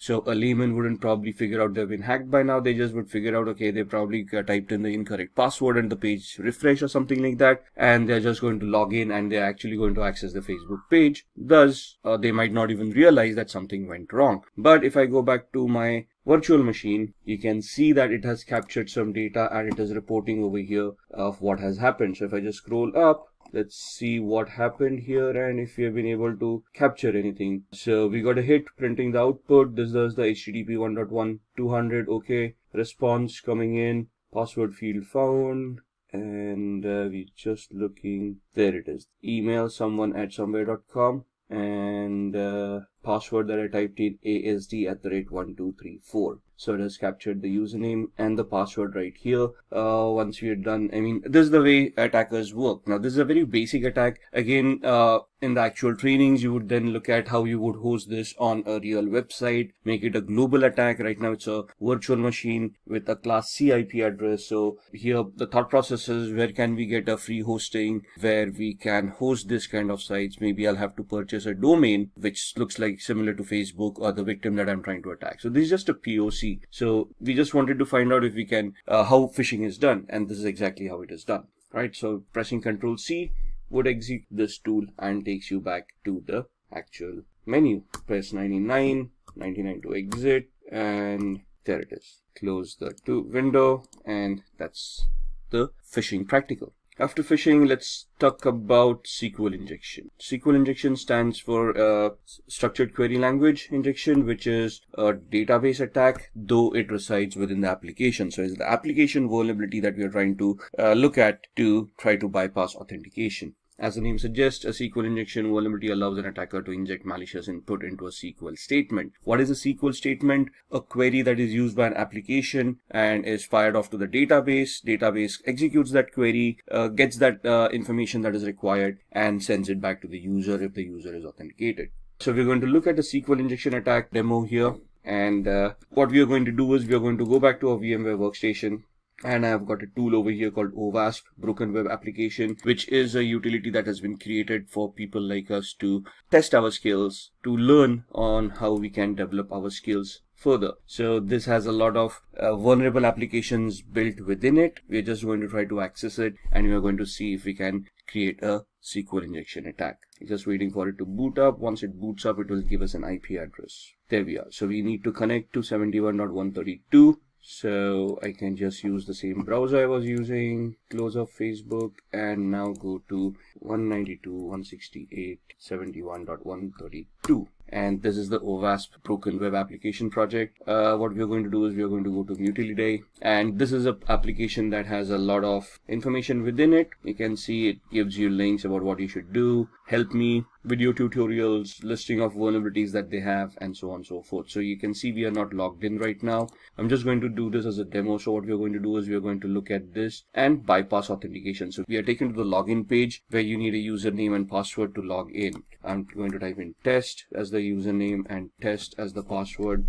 Click on login and you can see that account does not exist, so the authentication mechanism works. Now what we want to do is we want to create a query. Now what does a query look like? When I type in a username and a password, if I just type in a single quote here, it is going to create an error, and this is what a SQL query looks like. Select username from accounts where username is a single quote, and then the exception error happened, so it's not showing the rest of the query to us. Now what I'm going to do is I'm just going to craft a query here, single quote, and give it a condition or 1 equals 1 space hyphen space. What happens, hyphen space is comments out anything after that. So the password field is being commented out at this point in time, and I'm just giving it a condition where the condition is true. 1 does equal 1. And if this condition is true, it is going to allow me to log in. So you can see right now we are not logged in. This bypasses the authentication mechanism, and you can see user authenticated, and we are now logged in as admin. So in the training, what we need to understand as a whole is how SQL works, what are the queries that are structured with, how you can, what are the testing operators. Now, the single quote that we used, that was an operator in the SQL syntax, what these operators are, how they function, and then how you can leverage these attacks. There are different tools that are given to you in Kali as well that you can utilize. So in Kali Linux, you can just open up a command prompt, and there's a tool called SQL map. You need to give it a particular site. So SQL map -u for the URL and whatever the URL is. Now URL here, and then once you're here, you just press the enter key. This tool will craft all the queries in the background for you. You don't even have to know SQL query or SQL languages. This is a very easy tool to utilize. Sadly, I cannot demo this on a live website because that would be illegal, but you can see how you can operate this yourself. That's what SQL injections are all about. Moving on, we now talk about VPNs, virtual private networks. And a virtual private network is basically a secure network that allows me to anonymize myself over the internet. So what I'm doing is I'm connecting from here to a server that encrypts my channel, encrypts my connection, and thus allows me to keep my data secure. Now, the basic essence of a VPN or a virtual private network is to allow me this encryption mechanism where I can encrypt and safeguard my data. The added advantage that nowadays a VPN gives is that they can allow us to spoof our IP address or obfuscate our IP address so we can actually become anonymous on the internet. It can allow us to use multiple IP addresses and thus secure ourselves on the internet. For example, I use VPN called CyberGhost. And what this allows me to do is it allows me so many servers over here. If you look at the entire list, all the servers, then there are no spy servers, which guarantee me that they are not going to keep and store any logs. And thus, they are not going to record any of the activity that I'm doing. Right? Since they are located out of Romania, this becomes a little bit more safer for me because the government and the laws over there are a little bit more relaxed than other countries. They give me different links for torrenting, for streaming, for connection features. So there are a lot of VPNs out there. So for example, let's go to the website cyberghost.com. So you can see there's a sale going on, 76% sale, or you can go on to ExpressVPN, which is also a very good VPN. Then there is NordVPN. It depends on what you want and how you want to utilize it. So just purchasing a VPN or getting a free VPN is not enough. It depends on which country the VPN originates from and which server you're connected to. For example, most of the countries have a pact where they share information amongst themselves even if you're connected to a VPN. That means that these companies that provide these services have to generate and store logs, and these logs have to be reported to the government if they ask for it. Now, if there's a list of 14 countries that actually focuses on this practice, so you have to find out VPN that and a server that is not a part of those 14 countries and ensure that those logs are not going to be reported to the government. And these are 3 VPNs basically are something that which are good, and I personally use CyberGhost. I have used the others. I just keep on rotating them just to get an idea of which one is better. So these are VPNs that can allow you to anonymize yourself on the internet. Moving on, these are the ones that we talked about. There are others: Safer VPN, Hide My Ass, Express VPN, and so on and so forth. From our terminologies, let's now talk about VPS. VPS is basically virtual private server, where you can rent a service or server as a service, a virtual machine as a service. So basically on a cloud, using infrastructure as a service, you can rent a server and utilize it for whatever activity you want. So let's go to these sites: register.com, GoDaddy, Network Solutions, or we can talk about other cloud solutions as well. So here you can get register your domain names. So in the previous exercise, for let's say when we talked about the phishing exercise, what we want is we can go on to register.com, or we can go on to GoDaddy.com, and we can purchase a particular domain. For example, something like this. Instead of the O's, I'm typing in a couple of zeros for the Facebook, and let's see if anything of that is available. Now something.photo is available, or facetips.com is available. There are other options that are making over here that they're giving us over here. And once we purchase this, we can then have our own hosting with a web hosting as a service. And we can have a Linux-based hosting, or a Windows-based hosting, depending on what you want. And that's where your shared hosting comes into the picture. If you just want, if you want to look at a virtual server and you want to rent a server over there itself, you can move on to rackspace.com, and here in your services, you can have physical server or a virtual server in a public cloud. Your other cloud providers, for example, would be Amazon, AWS, and on AWS, you can basically look at EC2, Elastic Compute Cloud, which is basically virtual servers in the cloud. And over here, you can rent out a server with whatever capacity you require. You'll obviously have to pay the rent for what those servers are going to cost. But once you have those servers, you can then launch any services on top of it. Looking at other services that we have, we talked about Tor. Tor is a onion routing software that allows users to browse the web anonymously. So we can just go online and we can try to spoof our identity, and I'm going to show you how. So I've got a VMware workstation right here, the one. So we're just going to pull that up, and we're going to power on a Windows 7 machine, where we're going to look at the onion routing. So our Windows machine has booted up. We're just going to log in, and this is my Windows 7 machine. Now I've got a Chrome browser right here, and we're going to go to a website called seemyip.com, which is going to give the IP address that I'm currently using. So right now I'm not connected to any VPN or anything, and you can see that's my IP address that I'm utilizing. Now if I want to anonymize myself, what I'm going to do is I am going to use Tor, and that's the Tor browser that's set up right there. If I click on it, it's going to open up the software, and it's going to create a new network, and it's going to connect to the Tor network and allow me to anonymize myself. Right, so that's the Tor browser opening up and giving me a new browser over here.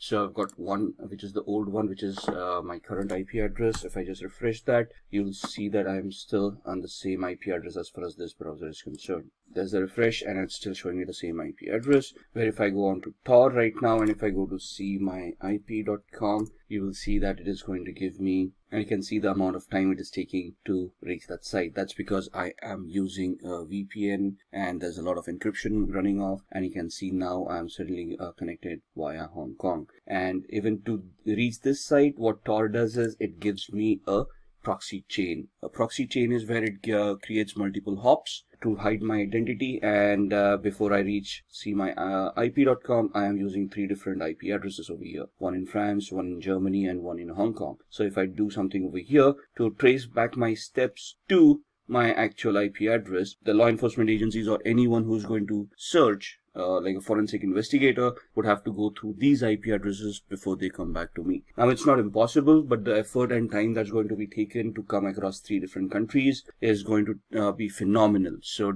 it may just defeat the purpose of having so much resources spent to identify who did what. So that's what Tor does for us. Alright, moving on from Tor, we are going to look at keyloggers. Keyloggers are basically softwares that run in the background and record all the keystrokes of the user. So if I've got a keylogger installed right now, whatever I type will be stored in a text file for the hacker so that they can look at it later on. And just to give you an example of that, we go back to my VMware workstation and we open up another Windows 7 machine. I'm going to power this on, and I'm going to close this one till then. So this virtual machine has booted up. We are going to use user 1. log in as user 1, just close all these softwares which are not required. And once this machine is booted up, what we're going to do is I'm just going to open up a random websites and see what we're doing. Basically, there's a keylogger that's there in the startup that's going to record our keystrokes. And we just want to see what it actually does. Now, Firefox is getting updated, so let's hold on. Now, this is the latest version of Firefox, right? And we're just going to go to, let's say, facebook.com. Wait for the website to open up. Alright, let's try opening it up again. And that's facebook.com. And we're just going to type in some random username and password someone at somewhere.com, and the password being again asd@1234567890. Login, obviously that login is not going to work. User probably doesn't exist, or if it does, the password probably is incorrect. And so we're going to close this. We're going to, let's say, open up another browser window, go to another site, rediff.com, and then go to rediff mail. Try the same thing over here, someone at somewhere.com, password asd@12345678, whatever it is.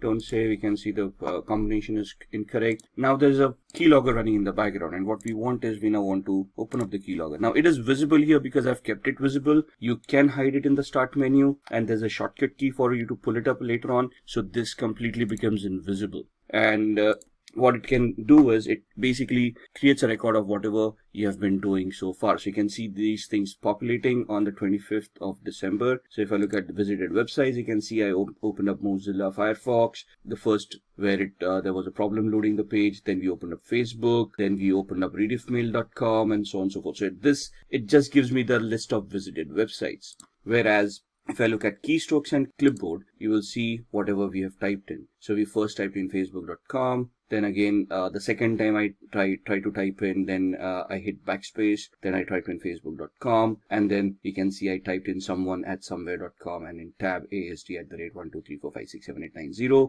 We closed up the browser. We opened up a new one, and we went on to rediffmail.com. And then you can see me typing this one, then going back one space, then the rest of what I typed, and then the password coming in. So that's what a keylogger does. If you look at the taskbar, it's not going to show you a keylogger running in the background. It's in the processes, you're not going to see anything at all, but it's going to mask itself as a service. So if you look into the properties, you can see that icon coming in over here, which matches this one. And so you can see that this is masking itself as a service.exe. If this gets hidden as well, it would be very difficult for a user to even identify this. Alright, so that's what a keylogger is. Moving on, let's see what else we want to talk about. So we've talked about Tor, we've talked about keyloggers, and now we want to talk about firewalls. Now, for keyloggers to be prevented, we need antiviruses, right? So we need a good antivirus program that's going to be installed, updated, and run on a regular basis to protect ourselves from malwares. But what about network connections? And you need a firewall and a system to prevent or to detect what kind of connections are going on in the first place.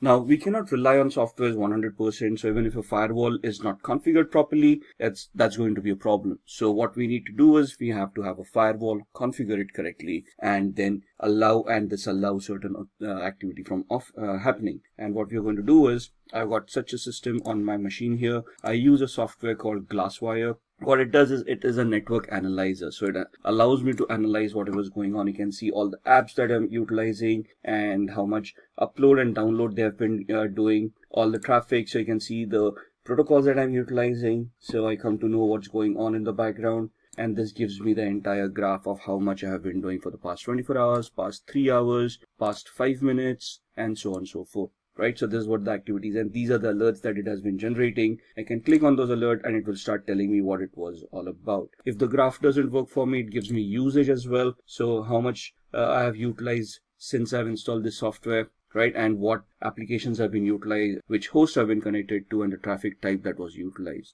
And then the things on my network. So these are the devices that I have currently on my network that have been identified. And then comes the firewall. So on the firewall is clicked on. You see all those services that have been identified, and you can just click on a particular service to lock that service. So this becomes a discovery tool, identifies whatever networking is going on, gives me all that information, and then I can look at and I can just click on any of these services that I find it as malicious and block them. I can create different profiles for different applications as and when I want them. And these are the alerts. So you can see that this was the first time a network connection was looked at from VMware. And what this allows me to do is whenever I execute a file, it can upload it to virustotal.com and scan it as a third-party antivirus to ensure that there is nothing malicious on it. So I already have an antivirus over here, but if this ever gets compromised, I still can rely on a third-party service where in real time when I execute my applications, they would be verified and I would be assured that nothing is wrong with my system. And this software that I'm utilizing, Glasswire Basic, is free, and then there are paid versions as well. It's just glasswire.com is where you're going to find this. Moving on, rootkit. Rootkits are also malicious softwares that you allow an unauthorized user to have access to a computer to restrict areas of its software. Now, a rootkit in its sense is a malicious software that infects a machine and prevents some functionality from it, like hiding data or preventing users from running antiviruses. And it's basically a malicious software that is used to hide information from the victim so that they would not realize that they have actually been compromised. It's going to be a difficult showing of a rootkit, so I cannot show that demo to you. So we're just going to move on, and we are going to talk about ethical hacking techniques now. Now, when we say ethical hacking techniques, we want to look at what kind of audits are available when we want to do ethical hacking. So there's a black box audit, a white box audit, and a gray box audit. So if I'm invited in an organization to conduct a test, to conduct a audit, to conduct a vulnerability assessment or a penetration test, to identify vulnerabilities and then try to plug them out, they are going to give me 3 different variations. In a black box audit, they're not going to tell me about the infrastructure. They're not going to give me any information, and they want me to start from the basics of gathering information, identifying the systems, and based on the information that I gather, whether I'm able to develop any hacks and compromise their infrastructure. So it will be a simulation of a hacker who's sitting outside the organization and trying to find a way in. Whereas a white box audit is where full infrastructure knowledge is given, anything and everything that is required for an audit is given. And this is a simulation of an insider attack, a person sitting inside the organization misusing their permissions and then trying to compromise, trying to get access to data that they do not have access to. So the simulation is from a malicious insider. A gray box is where some partial knowledge is available, and from that partial knowledge, you're going to try to build up more information, and then you're going to try to get access to those resources. What are the tools that we utilize? So we've already had a couple of demos on keyloggers, SQL injection, SQL map, and so on and so forth. Metasploit is a very much used tool for penetration testing, and having knowledge on Metasploit is very much necessary as far as ethical hacking is concerned. Nmap, this is a tool used for network discovery. Nessus, a vulnerability scanner. Wireshark is a packet capturer that allows you to capture packets and analyze whatever is going on. SQL map is something that we have seen, a SQL injection attack tool which generates its own queries. And John the Ripper is a password cracking tool. Backtrack used to be an operating system that was utilized for penetration testing. However, Backtrack has now been replaced by something called Kali Linux, and that's the operating system that we have utilized in all our demos where we try to look at SQL map and those injection attacks that we did. So what are the areas of ethical hacking?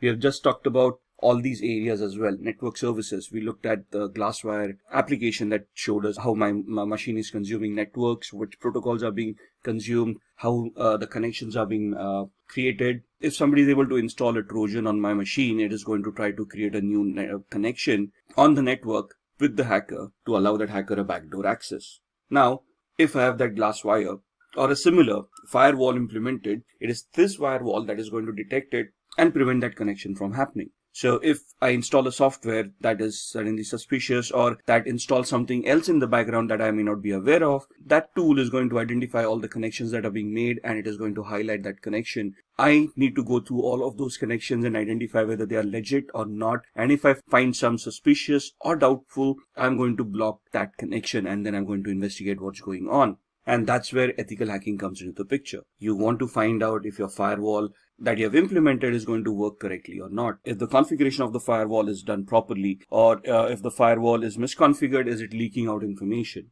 right? At the same time, you're looking at web applications. We looked at the OWASP broken web application where we did some SQL injection attacks. right? So that was a weakness or a vulnerability in that application, which would allow us to bypass authentication and get access to resources that we were not authorized for. And then client-side attacks would be where you install keylogger at the end of the client system, and then you try to capture whatever data the user is typing in, like usernames and passwords on the Facebook and the rediffmail.com website that we saw, and then try to misuse that information to get access to those resources. Then Wi-Fi networks, right? Wi-Fi is something that we use on a regular basis. We got our smart devices nowadays, smartphones, tablets, phablets, that we connect to Wi-Fi and start using all our services, our banking applications on our smartphones. And thus we want to ensure that wireless connectivity is simple and is secure. So you want to use encryption mechanisms, you want to use tools on your smartphones, antiviruses, firewalls on your smartphones to ensure that whatever you are utilizing is going to remain secure.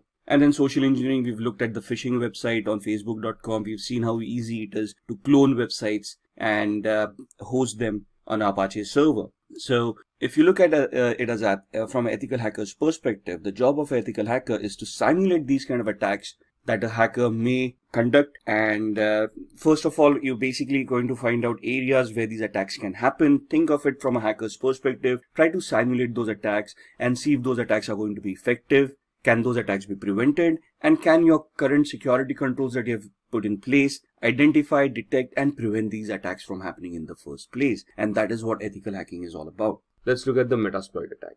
Metasploit is a framework of penetration testing that makes hacking very simple. You just need to know how to utilize the tool. You need to identify the vulnerability associated with a particular exploit and then run the exploit on Metasploit. We'll be demoing this during the practical. So there are active exploits and passive exploits. In active exploits, it exploits a specific computer, runs until execution and then exits, uses brute force and exits when an error occurs. In a passive exploit, these exploits wait for incoming requests and exploit them as soon as they connect. They can also be used in conjunction with emails and web browsers. So in passive exploits, we create a payload, like a reverse connection payload. We send it to the victim. Once the victim installs that software, the machine will then initiate a connection to us. Our machine will be in a listen mode, and then we will, once the software is executed at their end, we would then try to connect and exploit that particular vulnerability. This is the practical that we'll be doing on Metasploit. So let's move on with the demos, and then we'll see what we can discuss amongst them. All right, let's have a look at some of the demos that we had talked about in the ethical hacking and penetration testing module. We are going to look at 3 different demos. The first one is going to be a SQL injection attack that we are going to perform on this tool that we have. The second one is a password cracking attack on Windows 7. And the third one is a MetaBreeder based or a Metasploit based shell shock attack on a Linux based web server. So let's get cracking. I've powered on this virtual machine, which is the OWASP Broken Web application. It is a tool that is provided for people who want to enhance their skills and they can practice how to do these attacks in a legal manner.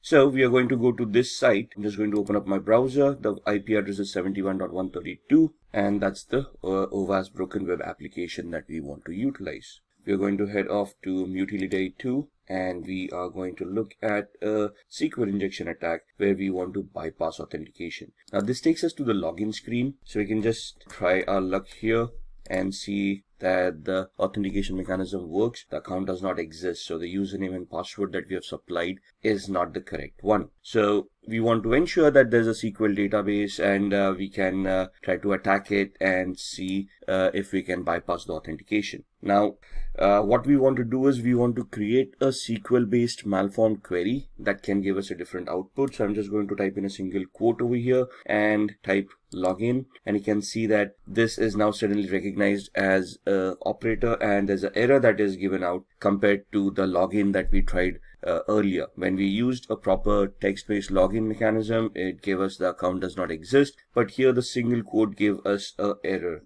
and it shows us how SQL works. This is the query that we had created. Now in the trainings that you have for ethical hacking, there would be explanations of what these queries are all about, how the syntax works. Here we're just going to see if we can create a malformed query to log in as a user in this case. So what I'm going to do is create the query over here, and we're going to give it a comparison. So we're going to give it a OR 1 equals 1 space hyphen hyphen space. And if you now click login, you should be able to bypass authentication, and you can see user has been authenticated and we now have admin access to this application. Now here the SQL queries need to be crafted in such a perspective that they're going to work. So there would be a lot of exercise in identifying what the database is. There's a Microsoft database, an Oracle database, and so on and so forth, and then you have to choose those proper commands. But identifying that would come in the training. Right now we're just looking at a demo. This is how a SQL injection attack works. Now let me log out here. Similarly, now we are in a login page. The same query worked wonders where it allowed us to bypass authentication. So it also depends on what kind of a page I am and what query would be accepted at this point in time. So here application understanding would also come into the picture, where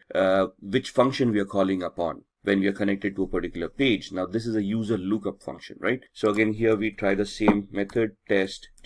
That's not going to work. Authentication error, bad user or password. And if we type in the same query over here, single quote or, and give it a condition, single quote or 1 equals 1 space hyphen space. Now here it is not going to log us in because this is not a login page. This is a user lookup form. So here it would instead give us a dump of all the databases that it has. So you can see all the usernames and passwords coming in that are stored in the user lookup field. So this is where the understanding comes in of which query to create at what page, we are depending upon the function that is being called, right? So that's the SQL injection attack that we wanted to look at. Let's move on to password cracking. Now this is a Windows 7 machine that we have. I'm just going to do a very basic password cracking example. We're just going to log in. Now here the assumption is that we are able to log in. We have access to a computer and we want to check out other users who are using this computer and see if we can find out their passwords, so that we can log in as a different user, steal data if required, and we wouldn't be to blame if there are any logs that are created. So here we've got a tool called Enable that is installed right here. Now I'm already an administrator on this machine. I'm checking out other administrators who share the same privileges, or any other user who may be on this system whose password I can crack, and thus I would be able to get access through their account and then do any malicious activity, right? So this allows me to go into a cracker tool, and it allows me to enumerate this machine and identify all the users and passwords that are there in this particular machine. Right, so I'm just going to click on the plus sign and I'm going to import hashes from a local system. So where are these files stored? Where does Windows store its passwords? In what format are they stored? And what this tool does to retrieve those? That's something that we all need to know as an ethical hacker, right? So import the hashes from the local system, click on next. It's going to enumerate that file and it is going to give you a list of all the users that are there. So you can see the users are hacker admin, test, the one that we are logged in as, and then there's a user called virus as well. And you can see that this is the hash value of the password that is being utilized. Now there's a particular format for a hash value for Windows and how it stores. But once we have these hash values, let's say if I want to crack this password, there are various attacks that we can do. For example, a dictionary based attack or a brute force attack. Let's try a brute force attack, right? NTLM is the hashing mechanism that is used by Windows. So we are going to try to create an NTLM hash attack. And here we are going to use a predetermined rule set. For example, we are not sure what characters are being utilized over here. So we just create an attack like this using all characters and lowercase a through z, uppercase a through z, numeric 0 through 9, and all the special characters. Let's say the password is between 7 and 16 characters. And this is the character set that we want to try the brute force attack on. What is a brute force attack? It is an attack where the computer is going to try each and every permutation and combination out of this character set and try to figure out if the password is going to be correct. So if we click start, it's going to start with a particular characters, and then it is going to identify if that NTLM hash is going to work against this character. And you can see the time is going to be phenomenal over here. So it's not necessary that this attack would be viable. It will be 100% successful given the time frame. However, the time frame is huge enough for this attack to become a little bit redundant. There are other attacks that we can do which can easily identify this data for us as well. But that is something that we will look on in future videos. So that's how we can get access to users and passwords. There are different mechanisms where, let's say we don't have login access, then what are we going to do? How we can create a fake user, login, or how we can remotely access a machine and then try to get the same access. And that is what we are going to try to do in the next demo on a Linux machine. So what we are doing in a Linux machine could also be doable on the Windows machine with a different exploit. So what I'm going to do is, this is the Linux web server that I have that I'm going to power on. I'm going to use a Kali Linux machine to hack that device, and I'm going to just power off my Windows 7 machine. Give it a minute till it boots up. Now this is also a demo machine that we have, which has its own pre-configured vulnerabilities. So here we've got something from the pen testers lab and has a shell shock vulnerability implemented inside. Shell shock vulnerability affects Linux, Mac, and Unix based operating systems for a particular version of the bash shell. Bash is the born again shell, which is the command line interface in these operating systems. So what we are trying to do here is we are going to use the Kali Linux machine, try to find out the vulnerability over here, and if it exists, we are going to use Metasploit to attack this machine. Now the first and foremost thing is we want to identify the IP address. We have no idea what the IP address is. We are in the same subnet, so we are assuming that we are able to connect to this machine. So what I'm going to do is I'm going to open up a tool called ZenMap. I'm going to open up a command line interface, find out what my IP address is, and my IP address is this with a subnet mask of 255.255.255.0. So I want to see if there are any other machines that are live in the same subnet, and we are doing a ping sweep over here to identify which machines are live. In a minute we'll get all the IP addresses. 71.1, 2, 133, 254, and 128. We know that we are 128 at this point in time. 254 is the DHCP server. So we are assuming that 133 is the machine that we want to look at. And let's then try to see if we can scan that machine. 133, and we're going to do an intent scan to find out which ports are open, what services are running over there, and if it is whether the pentest machine that we were looking for. You can see off the start port 22 and port 80, and somewhere here it's going to give us the ports that are open and the details about those ports, and somewhere here it will tell us that this is the pentester lab machine that we wanted, which is correct. So now we want to do a vulnerability analysis on this. What we are going to do is I'm going to use another GUI based tool called Sparta, which I can just find out from here. Sparta uses two tools in the background, Nmap tool and a tool called Nikto. So we're just going to start scanning. 192.168.71.133 was the IP address. Add to scope, and over a period of time you can see all of these will start populating with information. There we are. That's the Nikto tool coming in, scanning on port 80, which means that it's a web server using HTTP. It tells us it's an Apache HTTPD 2.2.21, and gives us the 22 port number as well. If we head over to the tab of Nikto, or let's look at the screenshot first. This is what the website would be looking like, and Nikto gives us the options over here. It tells us that there is a vulnerability over here for shell shock, and this is the path where the vulnerability is going to exist. So what we are going to do, we go back to the command line, we open up a new one, minimize all these other windows, and we are going to open up Metasploit. Metasploit is a penetration testing tool that is used by most hackers and ethical hackers to test applications and test existing exploits and vulnerabilities. So just give it a minute till it starts. You can see there are already around 1700 exploits right here. We are going to see all those exploits with these commands. There we are, sorry for the typo. And it will just give us a list of all the exploits that are stored in Metasploit in this version. So all of these are Windows based. If we scroll up, we will be looking at other vulnerabilities as well, or exploits, the Unix based exploits, Linux, OS X, multi-exploits. And we are looking for an exploit for multi-based Apache or HTTP. Let's go up, let's look at, so this is the one that we're looking for, Apache mod CGI bash environmental executable. So what we're going to do is we're just going to copy it, go back to the bottom, say use exploit, and paste the one that we wanted. Press enter, say show options. So it will ask us to configure this. I'm just going to configure it based on the knowledge that we have. Set our host, which is the remote host, the victim's machine. So we put in the IP address.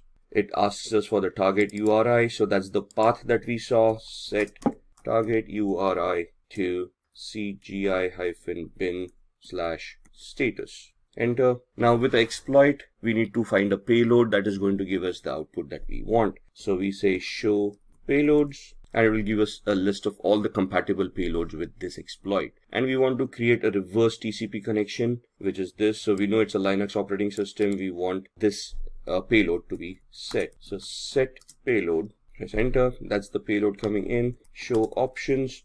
Now that we have set the payload, this is the options for the exploit, and now we want to set our options for the payloads as well. So we are creating a reverse TCP connection, which means we are remotely executing code at the victim side, and we are making the victim connect back to our machine, which means we need to set up a listener. So I need to put my IP address over here, set localhost or lhost 192.168.71.128, which was our IP address. Show options again, just to ensure everything is fine, which looks like it is, and we then type in the word exploit so that it will start this attack. I can see that it has created a meter session at the victim side, and it has opened up a session. So if I do a pwd, now pwd is a Linux command for present working directory, and it will show us that we'll connect it to var cgi-bin. Do an ls, it will list all the files. That's the status file over there. Do a cd /, it will take us to the root of this machine. Now remember, we saw the passwords on a Windows machine. Similarly,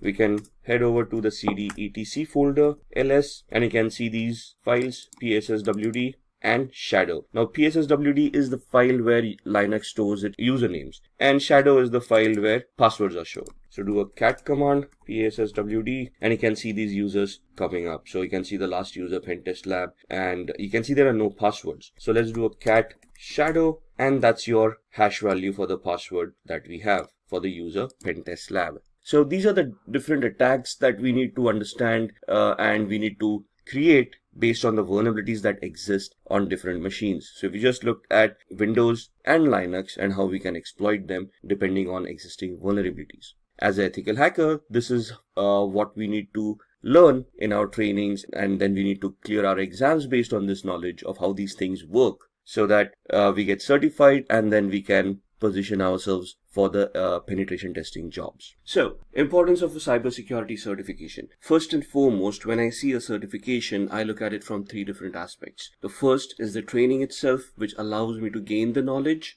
which allows me to understand the aspects of security or whatever the certification is there for. The second aspect is the exam itself. How do I need to prepare myself for the exam, and how do I need to approach the exam? How do I need to ensure that I pass in my first attempt? And the third aspect is the certification itself, which allows me to be eligible to apply for a particular job role. So obtaining a cybersecurity certification ensures or shows to the organization that you're applying to that you do have that prerequisite knowledge, and you should be shortlisted for an interview. The knowledge that you have gained during the training will help you when you attend that interview and when you attempt to answer the questions asked to you. So these certifications are designed for a specific role.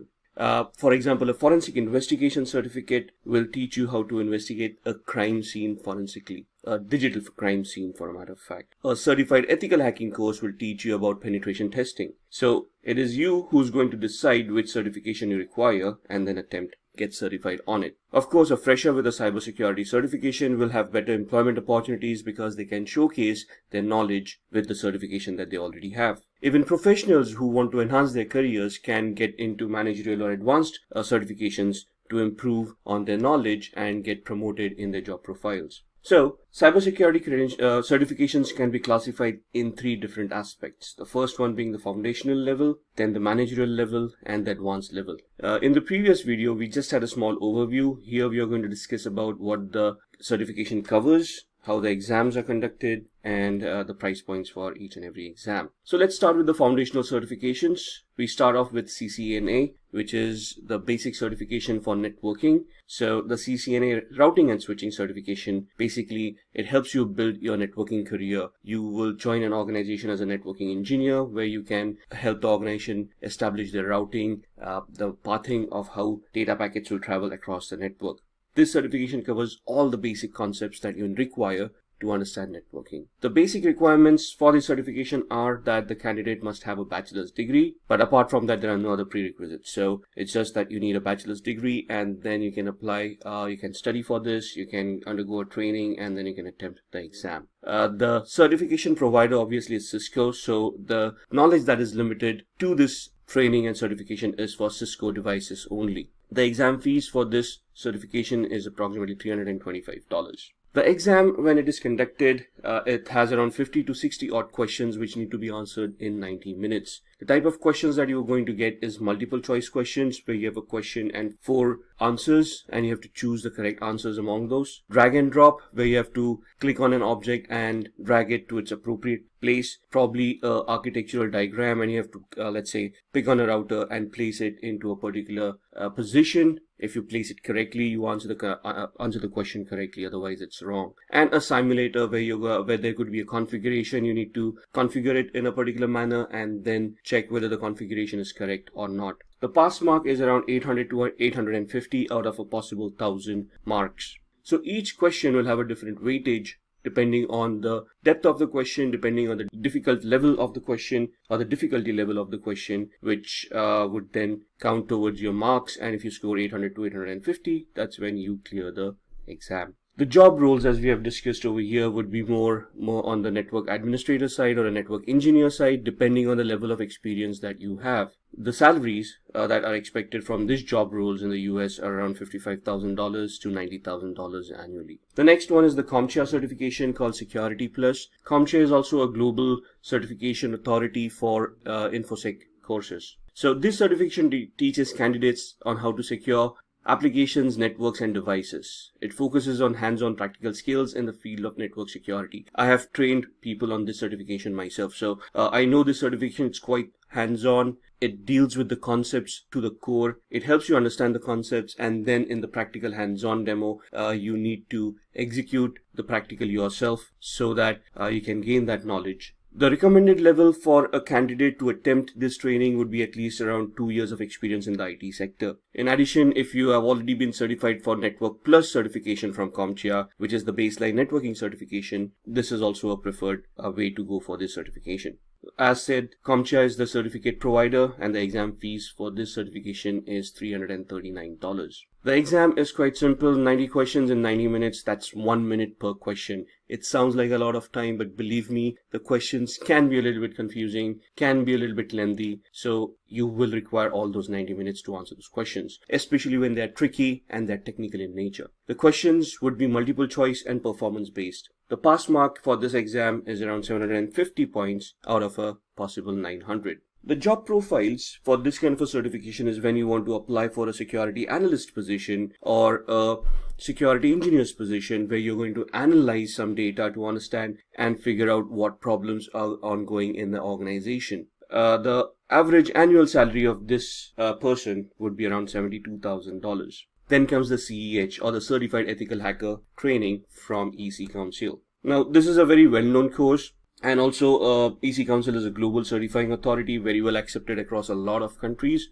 This is an offensive certification. So here you're basically trying to become a penetration tester. You're taught how to hack. You're taught how to attack a particular organization from an ethical hacker's perspective. So the job profiles that you'll be looking here are of a pen tester, where you go into an organization, you test their security controls or you test their devices, find out flaws within them, and then provide recommendations of how to plug those flaws or mitigate those flaws and improve the security of that organization. It is recommended that you have 2 years of experience at least in networking or security for these to attempt this kind of trainings and certifications. Again, a basic understanding of networking, maybe a little bit of applications, operating systems would be necessary before attempting this certification. The certification provider is EC Council, and the exam fees for this certification is $500. So the exam here would be 125 questions, which needs to be attempted in 4 hours, and you will only get multiple choice questions in here. Now for CEH, there are 2 exams. One is the multiple choice questions,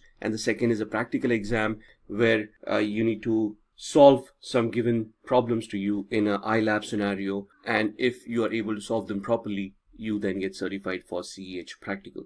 The cutoff varies from 65 to 85% depending on the questions that you have answered and the weightage associated with each and every question. As said, the job roles would be as a penetration tester or a security engineer, and your salaries would start from around $90,000 annually. Then comes the CND, or the Certified Network Defender, also from EC Council. Now this is more on the network defense side. So here again the job roles would be where there's a network that you have and you're going to try to secure the network and the communications that are going to travel over the network. So you need to be a network administrator, a network security engineer, or in a similar profile to understand how networks work, and then you're going to attempt to secure those networks. The certificate provider again is EC Council, and the certification is placed a little bit below CEH. So it becomes network, defense, then CEH, where you're going to become a penetration tester. The exam fees for this certification is $350. The exam is of 100 questions to be answered in 4 hours. Again, it's just a multiple choice questions. So you get a question with 4 options, you answer the correct one, and you move on to the next question. The pass percentage again varies from 60 to 85% depending on the questions answered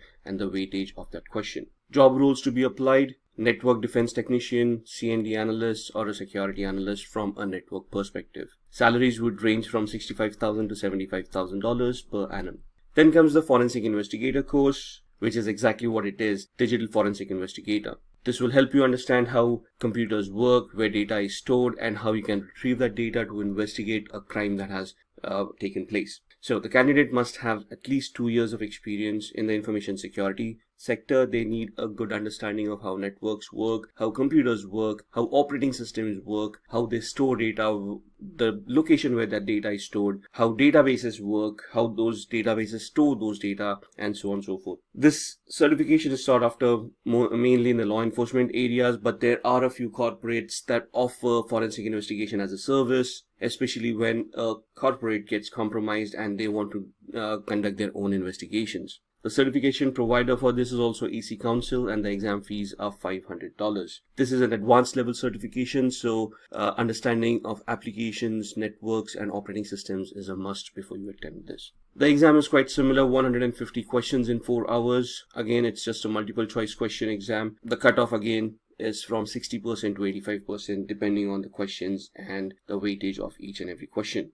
Job roles: IT security specialist, network security pro. The job roles: forensic investigators, law enforcement agencies, security specialists, homeland security jobs, and your salaries would be around $88,000 and above. Alright, now let's talk about the managerial level certifications.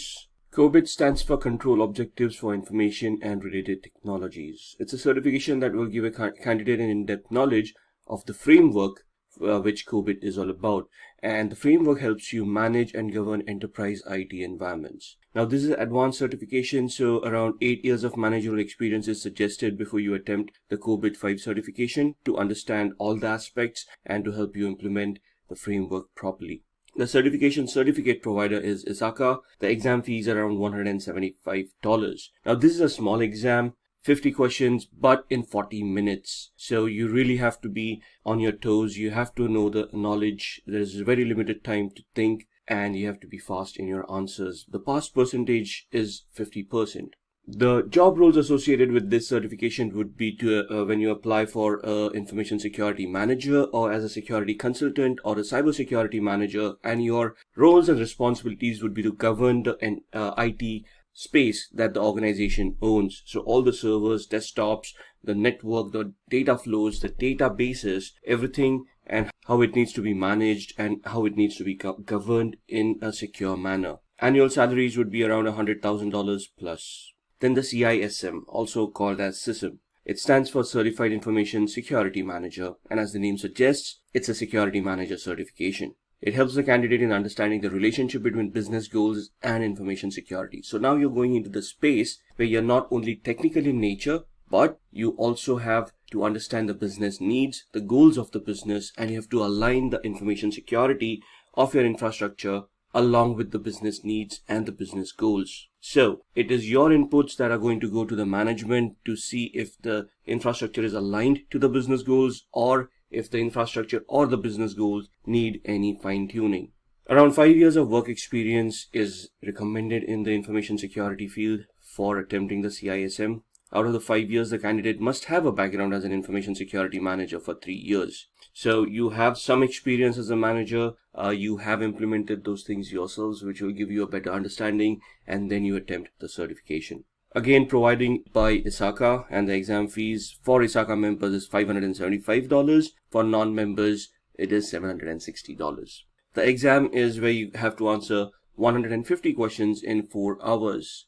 Quite a bit of time, but questions are going to be scenario-based questions where they're going to give you a lot of scenarios. You have to think about it and you have to give the most probable and the correct answer for that particular scenario. The pass mark is 450 out of 800. Your job profiles would be either a risk manager or a risk consultant, analyzing the business requirements to the infrastructure security that you have, and to identify if there are any risks associated with the infrastructure, highlight those risks, and then put in security controls and manage those controls in a way where security is mitigated. Your average salaries would be around $88,000 and above. Then the CISA or the CISA, the Certified Information Systems Auditor certification. It not only looks into security, but it also looks into auditing and controls in information systems. This is a highly reputed certificate and you gain a better understanding of governance, regulations, and auditing your information landscape. Again, a minimum of 5 years of work experience in the field of information systems, auditing, control, or security is necessary. Now here the question would be, what's the difference? Security is where you're technical in nature. You have done, let's say, a vulnerability assessment or a penetration test. You have implemented firewalls. You have architected security. Controls are all about the security controls that you're going to implement, like firewalls, IDSS, IPSS, data loss prevention systems, maybe even UTMs and whatnot. So experience in architecting or implementing those controls in an effective manner, mitigating your security or your vulnerabilities that you have identified in the organization. And auditing would basically mean about looking at compliance to ensure that everything is in place, you're compliant with, let's say, ISO 27001 guidelines or the policies that you have created yourself, and everything is working in order. So it's more of a checklist where you're going to just check everything is in place and you're conforming to standards.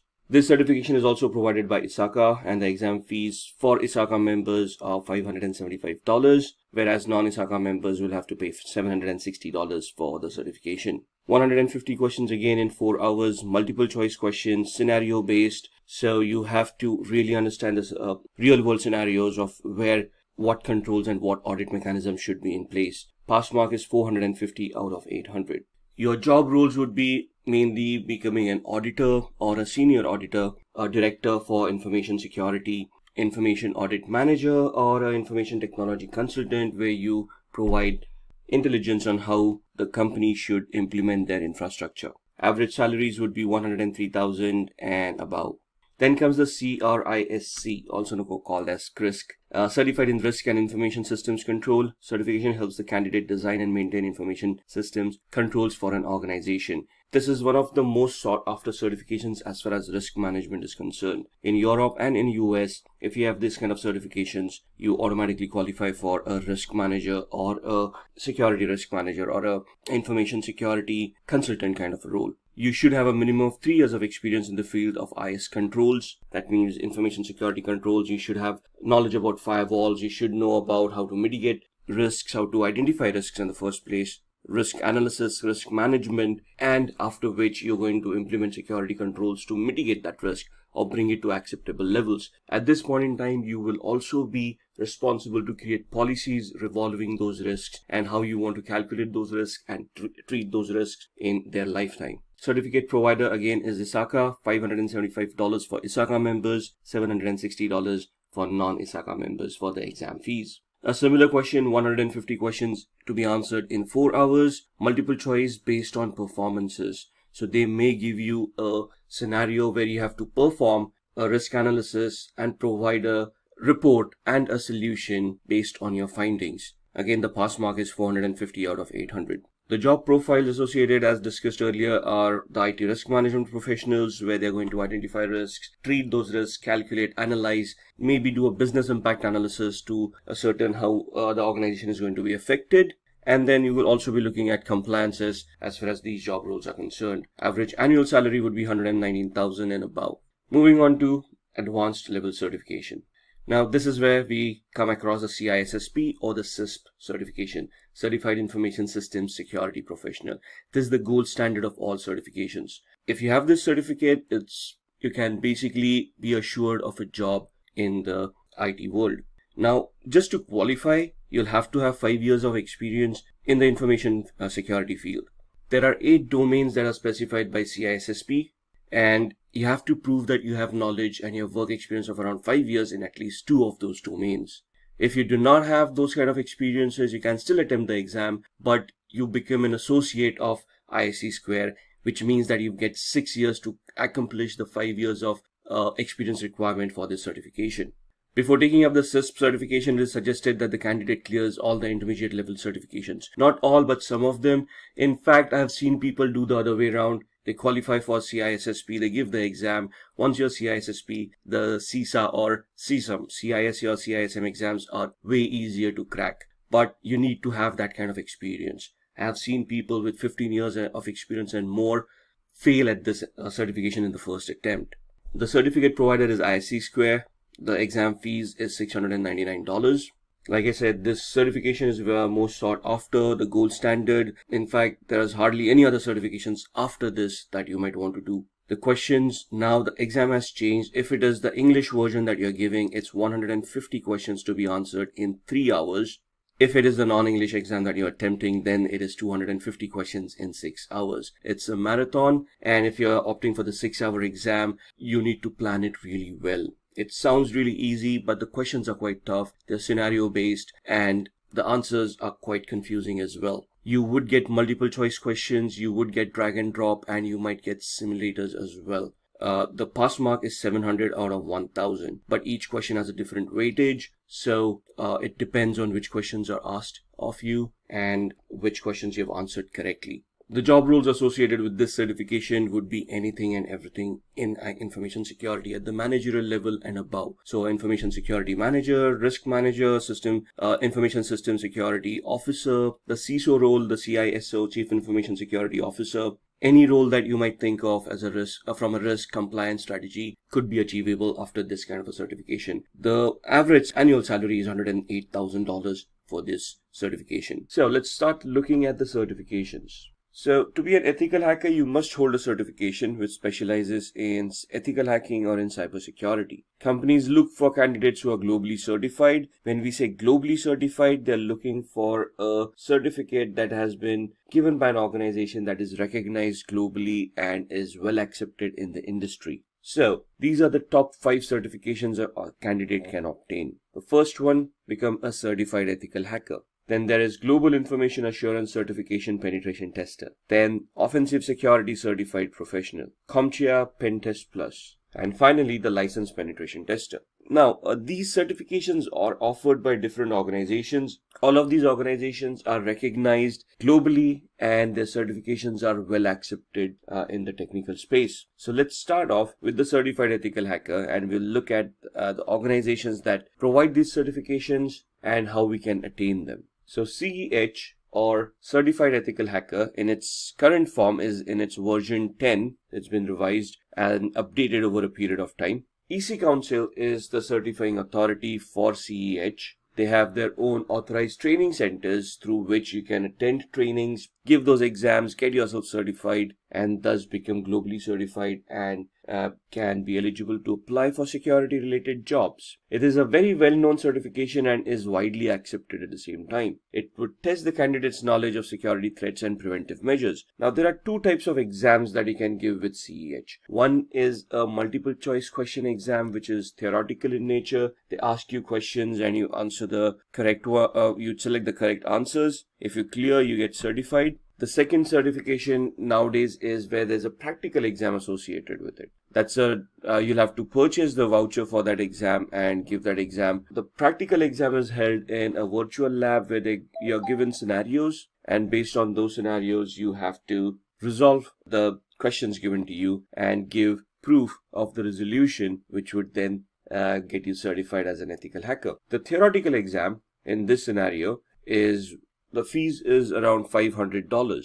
This is for the multiple choice question exam where you can pay the fees and you can attend through online portal, and you can give the exam directly. The exam is 4 hours long, in which you have to answer 125 questions. Now 4 hours for 125 questions seems a long time, but it isn't. It's a very technical exam. There are scenario-based questions, and it would take some time for you to analyze and understand the question and then identify the equivalent correct answer. So it's a very competitive exam, and you'll have to study really hard to clear this exam as well. The cutoff for passing varies from 60 to 85%. So there is no exact grade, and all the questions have different weightages. So depending on the questions that have been given to you and the way that you have answered them, you would pass at either 60% or you would pass when you have scored 85%. Once you are CEH certified, which is a very technical certification, you will be qualified to apply for job roles as a penetration tester or a security engineer.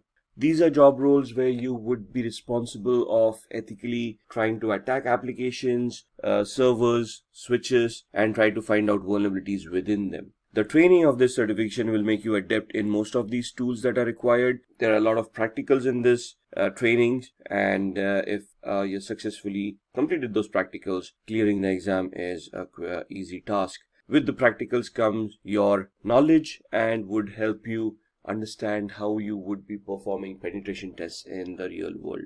An average annual salary in the USA for a CEH certified person is around $91,000, and in India is around 4,76,000 odd rupees. The salaries would vary as far as organizations are concerned. More established organizations can afford to pay a little bit more, but these are average salaries that we have seen across the market. The next certification is the GPEN, also known as the Global Information Assurance Certification Penetration Tester. This certification looks into the different pen testing practices and methods, also focuses on the various problems and pen testing. So again, this is where you're getting certified as a penetration tester. So it's again a technical certification where your knowledge on networking, applications, and security of which will be tested. You will be trained on this, of course. So the training will include all these areas where you need to focus, identify those problems, and thus be ready for the real world scenarios. The candidate will have to understand networking concepts and operating systems such as Linux and Windows, and you should be very well aware of the TCP/IP protocols. This is true for any of the technical certifications for ethical hacking. GIAC is the certification provider. It's again a very well-renowned and well-accepted certification authority across the globe. The exam fees are $1,899. 82 to 115 questions to be answered in 3 hours. Now, why 82 to 115? It depends on the test that has been associated, and depending on how you're answering those questions, you would be given those many number of questions to begin with. But all of these need to be answered in 3 hours. 74% is the pass percentage that is required to clear this exam. The average annual salary in the USA is around $96,000, while in India it is around similar to certified ethical hacking. Then looking at the next certification from Offensive Security called the OSCP, Offensive Security Certified Professional. This is another penetration testing certification, highly technical in nature, and it is an entirely hands-on certification. The previous two certifications that we saw, we talked about CEH, where there are two different exams. You could either take the theoretical exam and give your MCQs, or you could take the practical one. Here you don't have an option. This is a practical exam. So the test is conducted on a virtual network. So they send out instructions to you. There's a virtual lab that is given out to you, and they give you the questions, and you have to perform those assessments, create those reports, and provide it to the certifying authority, in this case Offensive Security. If you match their criteria of whatever you have identified in those reports, you get certified. Here, the requirements of good understanding of networking protocols, how systems function, how Kali Linux operating system functions, and the candidate must complete Offensive Security's penetration testing with the Kali Linux course and pass the hands-on exam. So this focuses purely on Kali Linux. Kali Linux is an operating system that is freely distributed over the internet and comes structured with around 300 plus tools used for ethical hacking. So this course totally relies on Kali Linux for you to use as a tool set for penetration testing. The certificate provider, as stated, is Offensive Security. The name of the course is OSCP, Offensive Security Certified Professional.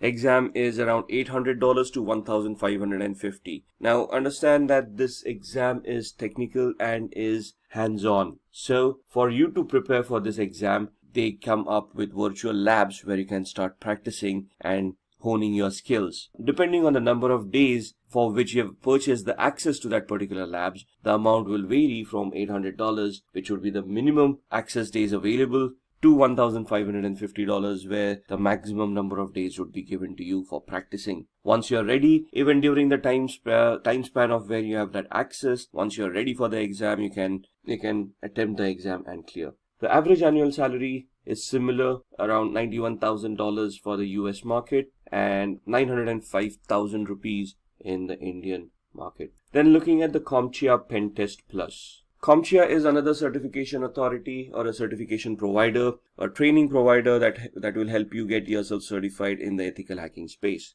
So they have certification called Pen Test Plus, which is focused towards penetration testing. So it is an intermediate level certification. It assesses the vulnerability assessment and the penetration testing skills of a candidate. Here, the training will provide you with all the essentials where it will help you identify how to do vulnerability assessments, how to identify those vulnerabilities, and then which tools to utilize for what kind of a penetration test. For the requirements, a minimum of 3 to 4 years of hands-on experience in the information security field. Also, a CompTIA Security Plus or a Network Plus or equivalent knowledge is required. So in the Network Plus, they talk about securing networks, and they help you understand the OSI layers, the TCP/IP layers, and help you understand the protocols and all of those things. So having that knowledge is an added advantage. The certificate provider is CompTIA, and the cost of the exam is around $349. Maximum number of questions is 85, and I think it's a 3-hour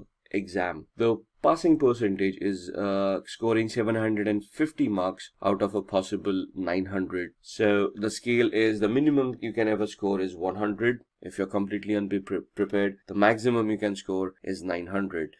You get a leeway of 150 marks for your certifications. So you have to score a minimum of 750 to clear the exam. Average annual salary for a CompTIA certified penetration test plus professional is $97,000 in the US market, and in the Indian market it would be around 5 lakh rupees. Then comes the licensed penetration tester. Now this is an advanced certificate again from EC Council. This is where EC Council gives you a license which certifies that you have undergone thorough training and have cleared your exam, in which you can conduct or lead an audit for vulnerability assessment and penetration testing. It is an expert level certification, comes after the CEH certification. It is the ultimate test which tests the candidate's penetration testing skills. So there are 2 certifications over here. One is the ECSA, EC Council Certified Security Analyst. Once you clear that, you can appear for the licensed penetration tester. Both of these are hands-on certifications. So you will be given a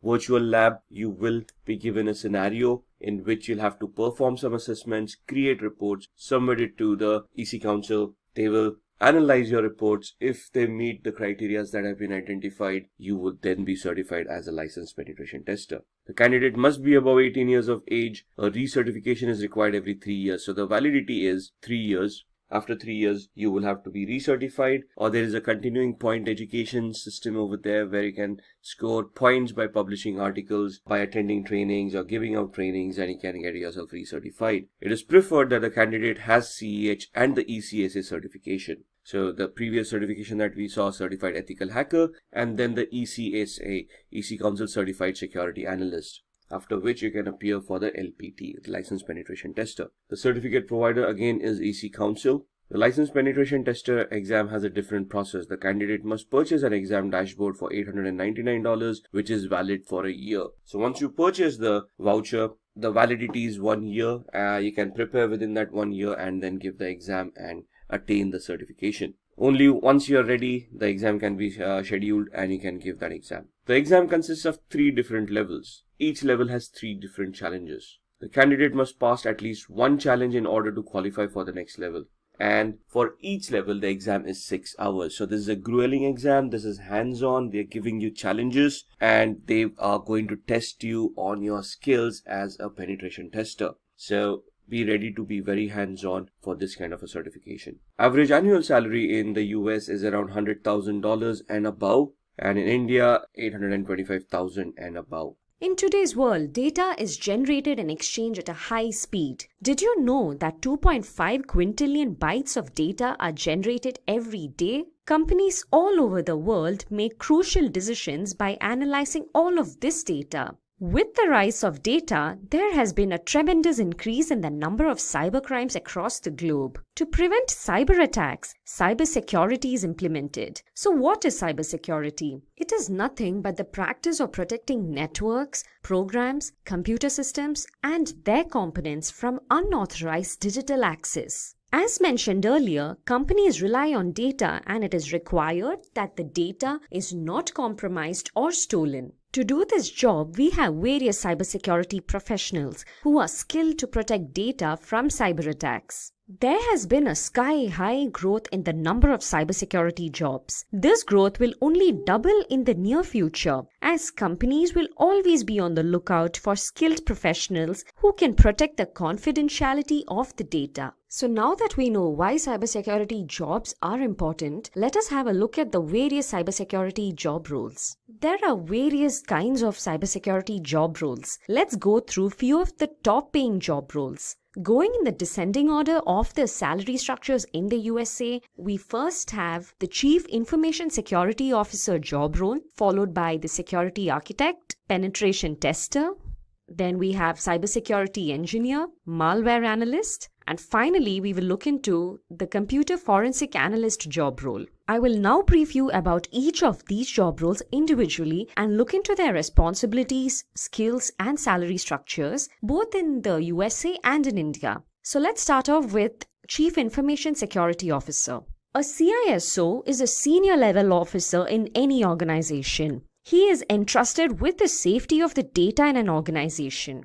A CISO has various responsibilities. They are required to develop, implement, and maintain an organization's security and risk management program. They also communicate with their organization's stakeholders and brief them about various information-related security concerns. By doing so, they are able to implement a better security system for an organization. At times, a CISO would have to also recruit an IT team's members. They need to make sure that the candidate is knowledgeable and skilled. A company's risk and vulnerabilities have to be predicted beforehand. Prediction of such risks and vulnerabilities are taken care of by a CISO. They play a major role in preventing cyber attacks in any organization. Let's now look at the different skills required to be a Chief Information Security Officer. First and foremost, a candidate must have good communication and presentation skills. This is very important for any organization. A degree in computer science along with an MBA is a preferred qualification. MBA is not mandatory, but there is an added advantage if the candidate has an MBA along with a computer science degree. The candidate must be good at handling security breaches. It is preferred that the candidate has prior experience of handling a security breach and who is also good with incident management. Many employers prefer candidates who have global certifications. To become a Chief Information Security Officer, the preferred certifications are CISM, that is Certified Information Security Manager, and Certified Information System Security Professional, CISSP. If a candidate has either of these certifications, they have a better chance of getting a job as a Chief Information Security Officer.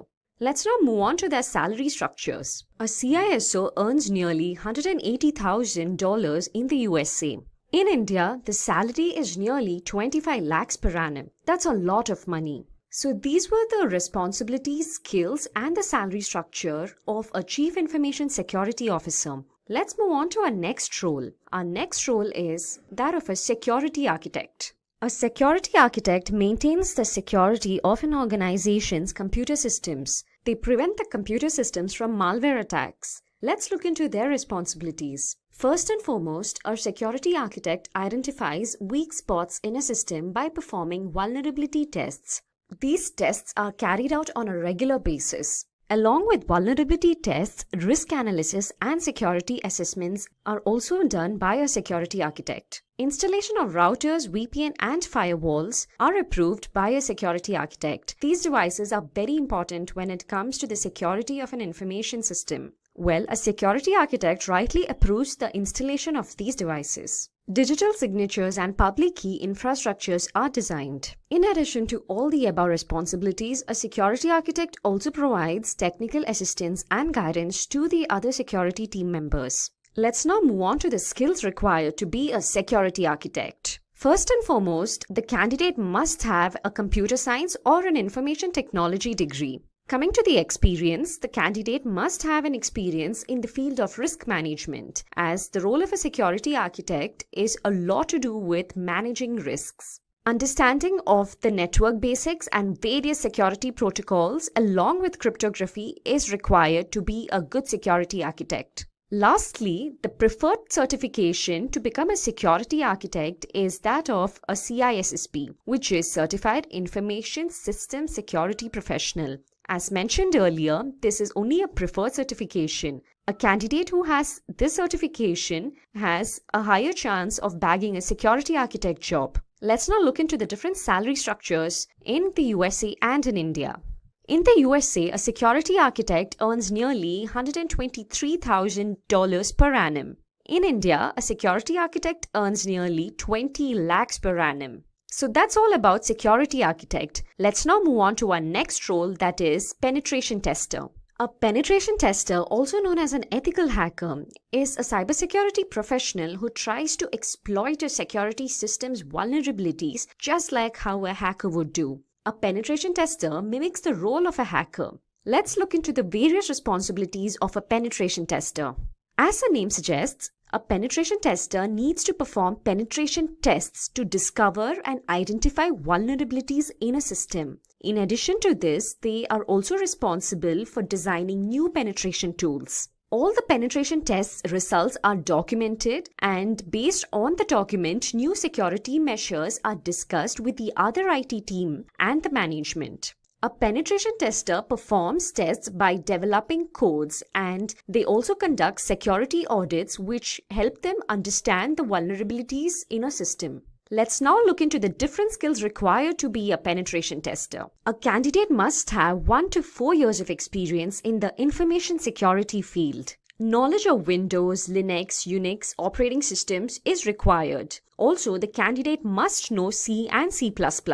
Languages such as Java, PHP, and Perl are preferred by employers, but not a requirement. To successfully bag the position of a penetration tester, the preferred certifications are Certified Ethical Hacker, that is CH, and Certified Expert Penetration Tester, that is CEPT. Let's look into the salary structures of a penetration tester. In the USA, a penetration tester earns nearly $117,000 per annum. And in India, a penetration tester makes nearly 4 lakh rupees per annum.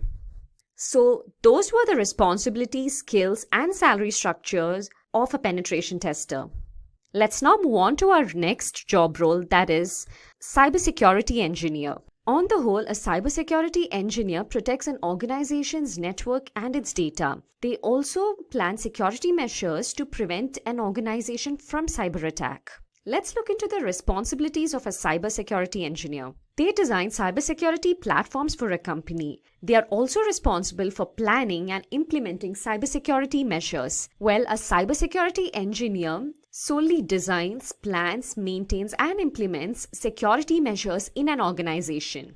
They are also required to report and communicate with the other teams in an organization. A cybersecurity engineer is different from a network security engineer. While a network security engineer looks into the troubleshooting, a cybersecurity engineer looks into the prevention of cyber attacks. Let's look into the skills required to become a cybersecurity engineer. Just like the other job profiles, a degree in computer science or information technology is a must. Well, 2 years of experience in the relevant field is required to become a cybersecurity engineer.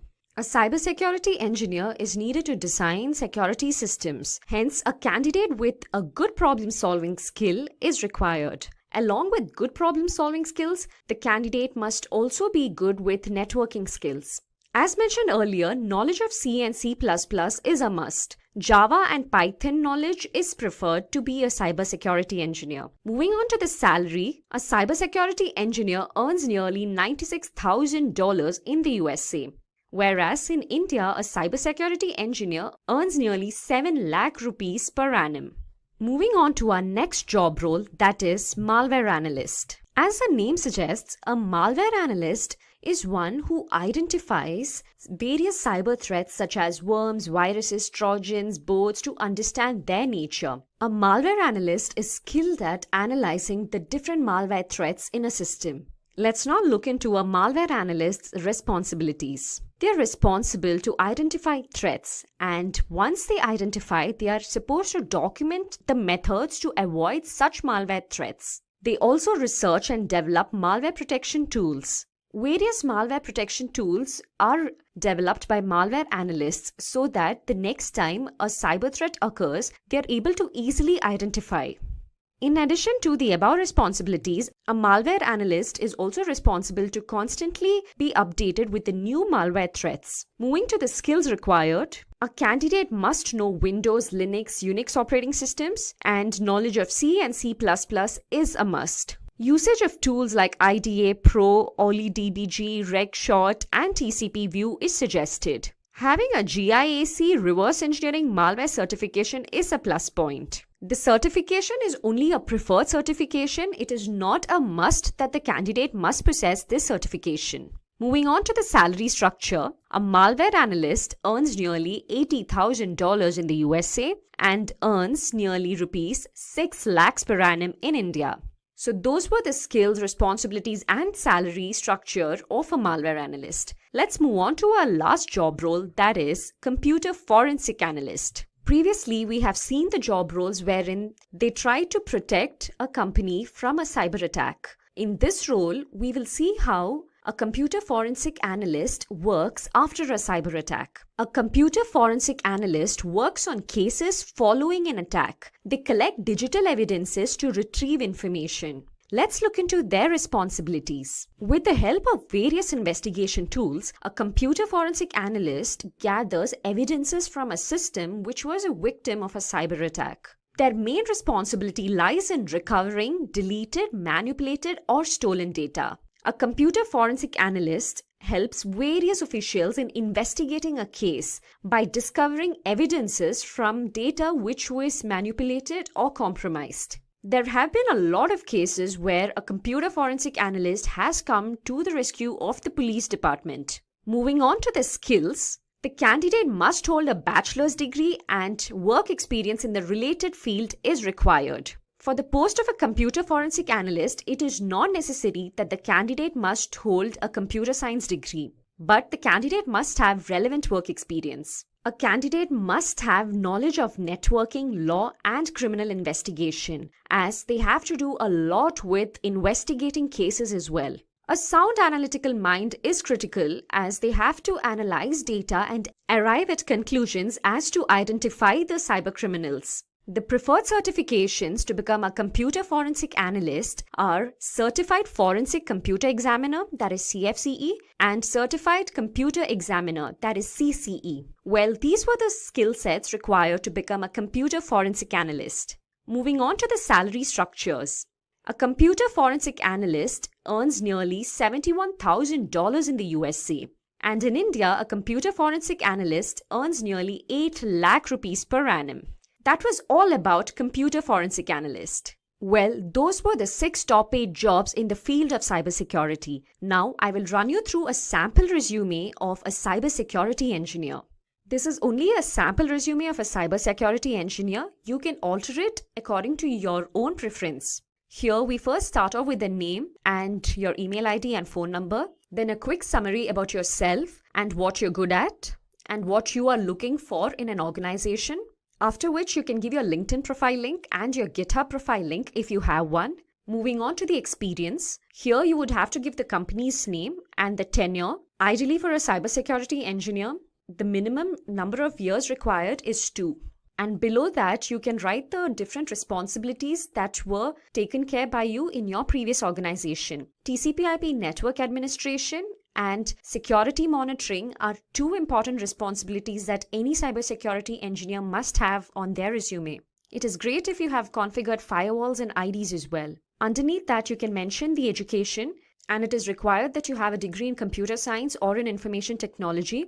You can then mention your university and your GPA. Moving on to the skills. We have technical skills and non-technical skills here. Under technical skills, you would have to write the languages that are known to you. For example, C, C++, which is a must. Java and Python are preferred too. Knowledge of Windows, Linux, and Unix operating systems will also have to be on your resume if you're applying for a post of a cybersecurity engineer. The other skills depend from person to person.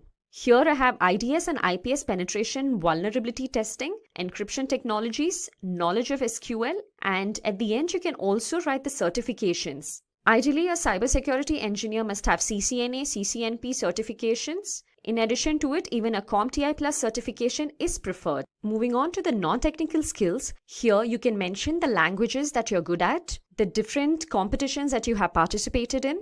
It can also have your co-curricular activities, and anything to do with problem solving would also be an added advantage. Now let's begin with who is a certified ethical hacker. A certified ethical hacker is a person who's also known as an ethical hacker. An ethical hacker is just the opposite of an hacker. A hacker is a person who with malicious intent tries to misuse vulnerabilities that they have identified in an organization structure and then gain access to unauthorized data. Whereas an ethical hacker does the same thing. They try to locate the weakness, they try to locate the vulnerabilities, and they see how they can be misused. However, the intent is completely different. And that is what differentiates a hacker from an ethical hacker. Hacker would be a criminal with a malicious intent who would try to misuse and personally gain by doing criminal activity from that particular activity that they have done. Whereas an ethical hacker would try to help the organization in an authorized manner. So that's where the permission comes into the picture. The ethical hacker has permission from the organization to conduct some activity that would identify vulnerabilities or weaknesses in the information technology structure of that organization. And then once they have been identified, the ethical hacker would then help the organization to plug those vulnerabilities rather than misuse those vulnerabilities. So any person who completes CH version 10 certification is known as a certified ethical hacker. So there's a certification. Once you complete that, once you pass the exams, you can essentially call yourself as a certified ethical hacker, and you're going to get a certificate with the same terminology. So as you can see in the diagram, your responsibility would be as a certified ethical hacker would be with the proper permission of the organization. With the authorization coming in, with contracts coming in, you would legally help the organization to identify those weaknesses and vulnerabilities. And once you find them, you're going to report them to the organization, and you're going to help the organization with remediation plan, which would help them remediate, mitigate, and resolve the vulnerabilities that you have identified, thus making the organization's security structure a lot better, based on which black hat hackers or malicious hackers would be unable to attack the organization. So what is CH version 10? Now this course was initially introduced in September 2015, and I think if you look at the versioning, this is the 10th version that is there in the market. So essentially CEH, or the Certified Ethical Hacking course, as the course itself has been for a long time in the industry. It's a very well accepted course, and it's a well-renowned course. The current version as it is was introduced in September 2015 and is one of the toughest certifications in the cybersecurity field. This includes a lot of information that you have to learn, that you have to know before you can attempt the certification. You will master all ethical hacking methodologies that are used in penetration testing and ethical hacking situations. What does that mean? That means that CEH version 10 is a structured course that will help you look at all the phases that are used in ethical hacking, all the terminologies that are utilized, all the tools that are utilized in such a manner that you can penetration test or a vulnerability assessment and identify and test the vulnerabilities for their complexity. And this course, once you complete the course, you would have mastered all the ethical hacking techniques that are required. There are two exams. One is a written exam and the other is a practical exam. Now you can opt for either or. The written exam is basically a multiple choice question exam where they'll ask you scenario based questions and you have to answer those questions. That is something that we're going to look into during this video. The practical exam is basically a simulation exam where they give you a scenario and you have to complete those tests and prove that you are a good ethical hacker.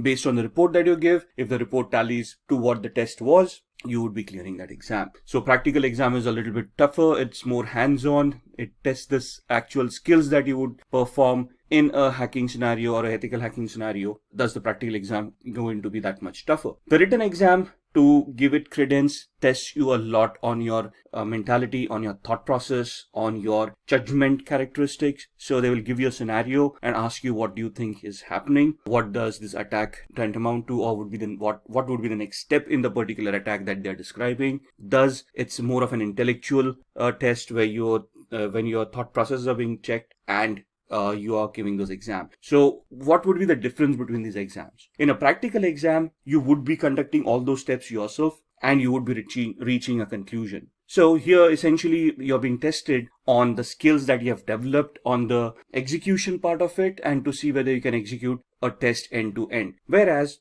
in a written exam, you would be put in the middle of a test where you have to assume something, where you have to understand what the steps would have been performed in the previous steps and what would be the expected result, and you're supposed to analyze that and then come to the correct answer. So if there is a question which exam is better, written or practical, the answer to that is, from an intellectual perspective, a written exam would be a lot tougher than a practical exam, and from an execution perspective, a practical exam would be tougher than a written exam. So it depends on us which exam we want to give. Both of them are widely accepted and well respected in the information security field. So it's just the option that we choose which exam we want to give. Now, this course, the version 10 course, is purely attack-based course. Okay, it is an offensive course. There is no defensive mechanisms. So if you're looking for questions of how to secure yourself on the internet, how to securely configure an operating system, or how to securely configure a server, how to configure a firewall, this is not the certification. This basically talks about attacking those devices. So if you come across a firewall, how would you test a firewall? How would you identify vulnerabilities in those? And how would you bypass a firewall? Similarly, if you come across a server, how are you going to attack and hack the server?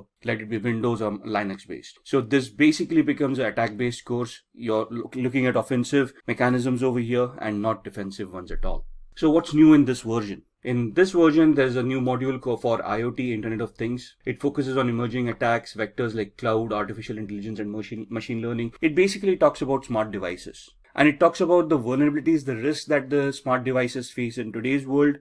For example, it will tell you about the industries that are utilizing all these smart devices, why are they utilizing it for, what kind of devices they are utilizing, and what are the risks within those devices. It will also give you a lot of tools for you to practice upon to identify such IoT devices. What would constitute an IoT or an Internet of Things device? Any device which has an IP address and can connect to the internet and create data. So even your smartwatch, your smartphone, your cars that have internet connectivity nowadays, your Google Homes, Amazon Alexas, all of these devices would come under the IoT umbrella. And have you ever wondered about sitting at home, having a Wi-Fi, having all of these devices, even a smart TV, if you will, connected to the Wi-Fi? And have you ever questioned how a hacker would then be able to access your home through all of these devices, record information, and basically just spy on you? Similarly, an organization where they are utilizing IoT, they would be vulnerable for the same vulnerabilities. And this course does include IoT security to a certain extent,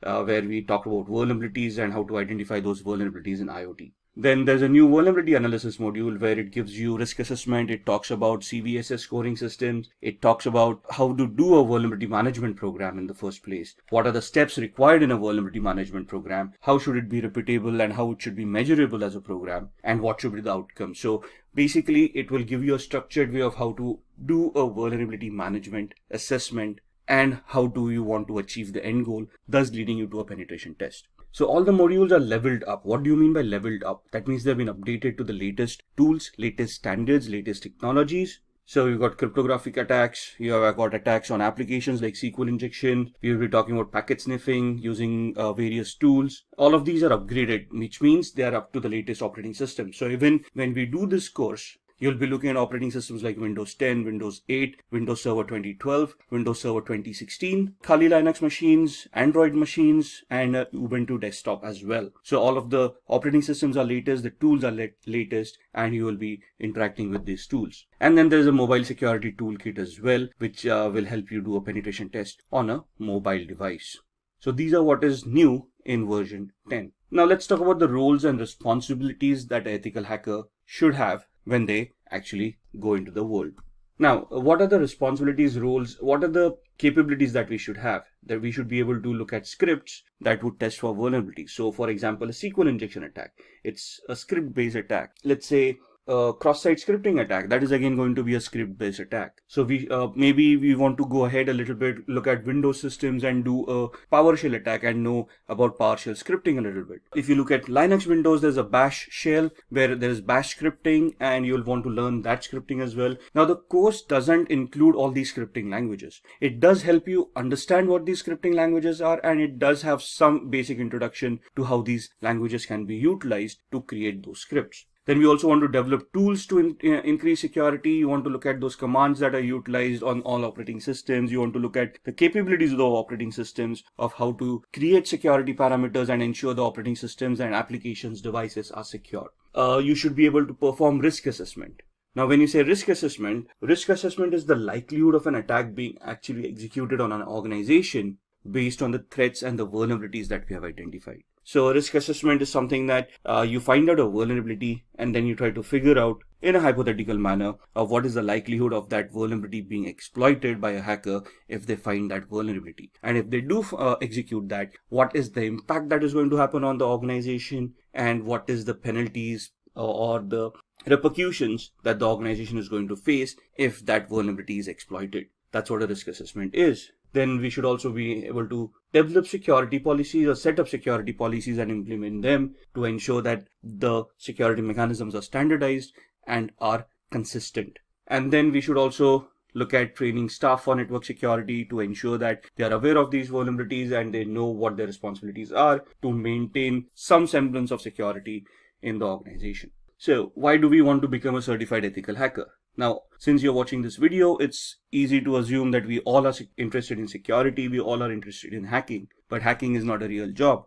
For us to get a job in the industry on a security parameter or information security parameter, we want to become a certified ethical hacker. So if you look at the popular hacking cases that have happened, in 1990s, there was a national crackdown on criminals. Microsoft NT operating system was hacked. Now, this was back in the 90s when security wasn't that much evolved. And there were a lot of attacks back then that crippled infrastructure, that crippled banks, when they started realizing that computing isn't as easy as it seems. Of course, if you use a computer, the functionality is always there. But if the functionality is not properly configured, you're just exposing yourself to cyber criminals where they're going to steal information, and your organization may just go bankrupt because of that.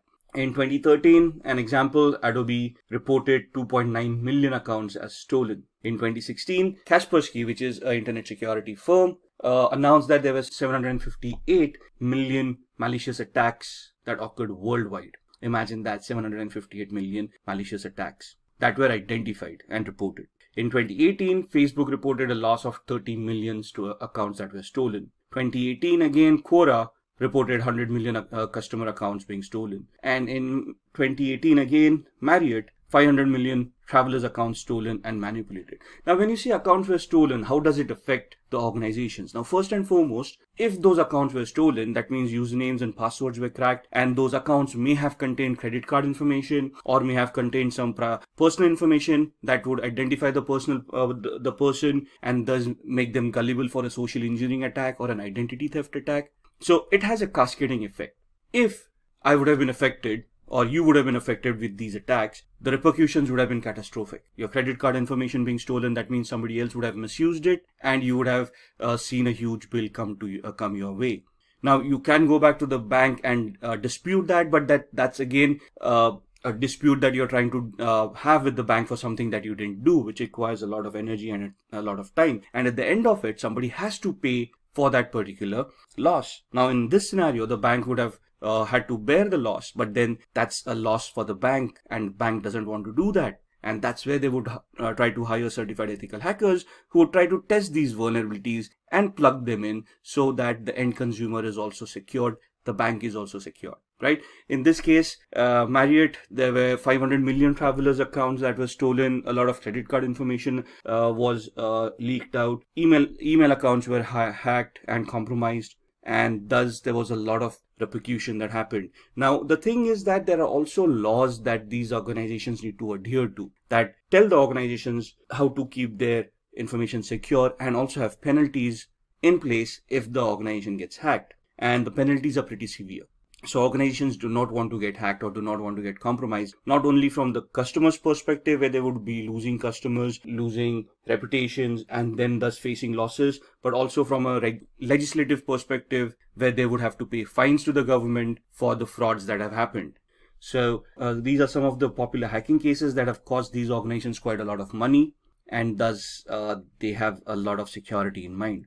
If you look at the news, in BBC News, there was something reported from a French police that there was a virus that infected more than 850,000 computers worldwide. Now, on the similar lines, if you remember ransomwares, and if you look at WannaCry that happened in 2018 or 2017, it also cost the world $4 billion in losses during that just one small month of its infection. Then Google basically disclosed that a large-scale hacking effort was targeted at Apple devices. And this has been, it has reported that there was a sustained effort to hack iPhones over a period of at least 2 years, which means that there's a specific target towards Apple consumers, and they are at a higher risk of getting hacked than others. Then the Texas government organizations hit by ransomware attack.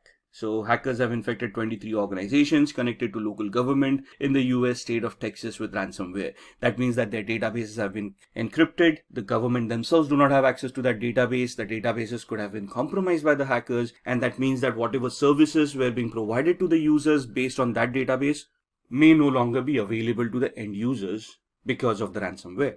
Now, moving on with these, why do we want to become a certified ethical hacker? Increased attacks lead to more job openings. Now, if you look at ransomware, the WannaCry attack that happened in 2017, there was a knee-jerk reaction given by the rest of the world for IT security. Suddenly budgets started opening up. Suddenly people wanted more ethical hackers on their payrolls to test for vulnerabilities.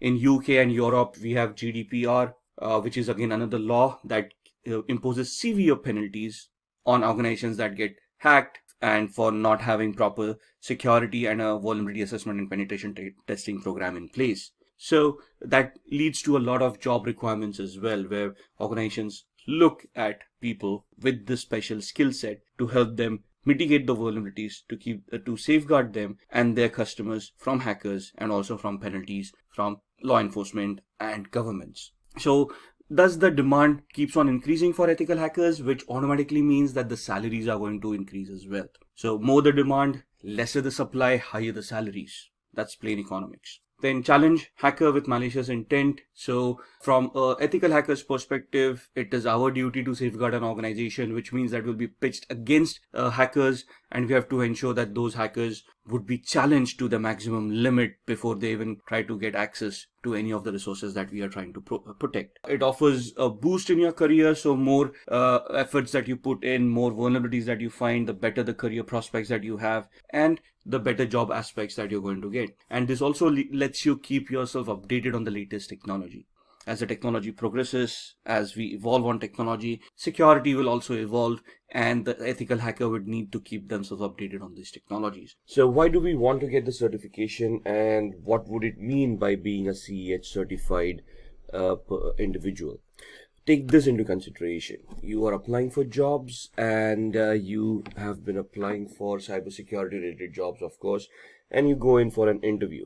In the interview, you are asked quite a few questions, and they will be testing you on cybersecurity concepts. So they will be asking you a lot of technical questions about cybersecurity, about information security, and any other related topic. So let's say in a few minutes into the interview, there are some concepts that you have not brushed your skills upon, and they ask you about certifications. And one of the main certifications that is sought after is the CEH certification. And if you're not certified, that's where things can become a little bit problematic, where organizations today very proactively start looking for people or candidates who are already certified rather than take them on board and get them certified. So in this scenario, having a certification would obviously help not only to be shortlisted for the job, but the certification involves a lot of training, which would help you understand the concepts and prepare you for the interview a lot better as well, right? So getting yourself certified is quite necessary in today's world. Let's look at what the certification is all about. The certification involves a very hands-on training that trains an individual into thinking about cybersecurity from a hacker's perspective and developing this mindset is very important because to catch a thief, we have to think like a thief. Teaches the candidate to spot vulnerabilities in a system, so it trains you on how to identify flaws, how to verify that they exist, and then how to treat them as well. Like I said, this is a very sought after certification, and companies look for people who are already certified as CEH or a certified ethical hacker. So what is this certification all about? This is a globally accepted certification, and it tests the knowledge that a candidate will have about threats and their preventive mechanisms. So the certification, the exam itself will test you on the parameters. The training would provide you with all the information that you require to clear the exam and to gain knowledge from a real world perspective. So it will train a candidate to think like a hacker. It will train the candidate to use the tools to identify those flaws, to spot those flaws in the first place. And it will give an understanding to the candidate where to look for those flaws in the first place. So essentially, when you get certified as a certified ethical hacker, you become a white hat hacker or an ethical hacker, which means that you will be looking at flaws ethically and reporting them to those organizations. The certifying authority is the EC Council. It is a very well known and a widely accepted certification authority across the globe. It is based out of the United States, but the certification is valid across the globe. So what does it take to take the exam, and who can take the exam in the first place? Now, the basic criteria is that a candidate should be 18 years and above. So any person who has completed an official EC Council training is eligible to attempt the exam without going through an application process. So there are two ways you can actually attempt the exam. You either have work experience, that means you're already in the cybersecurity space, you already have some hands-on knowledge, and you want to give the exam. In that scenario, you just have to prove that you've got 2 years of experience with network or information security, and then you can apply to EC Council to directly appear for the exam without attending the training. Else, you can then approach EC Council and register yourself for a training course, after which you can give the exam. So there are two ways that you can deal with it. What are the fees for these exams? Now, the fee itself is $500 for the exam. Candidates who take the second route, where they prove that they have experience and they directly want to appear for the exam, there is another additional $100 of application fee that they have to pay to EC Council for them to verify that you actually have that experience and then allow you to appear for the exam. So what are the exam questions like? What is the exam all about? The exam code is 312-50, and there are 125 questions that need to be answered in 4 hours. Now that sounds like a lot of time, but trust me, it isn't. The questions are descriptive in nature. They give you a scenario. You have to identify those keywords based on the knowledge and the understanding that you have, and then gauge the correct answer for that particular scenario. And the scenarios could be a little bit complex, could be a little bit confusing. The exam will be a multiple choice question exam, so 1 question with 4 answers. If any question has multiple answers, they will mention it in the question itself. The pass percentage cuts off at around 60 to 85%. So there is no fixed percentile. Every question has a different grade, every question has a different value, and based on the questions that you have been asked and the correctness of the answers, you would either pass somewhere between 60 to 85%. The results are immediate, so once you complete the exam and you submit it, it will let you know there itself whether you have cleared or not. So what are the skills that you require for this exam? You must have very good networking skills. And when we say networking skills, you should know your protocols. You should know how computers communicate with each other. The protocols like HTTPS, FTP, SMTP, and anything about the OSI layer. You should be good with your operating systems. The candidate should also have a very good knowledge about operating systems. And when we say operating systems, we want the candidate to know about troubleshooting methods and how the operating systems work in the first manner. So you should have some basic skills about operating systems and the configuration of these operating systems. You should also know the different types of cyber attacks, such as social engineering, phishing, and how to prevent these attacks. So this is the exam skills. The training prepares you with all these skills. The candidate must be able to hack into an organization system with permission and erase all digital evidences. So the training itself will get you accustomed with all the hacking phases, how a hack is constructed, how a hack is made more effective, and how the hack evolves, and later on how you can delete all the evidences of the hack that has happened.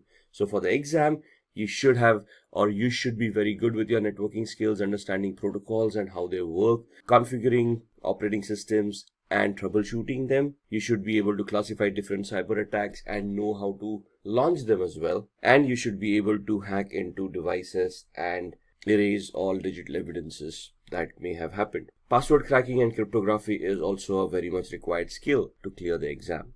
There must be a few rules followed, and there is a code of ethics from EC Council. So they essentially give you a non-disclosure agreement before you start the training, which you have to go through, and you have to sign it, submit it to EC Council. Only then are you allowed to go forward with the exam. So what are the exam all about? What are the topics within that exam, and what kind of questions would you get?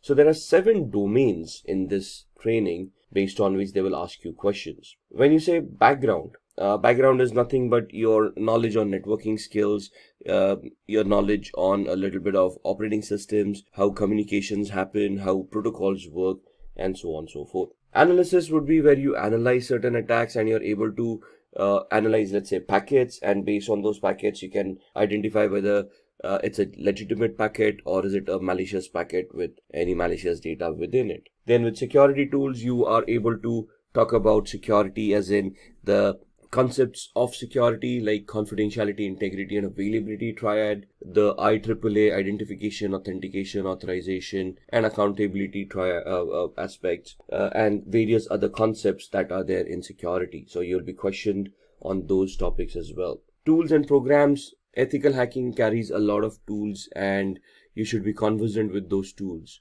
During the training, there will be hundreds of tools that you would be going through, and you would be facing questions on these tools. So there would be some basic questions like commands that would be given to you to identify what that command would execute, or there would be a specific scenario given to you, and then they would ask you which is the most suitable tool that you would utilize to crack that particular scenario. And then there's the methodology, of course, of how or which steps would you take in this particular attack to be successful. Then we talk about policies and the ethics. So as you can see, all of these domains have different weightage in the exam. 21.79% for your backgrounds. So you can see the background information is very much important. Operating systems, networking, a little bit of applications, a little bit of architecture of how things are deployed. Now, CEH is normally an advanced certification, right? So there are a few presumptions that you already know a little bit about Active Directory, how operating systems work, how identity management works. So there's a little bit of presumption that you have these background knowledge, but in the training you can be prepped up for that knowledge as well. So it does contain a little bit of insights about how these things work. Analysis is where you're looking at some scenarios, and based on the evidence is given to you, you can analyze what's going on. So that's at 20.73%. Security, which is the main topic, is at 23.73%. Tools and programs related to security would be at 28.91%. The methodologies would carry a weightage of 8.77, policies 1.90, and ethics 2.17%. So you have 125 questions. You can figure out percentile wise how many questions you would get on each of these domains. So let's have a look at these domains a little bit more. The background is about network and communication technologies. Again, like I said, protocols, procedures, services, how computers work. So ports on a computer, how ports are utilized by services, and how communications happen over these services and these ports. How we can scan these ports to identify what's going on and then try to find out vulnerabilities within them. Then we have got information security technologies and the information security threats as well. So when I want to launch an attack on a device, where would I find vulnerabilities? Is it just on the network? Do I look at the operating system? Do I look at different applications that are there on the operating system, and so on and so forth? So where are the threats? That's something that we need to identify, and that's what this domain deals with. So 27 questions from this domain. Then analysis and assessment, information security assessment and analysis, and the security assessment process. So let's say you're in a penetration test and you want to launch an attack. What is the assessment that you want to do before you launch that attack? What is the process you want to conduct? And how you're going to analyze the vulnerability in the first place to identify which penetration test or which attack you should do at that particular point in time. Then security would talk about information security controls.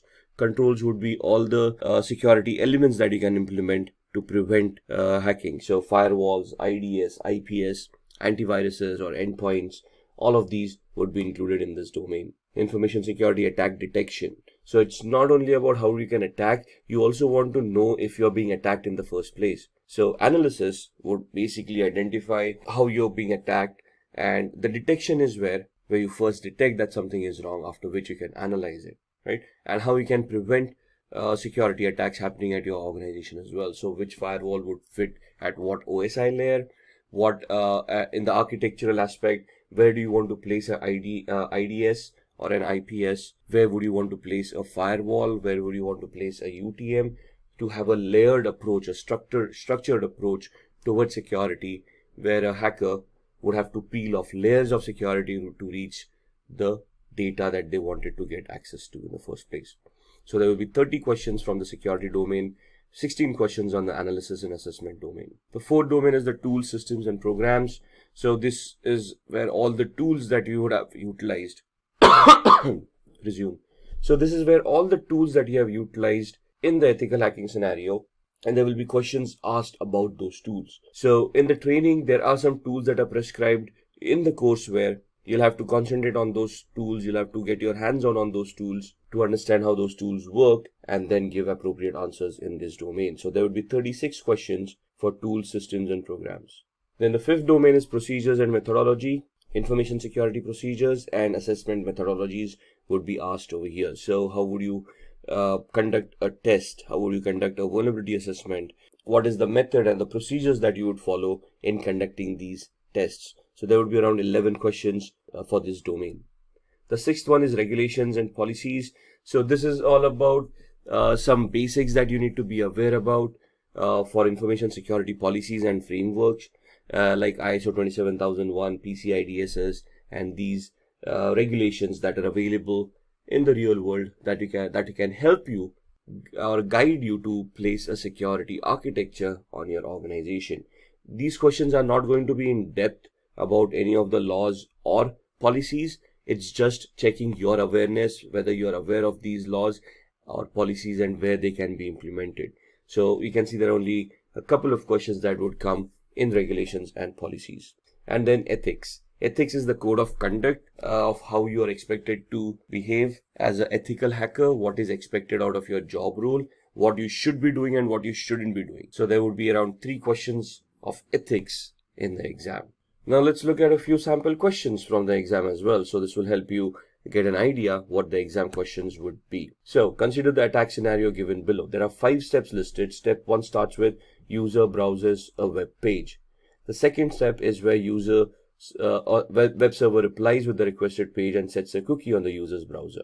In the third step, attacker steals the cookie by either creating an attack on the network for sniffing, or at the application with cross-site scripting, or sending a fake mail, or hosting a fake website by a social engineering attack, which is a phishing attack. In the fourth step, attacker gets access using whatever they have done and orders a product using modified cookies. And in the fifth step, the product is actually delivered to the attacker's address, whereas the bill is footed by the victim. So what is the attack that is happening here? Identify the web application attack. Is it a session fixation attack? Is it a unvalidated redirect attack? Is it a cookie poisoning attack, or is it a denial of service attack? So again, going through these steps, which of these would be the correct answer? In this scenario, it is C, which is a cookie poisoning attack, because if you look at the steps, the attacker basically hijacked the cookie or stole the cookie and then modified it to be utilized for some malicious reasons.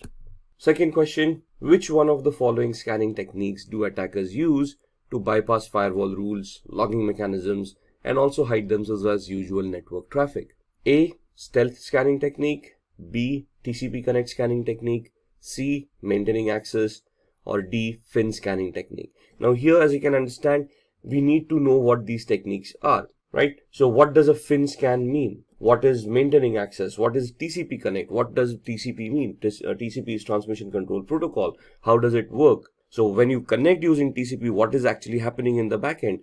That is what the knowledge is all about. And in here, the correct answer is A, stealth scanning technique. So what do we mean by stealth? How can we achieve that? Which tools help us achieve that? That is what we want to gain an understanding in before we can attempt the exam. Question 3. Which of the following Wi-Fi chalking method refers to drawing symbols in public places to advertise open Wi-Fi networks. War walking, war flying, war chalking, or war driving. Now, here we need to know first that there is something known as Wi-Fi chalking, right?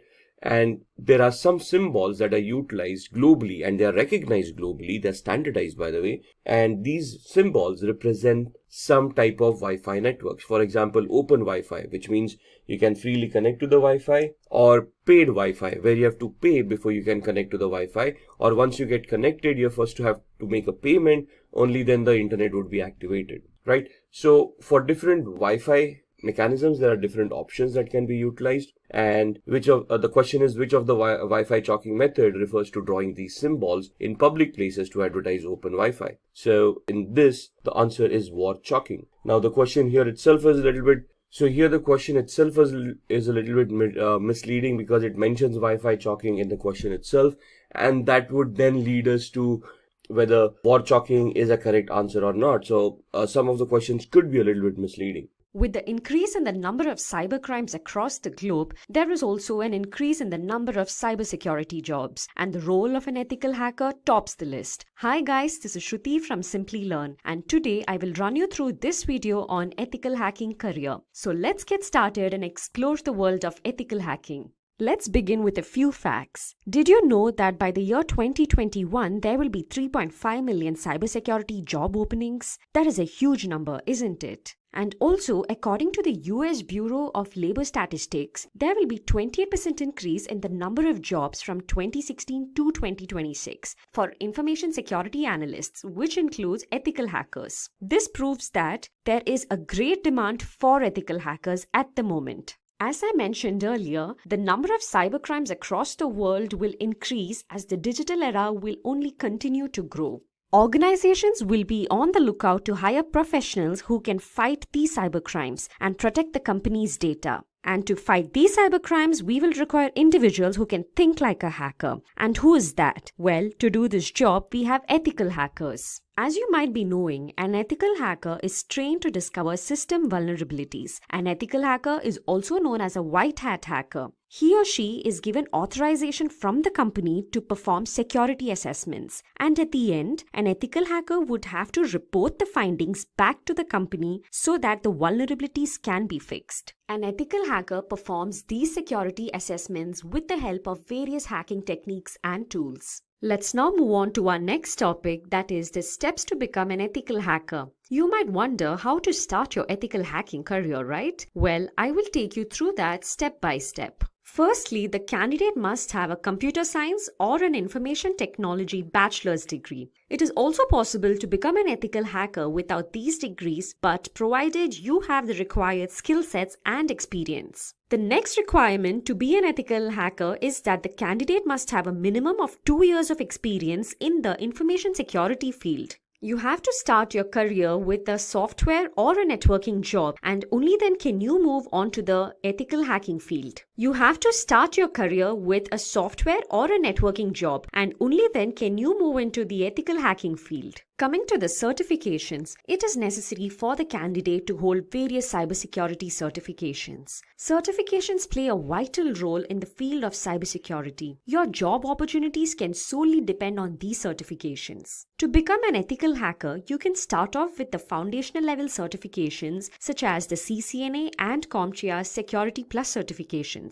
Finally, the last step to become an ethical hacker is to clear the Certified Ethical Hacker examination. CH certification is provided by the EC Council. It trains the candidate to protect a company's network by using the same tools and methods that a hacker would use. The CH exam will have a duration of 4 hours with 125 number of questions. If the candidate clears this exam, then he or she will become a certified ethical hacker. Now that you know the steps to become an ethical hacker, let's look into the skill sets which are required to help you achieve these steps. First and foremost, an ethical hacker needs to have an in-depth knowledge of the working of the operating systems. Knowledge of Windows, Linux, and Macintosh operating systems is required. For penetration testing, creating exploits, and bug hunting, programming will be important. So knowledge of programming languages such as C, C++, HTML, Python, and PHP will be very helpful.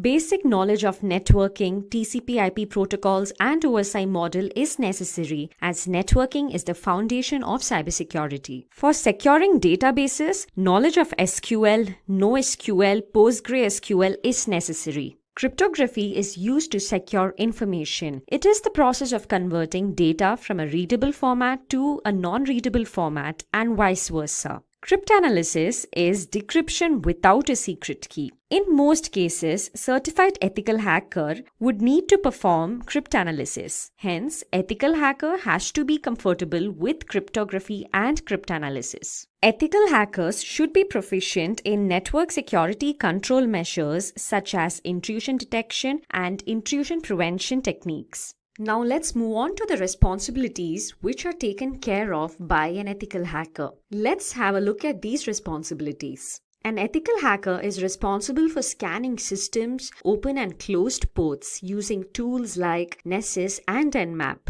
Vulnerabilities and threats are identified by doing this. In addition to scanning for vulnerabilities, they also search the deep corners of the network to spot critical information such as passwords, which can make the organization vulnerable to an attack. In addition to building and maintaining IDS, IPS, and firewalls, they also try to evade these security measures to gauge the performance of the systems. A lot of times, a company's online fraud or online theft incidents are looked into by an ethical hacker. An ethical hacker also checks for sniffing networks and hijacked web servers and applications. Those were the responsibilities of an ethical hacker. Now let's look into the various job roles an ethical hacker can apply for. It is a misconception that an ethical hacker will perform only penetration testing. Well, there are a number of other jobs an ethical hacker can apply for.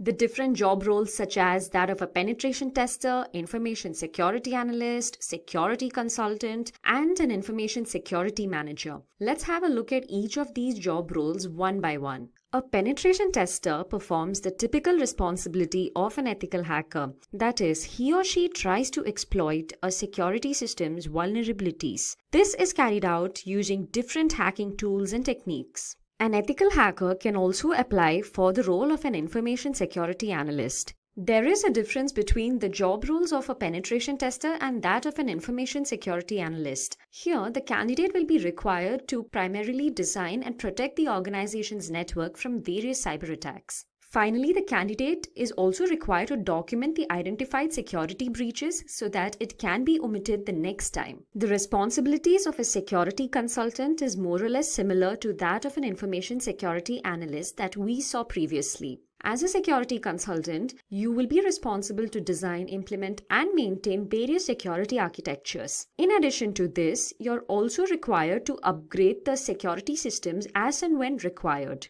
Finally, an ethical hacker can also apply to the role of an information security manager. As the name suggests, this role will require the candidate to possess managerial skills, as an information security manager is responsible to head the IT and the information security team. Now that we have seen the responsibilities, the skills, and the steps to become an ethical hacker, let's have a look at the different companies hiring ethical hackers. To name a few, we have Bank of America, Ernst & Young, KPMG, Urban Pro, and IBM. Let's now look into the salary structure of an ethical hacker. Well, in India, the average annual salary of a certified ethical hacker is nearly 4,76,000 rupees. And in the US, the average annual salary of a certified ethical hacker is $91,000. Now I will guide you through a sample resume of a penetration tester. As you can see on your screens, this is a sample resume of a penetration tester. We will look into this resume closely and understand how your resume should look like if you are applying for the role of a penetration tester.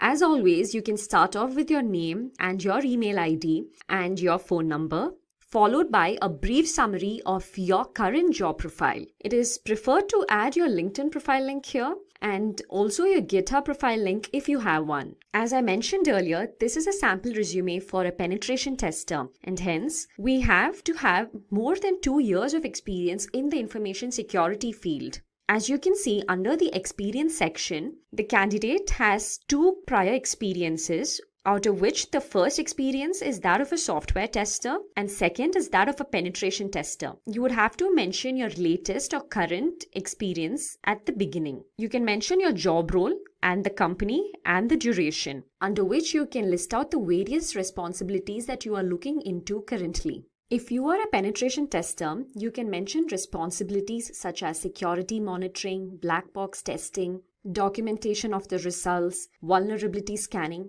and so on. Below this, you can mention your first company's experience with the roles and responsibilities that you have performed earlier. Here, the candidate was a software tester before becoming a penetration tester. Let's move on to the education section. Here, the candidate holds a bachelor's degree in computer science. You can mention your degree followed by the university name. Or if you're applying for any other role in the cybersecurity domain, it is recommended that you list out the certifications as well. To start off with, a CCNA certification will be preferred, followed by a certified ethical hacker certification, which is a must if you are applying for the role of a penetration tester.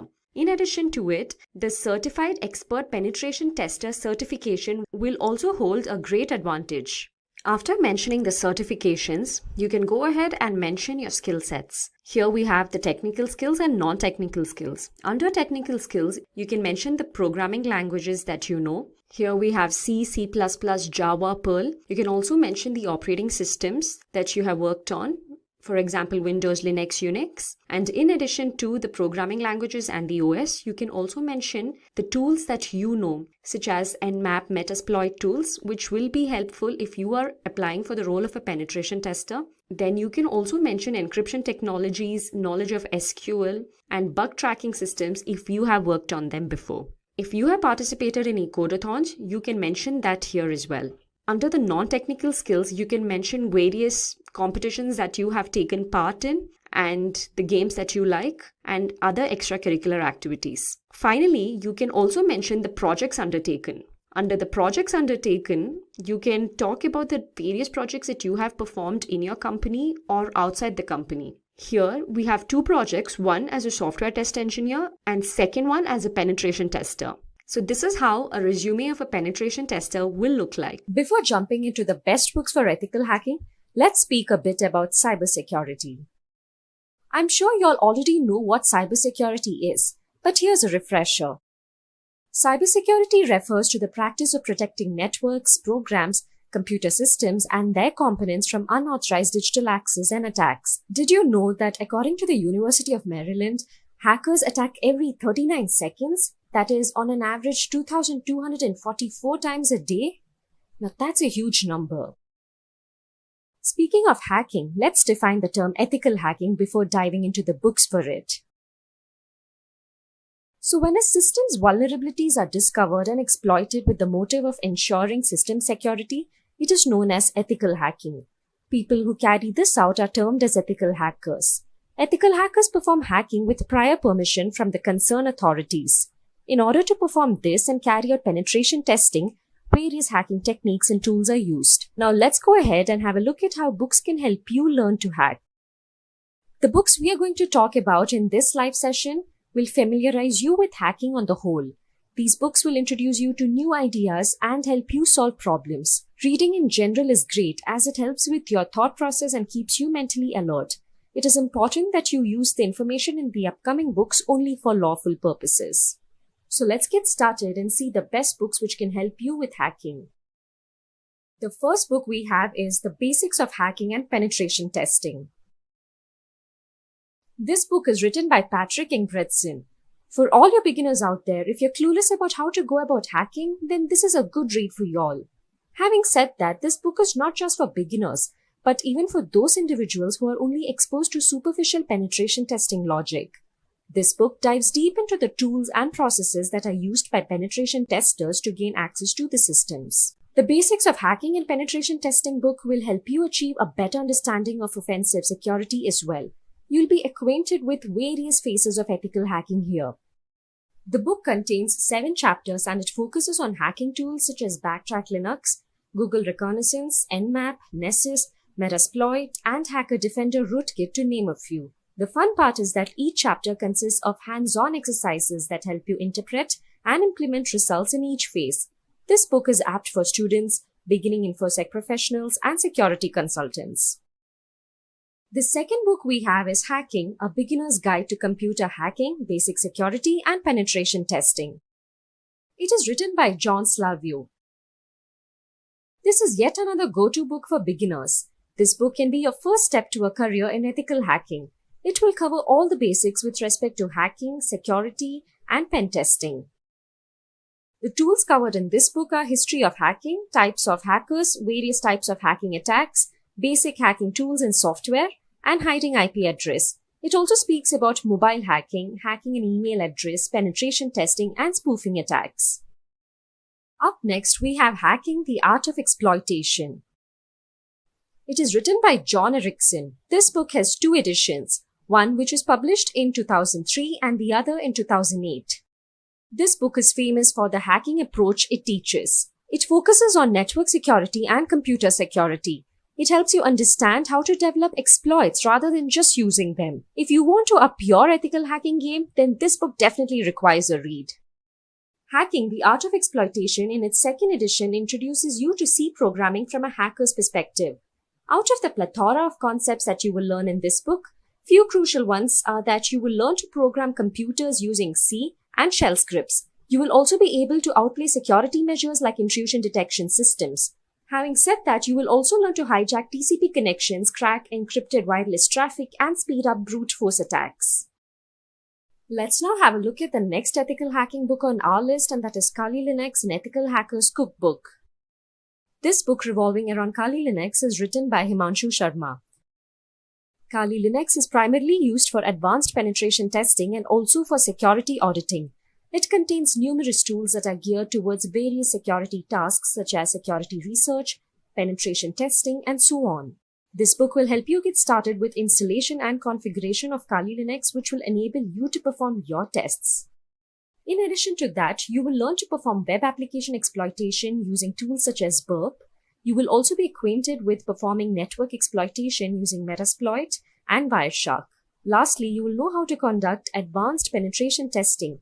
These were few of the concepts you will be learning besides a lot more others in the book. At number 5, we have Metasploit, the Penetration Tester's Guide. This book is written by 4 authors, David Kennedy, Jim O'Gorman, Devon Kearns, and Marty Aharoni. The Metasploit framework is a powerful tool for hackers to exploit IP addresses and ports in it. This framework makes discovering and exploiting vulnerabilities easy. But for first-time users, it can be a little tricky. Hence, this book will teach you all about Metasploit. You will learn the framework's interfaces, module system, and more as you launch simulated attacks. After which, you will move on to advanced penetration testing techniques, which include network reconnaissance, client-side attacks, wireless attacks, and targeted social engineering attacks. You will also learn to integrate Nexpose, Nmap, and Nessus with Metasploit to automate discovery. Up next, we have Penetration Testing, a hands-on introduction to hacking. This book is written by Georgia Wiedemann. As the name suggests, this book throws an insight into penetration testing. A penetration tester discovers security weaknesses in operating systems, networks, and applications. Penetration techniques are used to gauge enterprise defenses. This book focuses on the core skills and techniques a penetration tester requires. Here, you'll go through the prime stages of an actual assessment, which includes gathering information, unravel vulnerabilities, gaining access to networks, and so on. In addition to the above, you will learn to crack passwords with the techniques of brute forcing and word lists, bypass antivirus software, automate attacks, and you will also learn to use Metasploit framework for launching exploits and for writing your own Metasploit modules out of the many other learnings. Moving on to our next book, we have the Hacker Playbook 3. The Hacker Playbook 3, Practical Guide to Penetration Testing, is written by Peter Kim. This is the 3rd iteration of the Hacker Playbook series. It brings with itself new strategies, attacks, exploits, tips, and tricks. Besides all the new concepts, it also highlights a few techniques from the previous versions. Many schools have this book incorporated in their teaching. The Hacker Playbook 3 Red Team Edition acquaints you with the Red Team. Red Teams simulate real-world advanced attacks to test your organization's defensive teams. A red teamer will accurately test and validate the overall security program. Reading the Hacker Playbook 3 will help you advance your offensive hacking skills and attack paths. In addition to that, it also focuses on real-world attacks, exploitation, custom malware, persistence, and more. This heavily lab-based book will incorporate several virtual machines and custom the Hacker Playbook tools. At number 8, we have Black Hat Python. Python programming for hackers and pen testers. Justin Seeds is the author of this book. As you know, Python is a very strong programming language and it comes to great use when creating powerful and effective hacking tools. Python is the chosen language by many security professionals across the world, and many exploit frameworks are written in Python. In this book, you'll go through the darker side of Python's capabilities like infecting virtual machines, writing network sniffers, creating trojans, etc. This book covers some networking fundamentals, interesting network tooling, web applications, Windows privilege escalation tricks, and more. This book, as the author says, is a fun read. Moving on, at number 9, we have the Web Application Hacker's Handbook, Finding and Exploiting Security Flaw. It is written by David Stoddard and Marcus Pinto. This new edition focuses on updated web applications, exposing them to attacks, and executing fraudulent transactions. This Web Application Hacker's Handbook is updated to speak about the latest step-by-step methods for attacking and defending the large range of ever-evolving web applications. It also discusses new remoting frameworks, HTML5, UI redress, and hybrid file attacks, to name a few. It looks into attacking authentication, attacking the application server, finding vulnerabilities in source code, etc. If you have already mastered the first edition, you can focus on new concepts in this one. Now let's head to our last book on our list. At 10, we have Web Security Testing Cookbook, Systematic Techniques to Find Problems Fast. The author of this book is Paco Hope and Ben Walther. Security testing is quite often a neglected one when it comes to the tests performed on web applications, but it is a very crucial one. This book teaches you how to check for the most common web security issues. It also acquaints you with installing and configuring free and good security testing tools. You will also understand how your application communicates with users, and this book will help you build tests pinpointed at AJAX functions and help you automate the tests. With the knowledge of this book and the free tools used here, you can defend your site. So those were the top 10 books for ethical hacking. Now that you had a look at the books, let's move on and see how Simplilearn can help you become an ethical hacker. Simplilearn provides a Certified Ethical Hacker CH version 10 course. This CH certification training course provides you hands-on training that will help you master the techniques used to penetrate network systems and defend your system against it. Simplilearn's ethical hacking course is aligned with the latest CH version 10 by EC Council. Here, you will learn about trojans, backdoors, and countermeasures, IDS, firewalls, and honeypots, advanced hacking concepts, network packet analysis, mobile and web technologies, and advanced log management. This course content includes an introduction to ethical hacking, penetration testing, and ethical hacking concepts. It also speaks about SQL injection, IoT hacking, and cryptography, to name a few. There are no prerequisites to take up this certification training course. So let's start off this tutorial by understanding the need for the CISSP certification. If you have seen our previous videos, you would be aware of the various cybersecurity certifications like CCNA, CompTIA Security Plus, CISM, CISA, and CEH, to name a few. You might have also come across the CISSP certification. Let me tell you, this is one of the toughest and most in-demand certification in the cybersecurity field. In the current times, managing information security in a company can be extremely challenging. With the advent of the internet and various other technologies, there is a large exposure to various security breaches. The presence of information security experts in-house helps organizations manage their IT processes in a better way. This is where a CISSP professional is in demand by employers. Compared to the other cybersecurity professionals, the demand for CISSP certified professionals has grown rapidly. There are nearly 50,000 job postings for the same.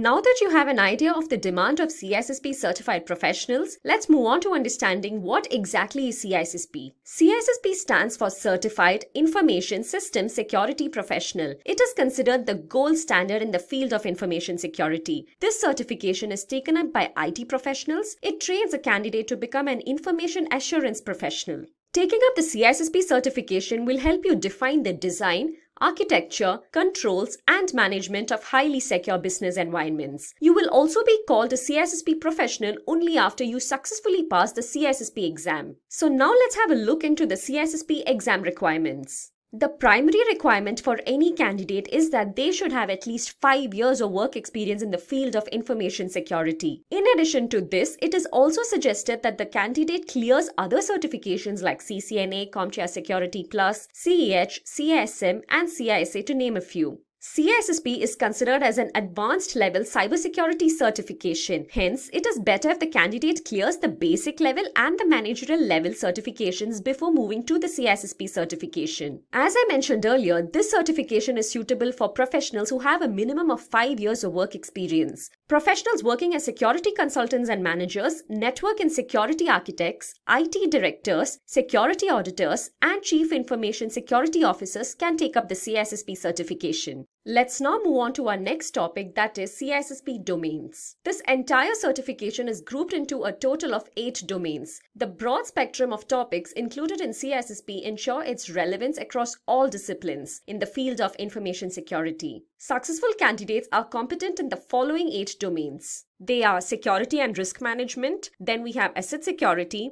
security engineering, communications and network security, followed by identity and access management, then security assessment and testing, security operations, and finally we have software development security. These 8 domains deal with different aspects of information security. We will have a look into each of these individually and understand what each of these domains symbolize. First up, we have the security and risk management domain. As the name suggests, this domain mainly consists of the fundamentals of security policies, compliance law and regulations, professional ethics, risk management, and threat modeling.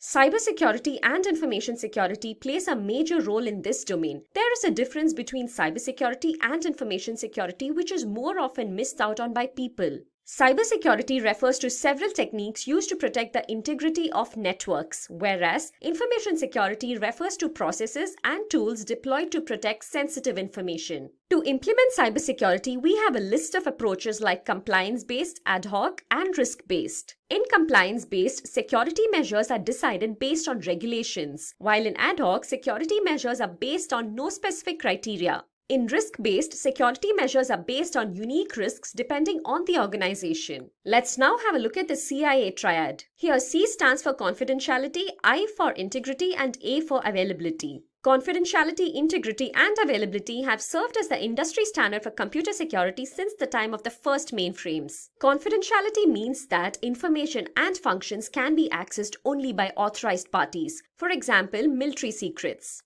Integrity means that information and functions can be added, altered, or removed only by authorized people. And availability means that systems, functions, and data must be available on demand. Now that we have understood the CIA triad, let's have a look at the GRC trilogy. This trilogy is a structured approach adopted by organizations to align IT objectives with business objectives. First up, we have governance. Such a program has motives like ensuring goals are achieved, providing strategic plans, and so on. Governance is taken care of by the senior professionals of an organization. Next up, we have risk management. Here, the organization looks into mitigating all types of risks such as investment, physical, and cyber risks. Finally, we have compliance. As discussed previously, compliance refers to abiding by the defined laws and regulations. So who do you all think develops a security policy which is used to achieve the organization's goals? Well, it is done by the senior management of an organization. Let's have a look at the characteristics of these security policies.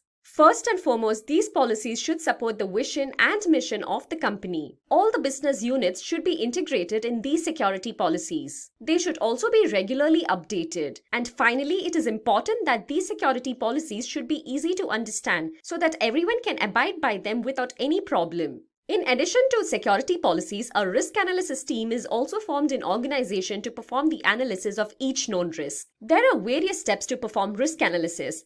Let's have a look at each of these. First, the team makes an assessment of the value of the company's assets. Then, there is an analysis made based on the risks to assets. And finally, the team discovers solutions to mitigate these risks.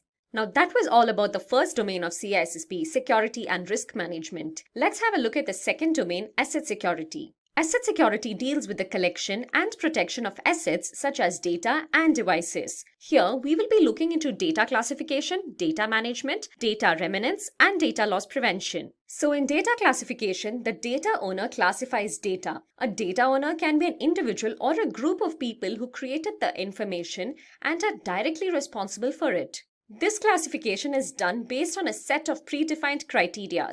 At the end, the classification is annually reviewed to see if there has to be some change incorporated. Data management involves managing the information lifecycle needs of an enterprise in an effective manner. It also ensures that the data complies to the set standards. And finally, data management also ensures data validity and integrity.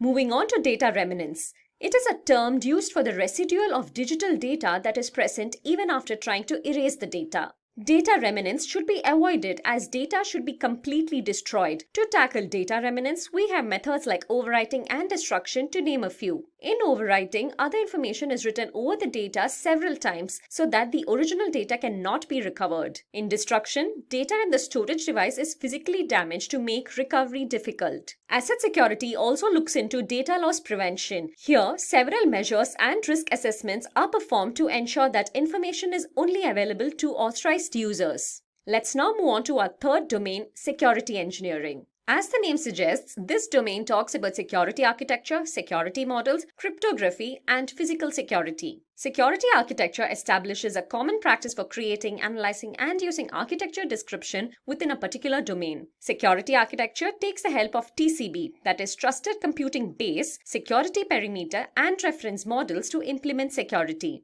Cryptography is also a part of security engineering. In cryptography, information is secured by converting data from a readable format to a non-readable format and vice versa. Moving to our fourth domain, we have communications and network security. This domain is all about network structures, transmission methods, and security measures used to achieve CIA in an organization. OSI model is the foundation of networking. This model, that is the Open Systems Interconnection Model, OSI model, describes how data is transferred from one computer to another. The OSI model consists of 7 layers, starting from physical layer, then data link layer, network layer, transport layer, session layer, presentation layer, and finally application layer. In the first layer, that is, physical layer transmits raw bit stream over the physical medium. Then data link layer defines the format of data on the network. Network layer provides logical addressing and it also provides path determination using local addressing. The fourth layer, that is transport layer, provides end-to-end connections. In this layer, data is transmitted using transmission protocols including TCP and UDP. The session layer maintains connections and it is also responsible for controlling ports and sessions. The sixth layer, that is the presentation layer, ensures that data is in a usable format. And finally, in the seventh layer, that is in the application layer, human-computer interaction happens. Here, applications can access the network services. The communications and network security domain also talks about firewalls. We can define a firewall as a hardware or software which is used to block the incoming or outgoing traffic from the internet to your computer. Then we also have the IDS. IDS is known as the Intrusion Detection System. This is designed to detect unauthorized access to a system. IDS is used together with a firewall and a router. Moving to identity and access management, our fifth domain, let's have a look at what this domain is all about. This domain of CISSP is all about the access control, identification, authorization, and attacks on access control and its countermeasures. To be able to access a dataset or a resource, a subject has to be identified, authenticated, and authorized. Identity management, Kerberos, and access criteria are few of the crucial fields here. In identity management, through automated means, users are identified and authenticated. This domain also speaks of Kerberos, an authentication protocol that is based on symmetric key cryptography and provides end-to-end security.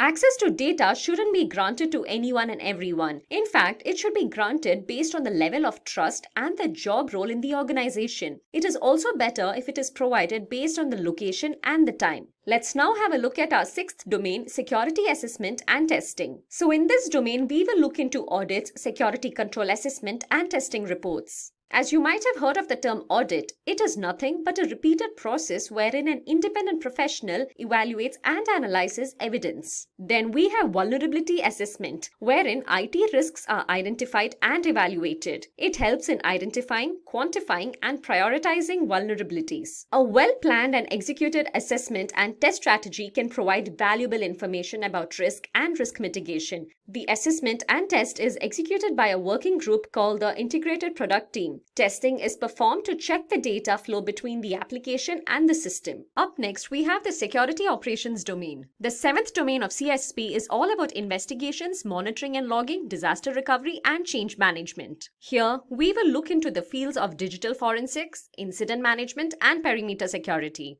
Investigation of a computer crime is also known as computer forensics. In digital forensics, data is examined to identify, recover, and analyze opinions about digital information. Incident management works to restore the services to normal as soon as possible. A team called the Incident Response Team is deployed to handle such emergencies. Incident response is defined as a practice of detecting a problem, determining its cause, minimizing the damage, resolving the problem, and documenting each step. This team provides management with sufficient information and defends the company against future attacks.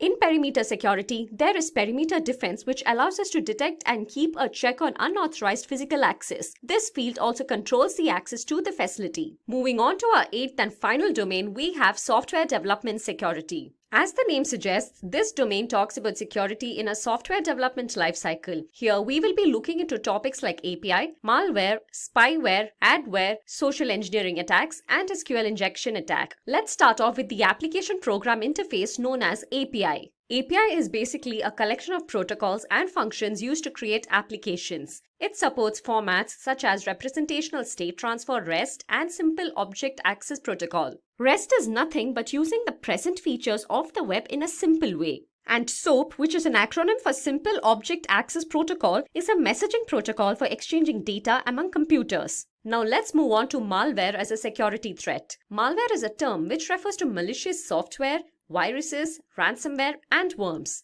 We can also call Trojan virus as a form of malware which is capable of disguising itself as a legitimate software. Malware is basically a broad term that refers to a variety of malicious programs. One way to protect your software from malware is to always double-check your downloads. Moving on to our next security threat, spyware. As the name suggests, this is a software that typically spies on your system. Spyware is also a type of malware which is used to secretly gather information of the victim to give it to a third party. Those programs that secretly record all that you do on your computer are called spyware. It is always advised to turn on pop-up blockers to prevent spyware.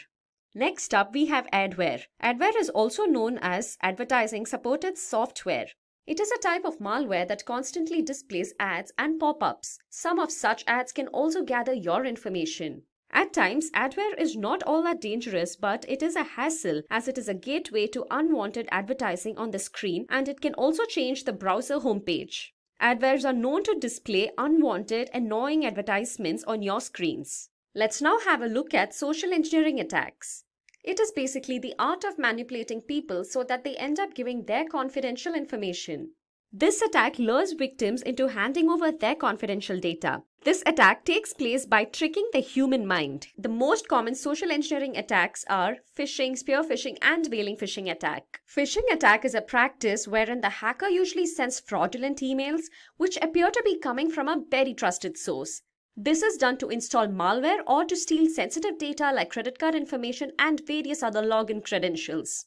Spear phishing attack is a variation of phishing. Here, the attacker targets a specific individual or a group of people. And in veiling phishing attack, wealthy, powerful, and prominent individuals are made targets. Moving on to our next attack, we have SQL injection attack. SQL injection attack is a type of code injection attack. In a database-driven website, the hacker manipulates a standard SQL query. It allows attackers to tamper with the existing data. Here, malicious code is inserted into the SQL server to obtain information. So in CISSP, as with every security course, we start off with the CIA triad. Now here CIA is confidentiality, integrity, and availability. So it starts off with every security mechanism. When we talk about security and we want to keep things secure, what is it that we want to secure? It is the data of an organization that is the most valuable asset to the organization, and that's what we want to secure. When we say that we want the data to be secured, we basically talk about three aspects for that data. The first and the foremost, that the data needs to remain confidential. The second aspect, that the data needs to be trustworthy. And the third concept, that the data should be available to all authorized users when and where they require it. So going back to the first point, when we say we want data to be confidential, what do we mean by that? By confidentiality, we talk about that data being made available only to authorized users after you have authenticated them, ensured or assured of their authenticity, and only then you're going to give access to that data, right? So even if you go into an organization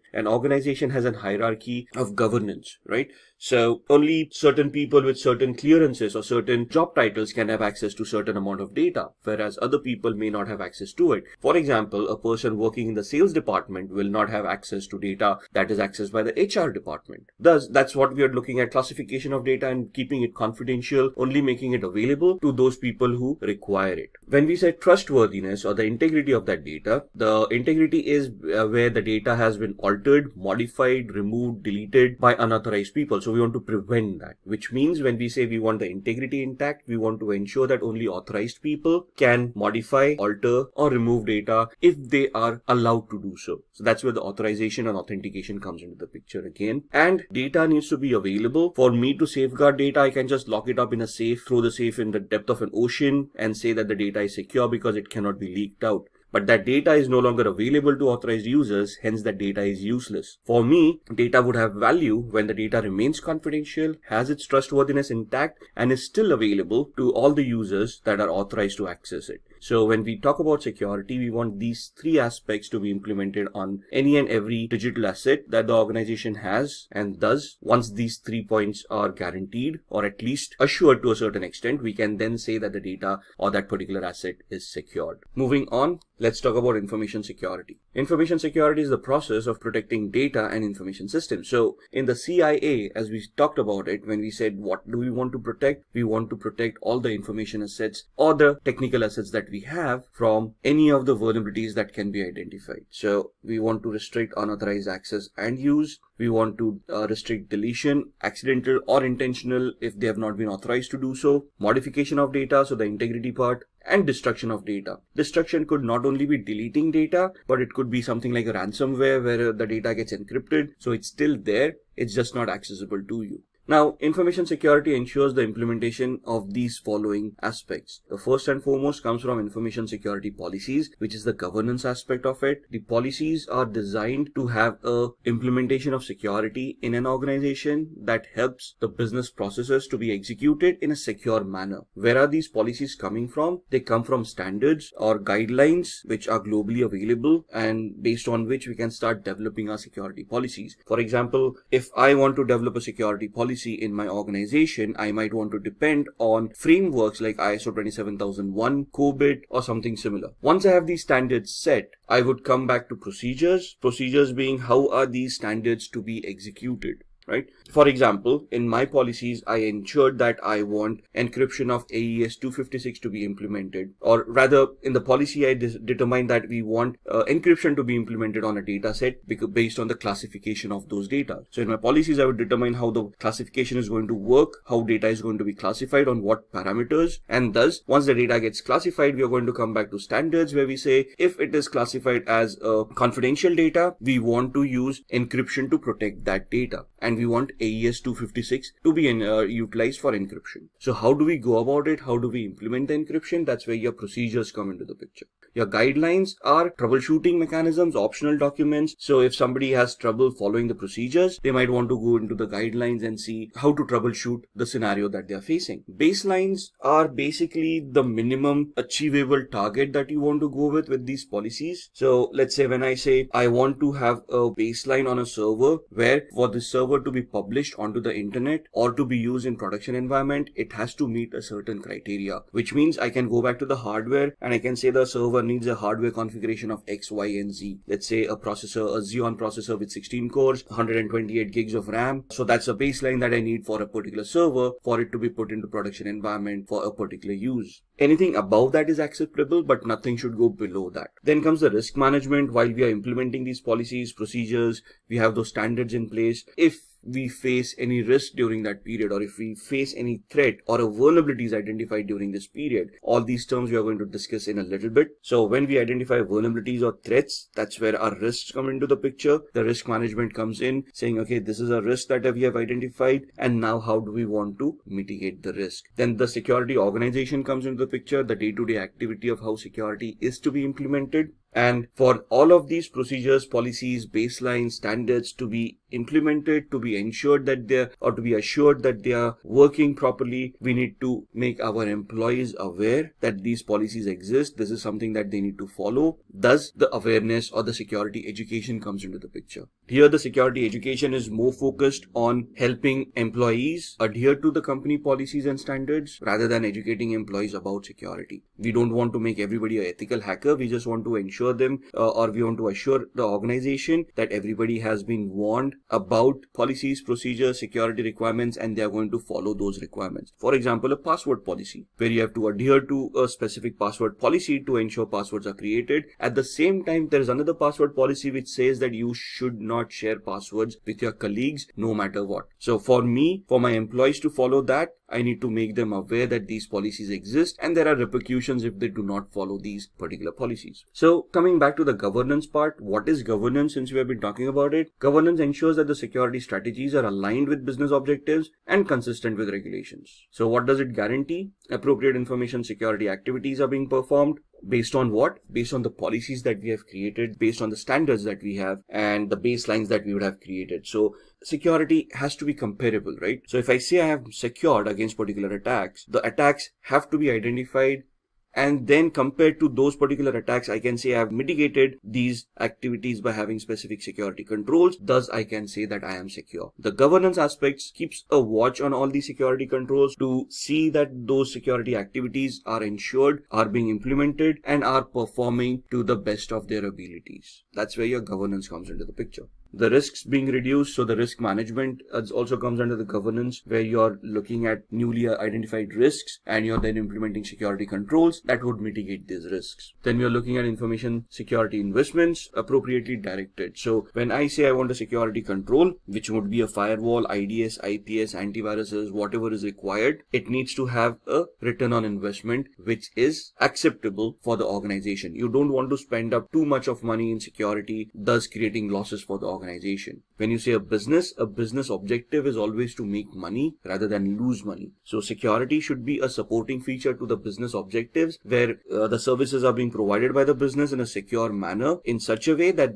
they can still have a positive return on investment on the services that are being provided. And the executive management can determine the program's effectiveness. This is the major part because we have to, even in any compliances, audits, technical audits, we have to prove that whatever we have implemented actually works, is effective, thus mitigating the risk. If your security controls are not effective, then you have just wasted a bucket load of money and have not achieved any security measures in your exercise. Moving on to security controls. Security controls are measures taken to safeguard an information system from an attack, basically for the CIA triad, the confidentiality, integrity, and availability. So security controls could be administrative controls, technical controls, or physical security controls. What are administrative security controls? They would be policies, procedures that we have in place. So the password policy becomes an administrative control where the management has made everybody aware that the password needs to meet a particular complexity, should not be be shared and thus becomes an administrative security control. A technical security control would be where we are implementing this policy, and thus when I try to create a password, there is a software that maps the password to the complexity requirements, assures or ensures that the complexity requirements have been met, and thus allows the password to be accepted or rejects the password as the case may be. That is a security control. A physical security control may be, let's say, a CCTV camera which you're going to use to monitor people and ensure that nothing untoward happens. It's not only against physical crime, but let's say access to a particular room where nobody is seen tailgating.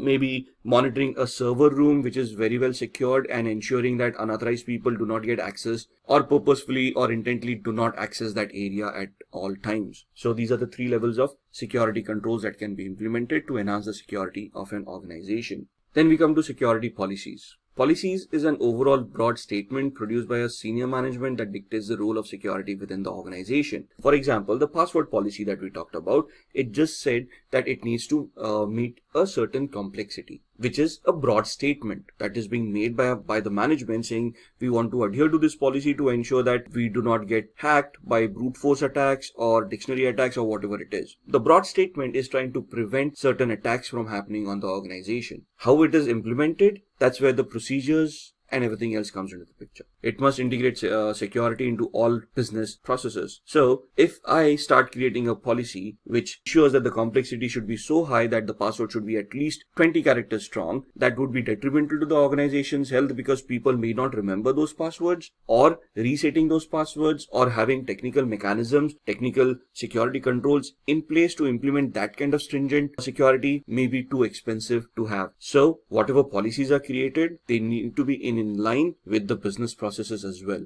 The policy must be reviewed and modified periodically or as company changes. So as and when the company becomes more mature and can have more levels of security, they must look at their policies again and redefine them. Or as a company grows or changes market scenarios or changes business processes, these policies may become redundant. So you want to look at those policies and implement newer policies or modify the existing policies to suit the business processes in a better manner. It must support vision and mission of the organization. A business once established will always have a long-term vision. For example, the e-tailer example that we are talking about, for me to open an e-retailing website, I don't want it to be periodic. I don't want it to be for a month or something like that. I want to achieve success in that factor, and I want to create a plan of where I want to reach, let's say in the next 5 years.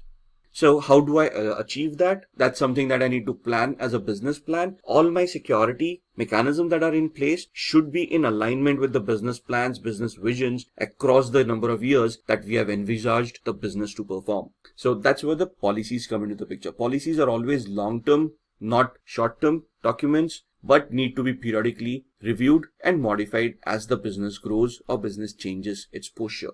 Then looking at compliance. Compliance means conforming to a rule such as a specification, policy, standard, or law. So we have looked at compliance from a perspective where we talked about ISO 27001 or PCI DSS or those frameworks. Now these are not laws, but these are standards or frameworks that have been created over a period of time through experience. And these are targeted towards organizations, towards specific industries. For example, PCI DSS is only towards finance organizations where they have payment gateways in place. The ISO 27001 is a more generic policy which can be implemented by various organizations. HIPAA, Health Insurance Portability and Accountability Act, is an American act that talks about health-related data of its citizens. So these are compliances. These may not be laws, but you need to adhere to these to be effective and to be allowed to conduct business in that particular industry. Then we have Code of Ethics. Code of Ethics state safety of the Commonwealth, duty to our principles and to each other requires that we adhere and be seen to adhere to the highest ethical standards of behavior. Therefore, strict adherence to this code is a condition of certification. What are the ethics? Protect society, the Commonwealth and the infrastructure, act honorably, honestly, justly, responsibility and legally, prove diligent and competent service to the principles, advance and profession. Now, the Code of Ethics are codes created by ISC Square for the CISSP professional, and you need to adhere to these codes. If they identify violation of these codes from any member, they would debar the member, strip them of the certification, and even blacklist them based on whatever ethics they have violated. So even before the exam, you have to go through the code of ethics. You have to accept the code of ethics. In the exam, you may get up to 5 to 6 questions just on code of ethics. Then comes the legal systems. That's where the law comes into the picture. Law could differ from country to country or from region to region. And thus, depending on which country you're in, you may need to be aware of those laws of those countries. As far as CISSP is concerned, ISC Square is concerned, they are an American organization, so they would talk about mostly American laws and a few European laws or directives as well. So there are 3 different laws that we talk about: civil, common, and religious laws. Depends on the country, the culture of that particular country. The information security professional should understand the different legal systems followed internationally. So you also may come across the classification as civil law, criminal law, and law of torts. Civil law is basically a law where, let's say, a contract has been breached and it's not criminal in nature. You just want to sue an organization for breach of contract. Criminal law is where something criminal has happened under the particular act of that particular country, like let's say a murder or an attack that has happened, a physical attack, or something got stolen. And the third one was the law of torts, where it's more of a compensatory law where you can file a case, a civil suit, demand compensation in lieu of the wrongs that have happened to that particular organization or that individual. Then comes the personal security. The people inside the organization need access to data to complete their assigned work and hence have the potential to misuse these privileges. And thus, you should have personnel security as well. Now, when we talk about hiring practices for people, most of the organizations perform background checks, and we get confused why these background checks are being done. The background checks are essential to the health of the organization, where you are ensuring that the person is not a malicious person, has the prerequisite certifications or the qualifications, have never been debarred or have never been prosecuted, do not have a criminal background, thus preventing physical attacks on the organization. For example, a competitor may attempt to place in your organization a spy to gather information on the secrets of that organization and report it back to the competitor. A background check may reveal that this person was previously employed by a competitor, and thus you might want to verify that how that employment got terminated, when did it get terminated, or is this person misusing anything or misrepresenting any aspect of his or their life. Then you also need to get confidentiality agreements signed with them. For example, NDAs, non-disclosure agreements, data that is being shared with them, the ownership of that particular data, and what are the repercussions if that confidentiality is breached by that particular person. Conflict of interest agreements for positions handling competitive information. As you go higher up in the organization, you might come across contracts where it prohibits a particular person in engaging into the same activity with a competitor for a particular period of time. So if there is a conflict of interest when you're hiring a person where they have signed such a agreement with another competitor or another organization, you don't want to embroil yourself in a lawsuit where the other organization may sue you for hiring a person while they were still under that particular contract. So it's not only to look at the background of these people, but to safeguard the organization from any lawsuits or any violations of contract as well. Get the non-compete agreements for the positions in charge of unique corporate processes. That again goes on to say if you're going to leave the organization, you cannot start up a competing business similar to the organization's business, and so on and so forth. Now let's come back to the technical aspect and start talking about vulnerability, threats, and risk. Now, what is a vulnerability? It is nothing but a weakness in a system or a process, implies the absence of a countermeasure. Vulnerability is internal and is more easily managed. So it's basically a flaw or a misconfiguration or a design flaw or something like using defaults, username, passwords, configurations, where if that particular flaw is misused, it will lead into a security event on that particular device for that particular organization. So when we say a security event, it has to be detrimental in nature. So if somebody is using a weak password that can easily be cracked, that is a vulnerability where you have identified a weak password, and then you want to prevent that vulnerability by imposing a security control or a countermeasure. The security control here starts off with the policy of having a robust security policy where a password policy comes in that describes the complexity of a particular password. And then you talk about a technical countermeasure where you have implemented an identity and access management plan, which would ensure that the person creating that password adheres to the complexity of that particular policy. Then a threat. The threat is the possibility that the vulnerability might be exploited, which will result in loss. So if somebody has created a weak password and it has been allowed, that's a vulnerability which can be exploited by the usage of brute force attacks or dictionary based attacks to crack passwords. If the password is cracked, somebody unauthorized may get access to that data, thus resulting in a loss for that organization. So the threat is the possibility of that particular vulnerability being exploited. And then comes the risk. The risk is basically the likelihood of that attack being happened. So I have a weak password. It can be exploited by a brute force or dictionary attack. The likelihood of that attack is what determines the risk level for me. Now the likelihood will always be hypothetical, but we don't want to run helter-skelter and we do not want to take the possibility to extreme. So that's where your business processes come into the picture.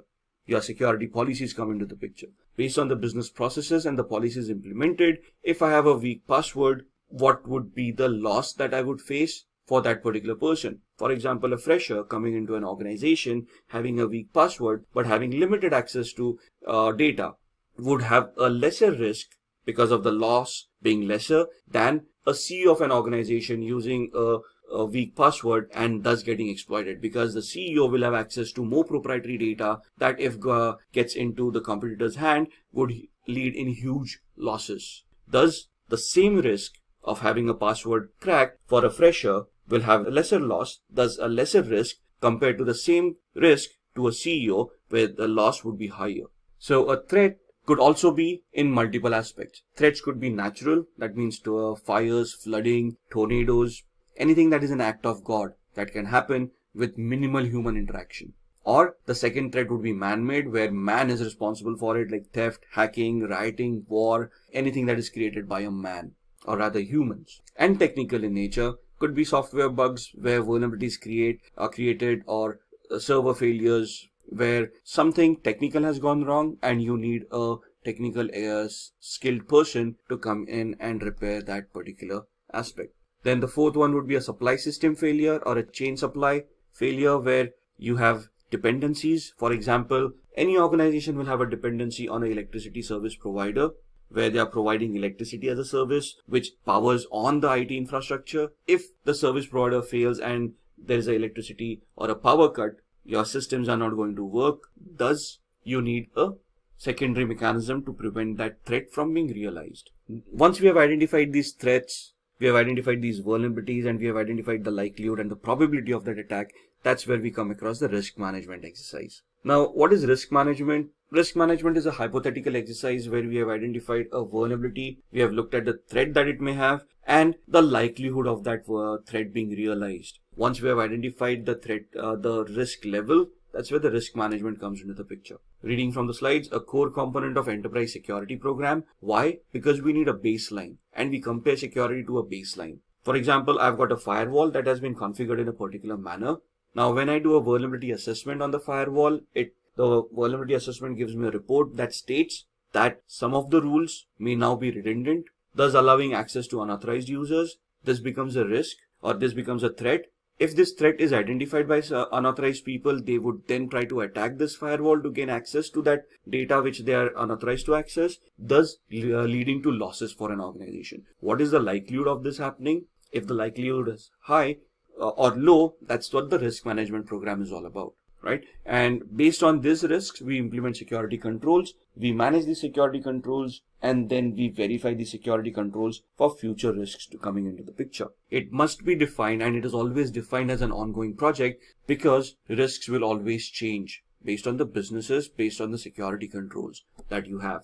This will give a guidance to an organization of how security is being implemented, how it has enhanced over a period of time, and how security mature that organization has become because of the risk assessment program. It also helps you to satisfy two aspects: due diligence and due care. What is due diligence? Due diligence is basically the research that organization does in identifying those risks and mitigating them. The due care is the actual part of mitigation where you have implemented a security control to mitigate the risk that you have identified. So if company is negligent, that means if the company doesn't have a risk management program, it is not going to be that security oriented, or the security is not going to be that great. Thus, the company may not comply to laws, regulations, and standards, thus causing them penalties, lawsuits, and other repercussions in the industry based on whatever they are doing. For risk management, we come to frameworks.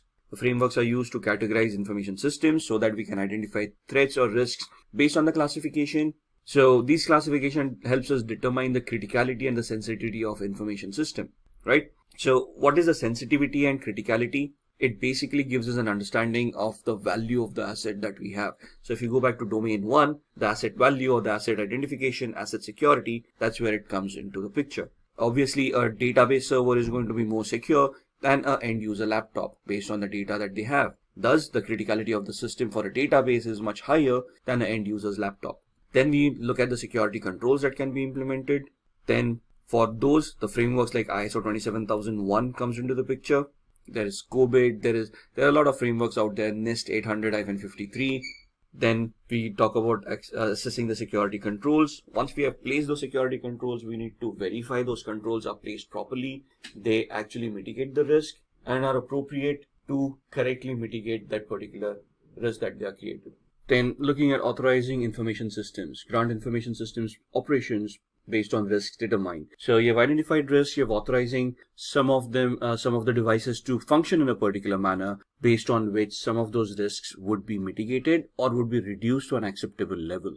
So in the CISSP, we talk about a lot of risk assessment strategies. We look at how we can manage risks. The 4 different types of managing risks would be: one is to mitigate, other is to transfer, the third is to accept it, and the fourth one is to neglect the risk. So in the CISSP, it talks in great details about those risk assessment strategies. We are talking about the 4 types of risk mitigating strategies. They are risk avoiding or avoiding the risks, accepting the risk, transferring the risk, and limiting the risk. So in the course, we basically talk about a lot of risk strategies and how to mitigate these risks and how they can be implemented to bring down to an acceptable level. So again, risk acceptance, risk appetite of an organization comes into the picture. These terms are then discussed in the training to understand how the policies would work around the risk management strategy.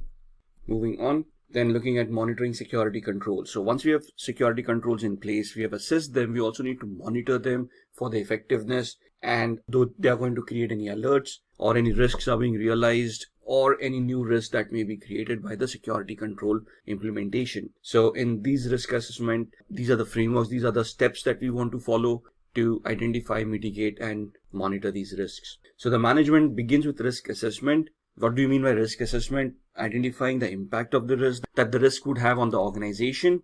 And there would be 2 different ways to assess the risk: a quantitative assessment or a qualitative assessment. A quantitative assessment is more quantifiable or is numerical in its process, where you're looking at assigning costs to particular assets and the threats. So the losses that you may figure out in a risk assessment strategy would be more numerical, where would be in a currency format, where let's say a risk, if realized, would lead to a loss of X amount of dollars. That's where the quantitative analysis comes into the picture.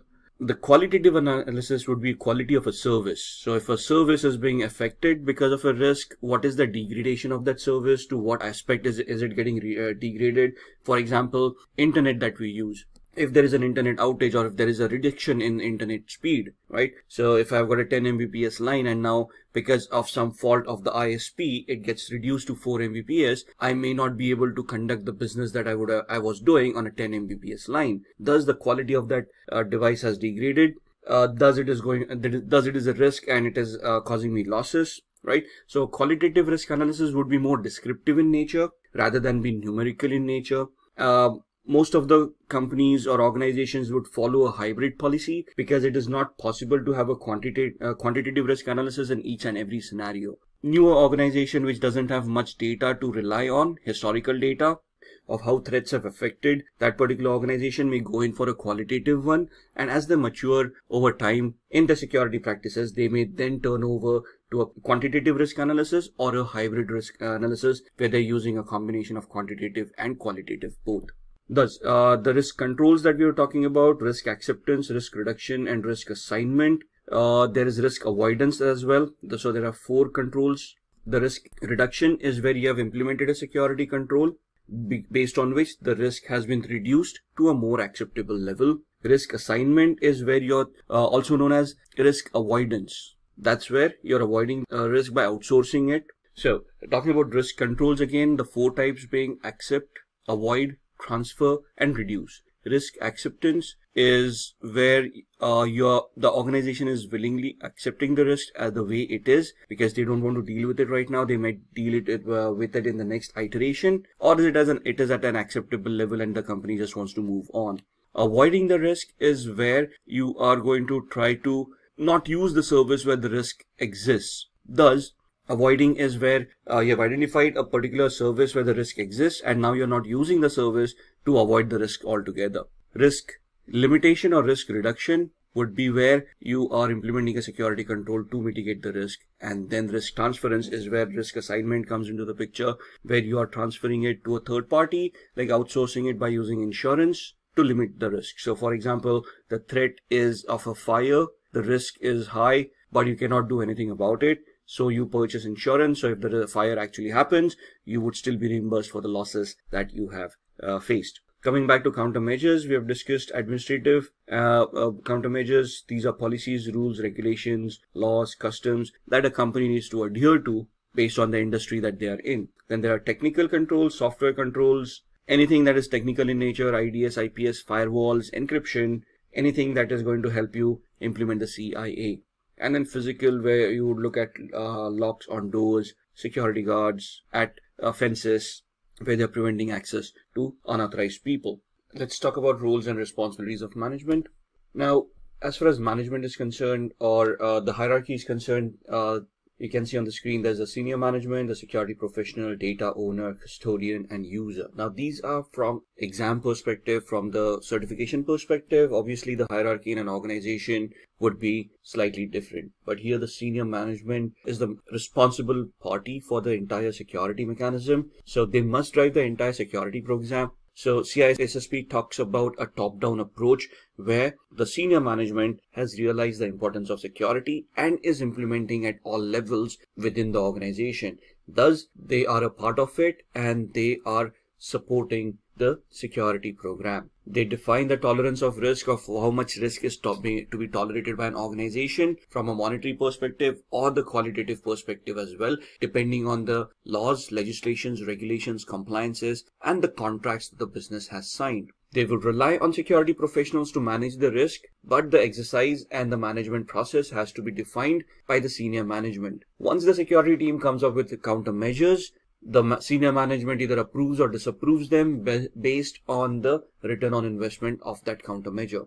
The security professional assists with the development of policy documents, gives their inputs because they are the people who are in the day-to-day process of dealing with these. Thus, they can identify gaps and give good inputs to modify or to create the policy in a more robust manner. The security professionals may be a part of the risk assessment and risk management team as well, especially the security technical aspects of it, assist with the implementation and maintenance of countermeasures. So the administrative, technical, or physical measures that you have identified, you may be requested to implement that. For example, the locks that we have on the door, the swipe locks, they are connected to a database where the database is maintained. So as a security professional, you wouldn't be responsible to fit those locks, but to create the database, manage and maintain the database where that information is kept upon, where people are authorized and authenticated, and would be responsible for monitoring, auditing, and security assessments as well. The data owner, the owner of that particular data part, would normally be the head of the department. For example, the sales data is normally owned by the director of sales of that department, so that they would be ultimately responsible for identifying that data, classifying that data, and accepting the security controls that are implemented. They may request for additional security controls if they deem fit. The security professional implements these security controls.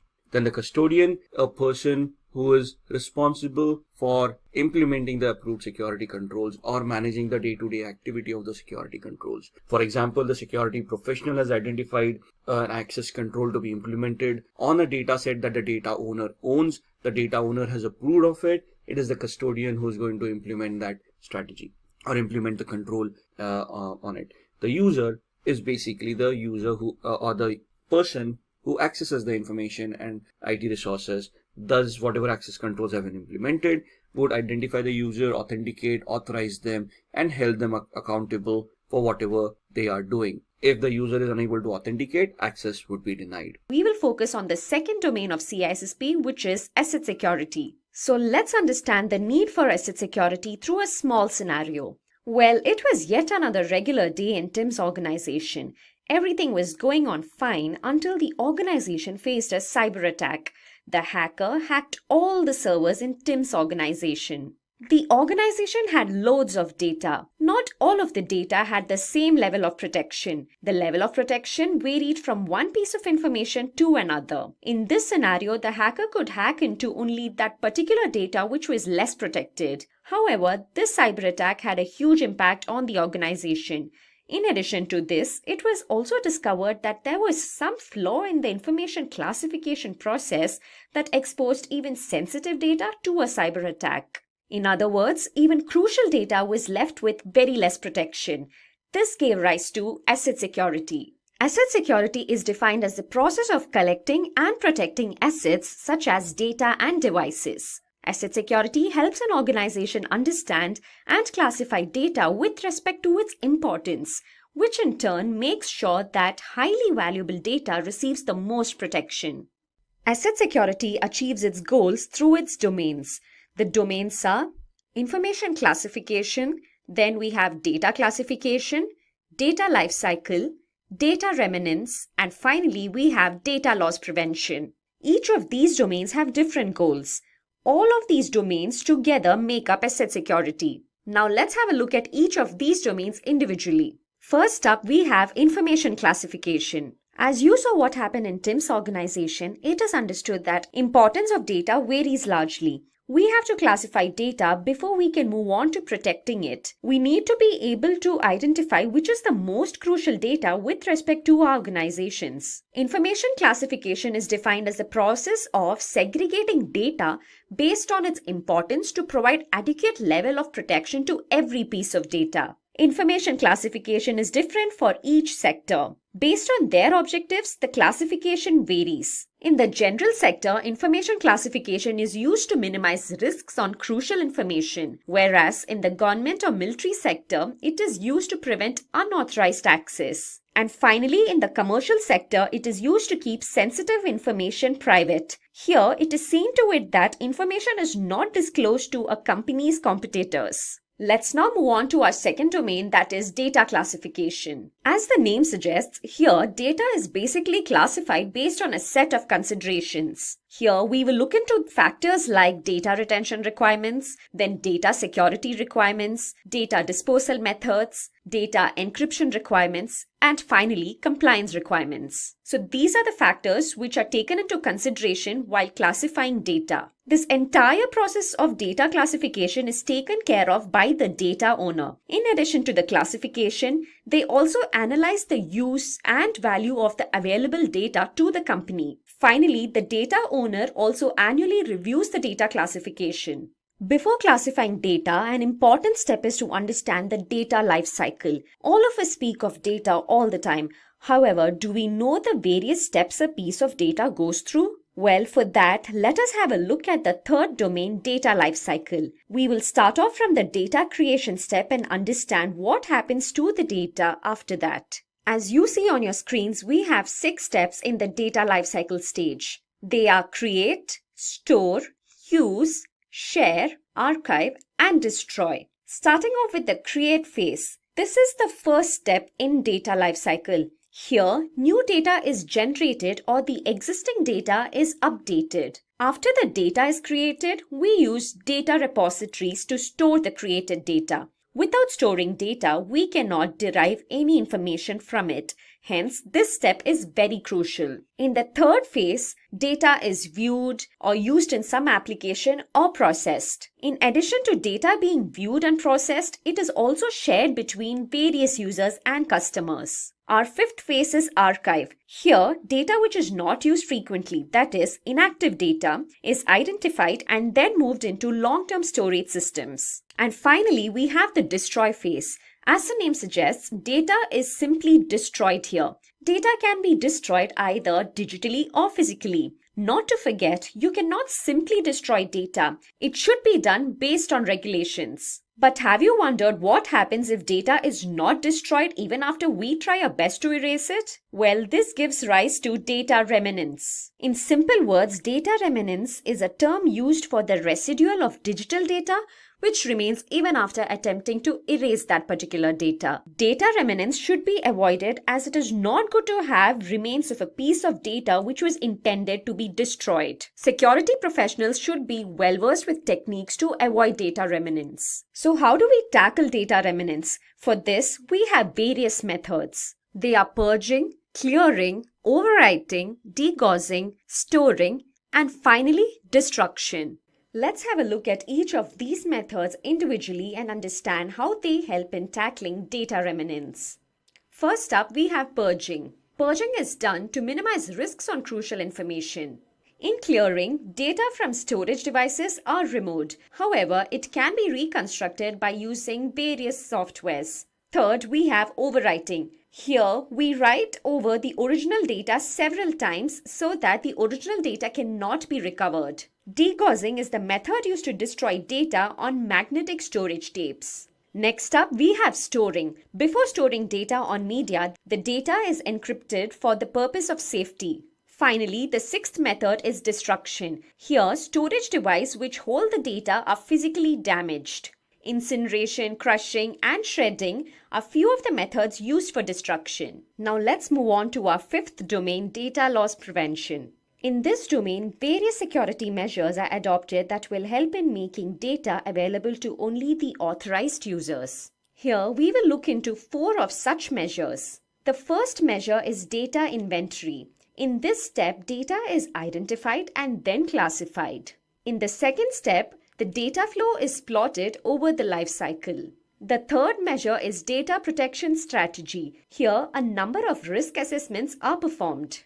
The fourth measure is implementation. In this step, we take up cases which have had a history of data loss for testing purpose. Those were the 5 domains under asset security. In addition to these, it is also required that we understand the term privacy with respect to asset security. Privacy is a very crucial aspect when it comes to asset security. Information privacy and data privacy are more or less the same. This term is used to differentiate one person from another. It relates to the personal data stored on computers. So what kind of data falls under this category? Well, we have data such as medical records, office data, financial data, etc. which fall under this category. To uphold privacy, we use technologies like pseudonymization, tokenization, and anonymization. Well, pseudonymization refers to a data management process. Anonymization refers to a process of either encrypting or removing personally identifiable data so that people who the data describes remain anonymous.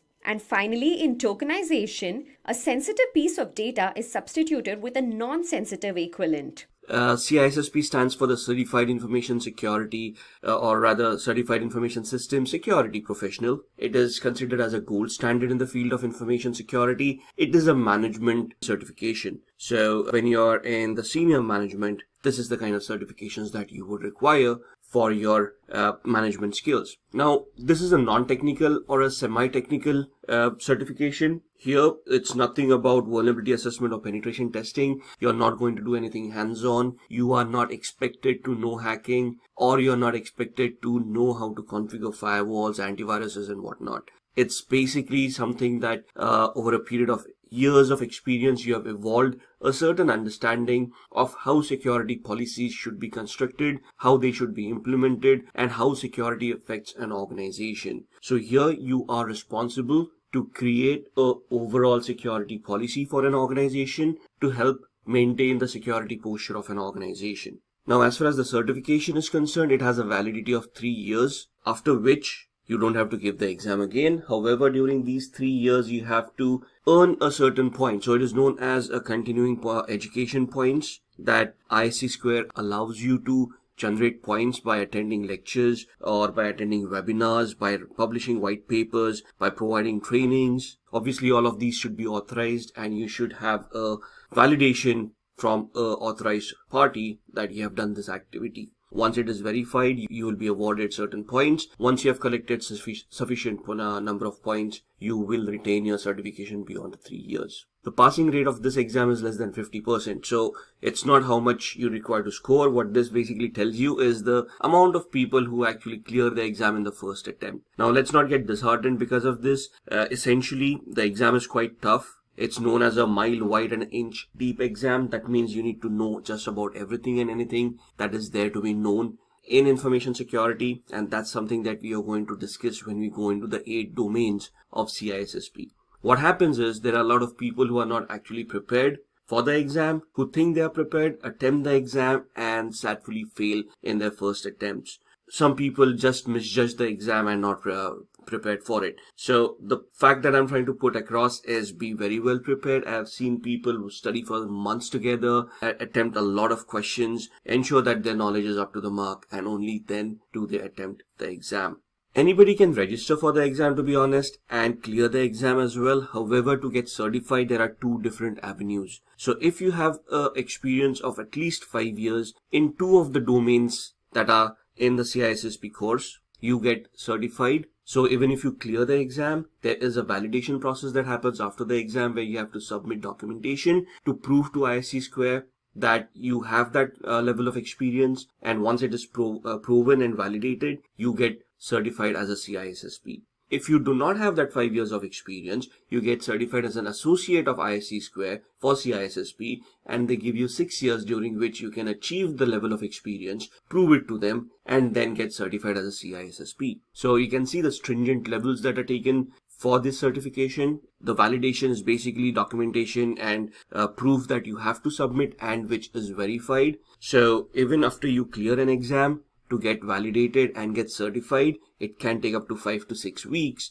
for ISC Square to validate and provide you with the certification. With that, let's go and see the exam. Let's have an overview of what the exam is all about. The governing body is ISC Square. That's what we have been referring to. And the professional experience, at least 4 years of college degree or additional credentials from ISC Square's approved list that will satisfy 1 year of required experience and 5 years of paid full-time work experience in 2 or more domains. Like I said, anybody can give the exam, register for it, attempt it. Once you clear, then that's where the criteria of your work experience comes into the picture. You prove 5 years of experience, probably by a letter from your organization, from your HR saying you have this kind of experience that is relevant to the certification. They will, ISC Square will validate it, you get the certification. If you don't have that experience, you get associate of ISC Square, and then you get 6 years to attain that level of experience, after which you can get certified. The exam fees, $699, so it's an expensive exam.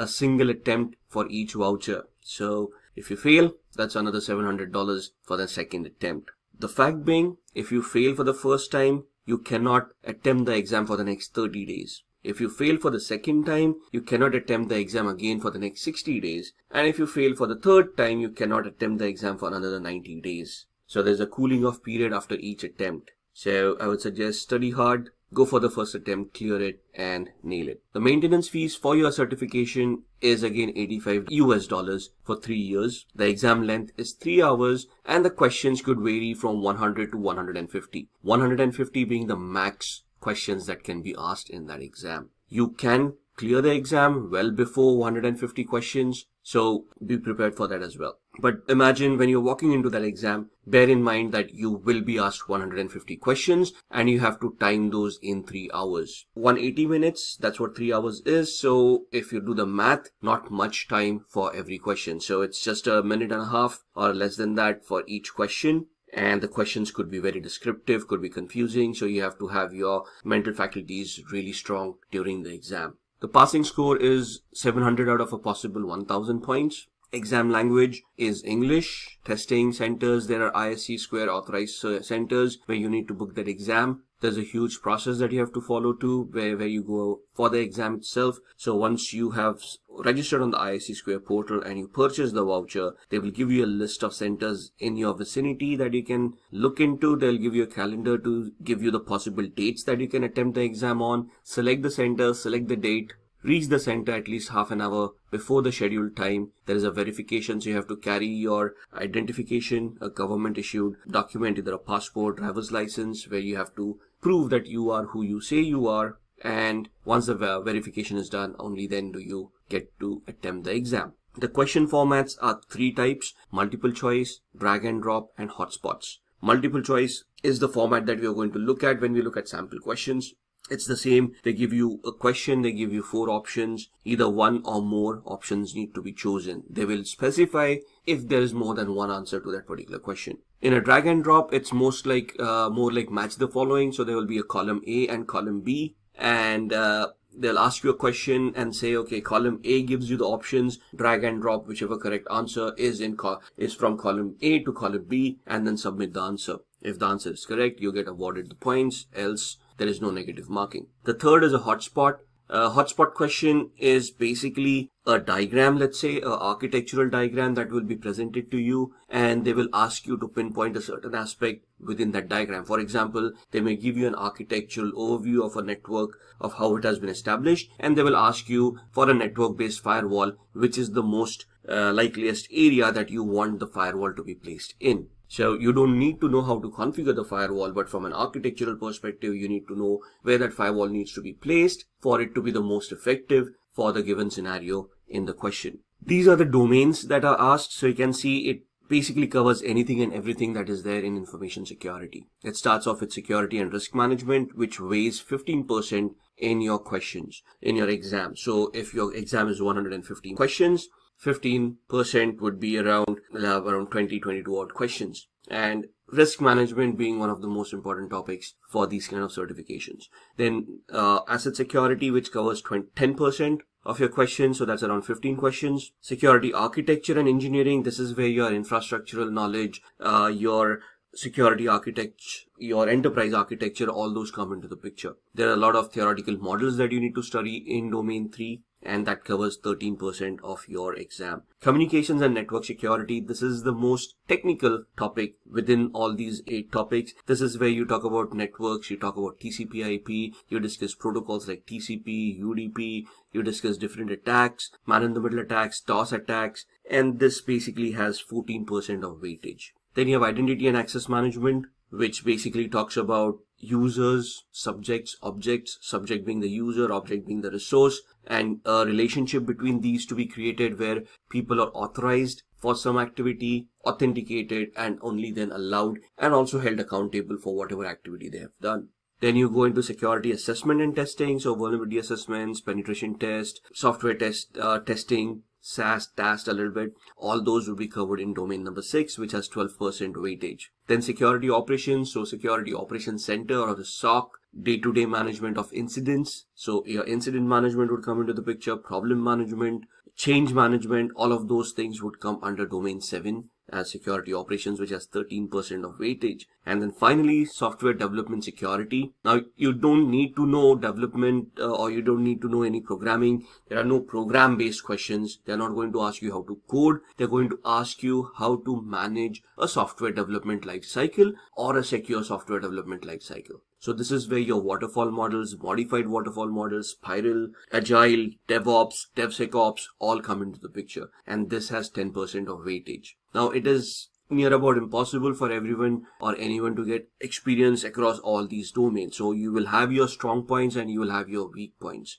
The task is to identify where you're good at, understand those things, make the maximum out of it, then identify your weak points and start developing on those. If you're able to look at it from a theoretical perspective, however, if you can get an internship or if you can get you can say just an insight of how it works in the practical world, it would be very helpful. Now, that being said, as far as CISSP exam is concerned, it involves a very ideal world. The real world actually doesn't come into the question because the real world will have a lot of business logic to it.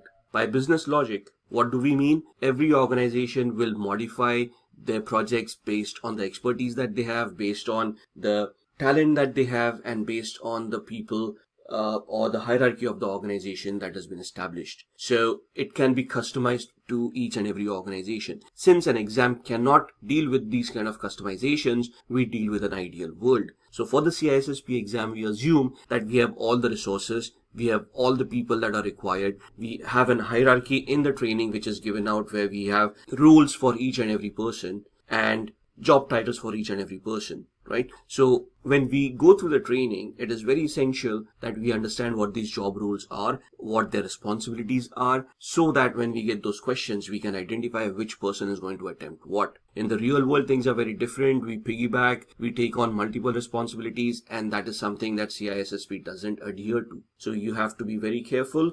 Identify the job roles, identify the responsibilities, have that map, the hierarchical map created very well, and then try to implement the ideal world scenario from the CISSP standards to see what is going to happen. That being said, let's move on. Let's discuss the domains. Now, these domains we've already seen. What we can do is we are going to move on to the sample questions for each and every domain. Once we reach the domain, we'll see what the topics in that domain are. We will look at the sample questions. Then we will go to the next domain, see the topics in that domain, and then look at the sample questions as well. So, what to study and those sample questions revolving them. So, looking at the first module or first domain, security and risk management. Now, this is one of the largest domains that could be debatable. For me, I would say the largest domain could be domain number 3, security architecture and engineering. Could also be domain number 4 because it is quite technical, communications and network security. And could also be security operations because that's incident management, change management, problem management altogether. But each domain is very important from the exam's perspective. If you're thinking about keeping a domain for options, forget it. That's not the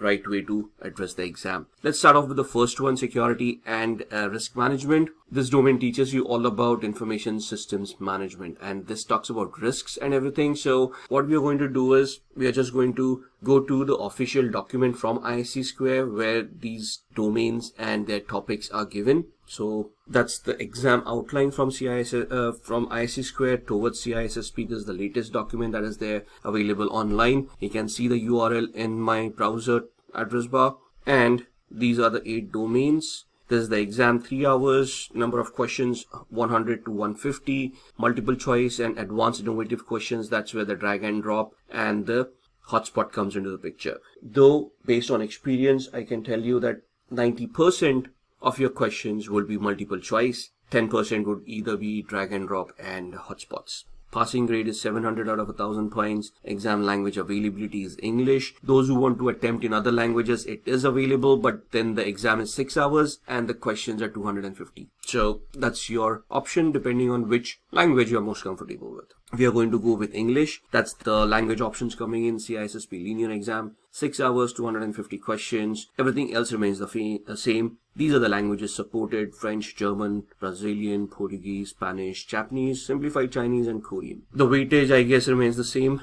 And that's the first domain, security and risk management. So what does it pertain to? Understand and apply concepts of CIA, confidentiality, integrity, and availability. In the first video, we have gone through all the 8 domains at quite some length. We have discussed what CIA is all about and how the interrelationship is. So if you want a deep dive, or rather a deeper dive than what we are doing for the domains, go back to the first video, look into that, and then you can come back to this video again. So evaluate and apply security governance principles. So we have to understand what governance is. Now, governance is basically having a overlying architectural security policy that can be integrated with an enterprise architecture, and thus having your security policy in alignment with the business goals and objectives. Security should never become a hindrance for a business. Security should always become a supporting feature which should allow the business to be executed in a secure manner. So as a security expert, our first goal is to identify what the business does, what the business processes are, what is the business trying to achieve, and then we try to create a security policy revolving these to enhance the business functionality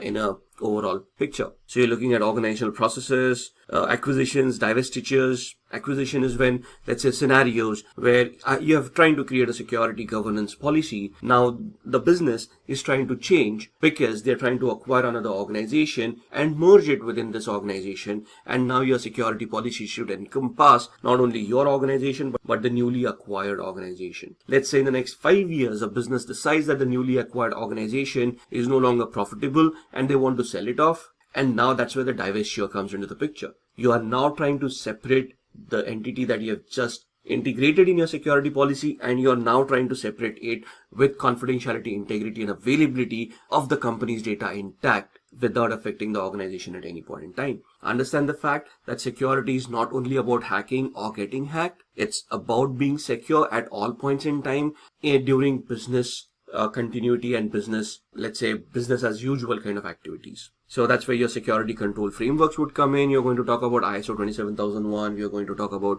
COBIT, PCI DSS, NIST 800 series, and so on and so forth. And the most two important statements or terms in the CISSP is due care and due diligence. Due care is you doing your own research to identify what security controls need to be implemented or what kind of governance needs to be implemented. And due diligence is you yourself spending that much time, money, effort into implementing those decisions that you have come across during the due care, thus enhancing the security functions of an organization.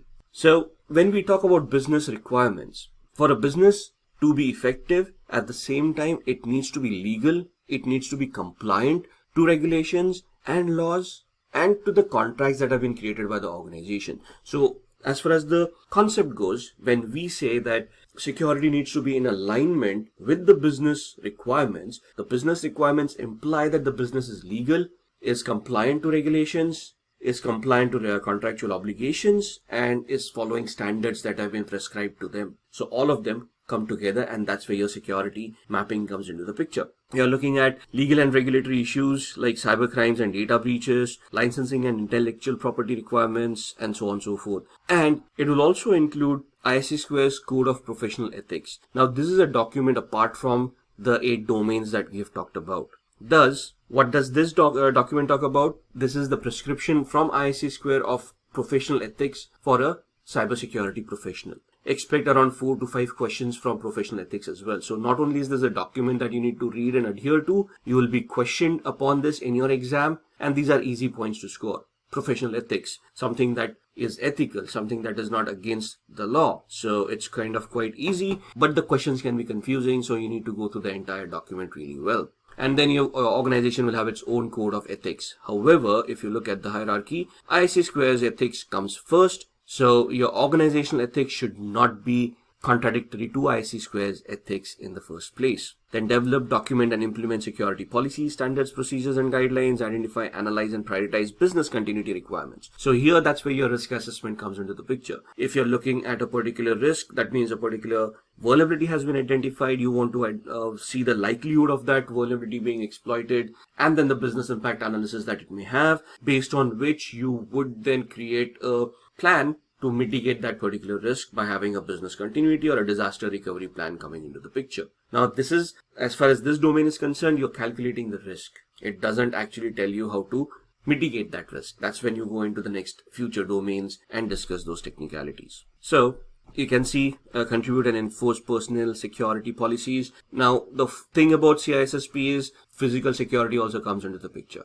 Why? Because if hardware is not well protected, there would be physical attacks, social engineering attacks that could be created, which would lead to data leakage as well. And the first and the foremost, most valuable asset of an organization is always human personnel. So CISSP would also deal with people protection in the first place. For example, protecting people against social engineering attacks, making them aware about these attacks. If there are natural calamities, you have to plan for them during your disaster recovery and business continuity plan, and ensure that people are safeguarded. Not only that, you have to tie these things up with identity and access management. For example, account creation, account management, onboarding of employees, offboarding, termination of employees, third-party contractors, consultants that you're going to hire which are not employees but third parties coming in to your organization, providing intelligence, and so on and so forth. So all of those come into the picture as well. And then that's where your risk management concepts come in.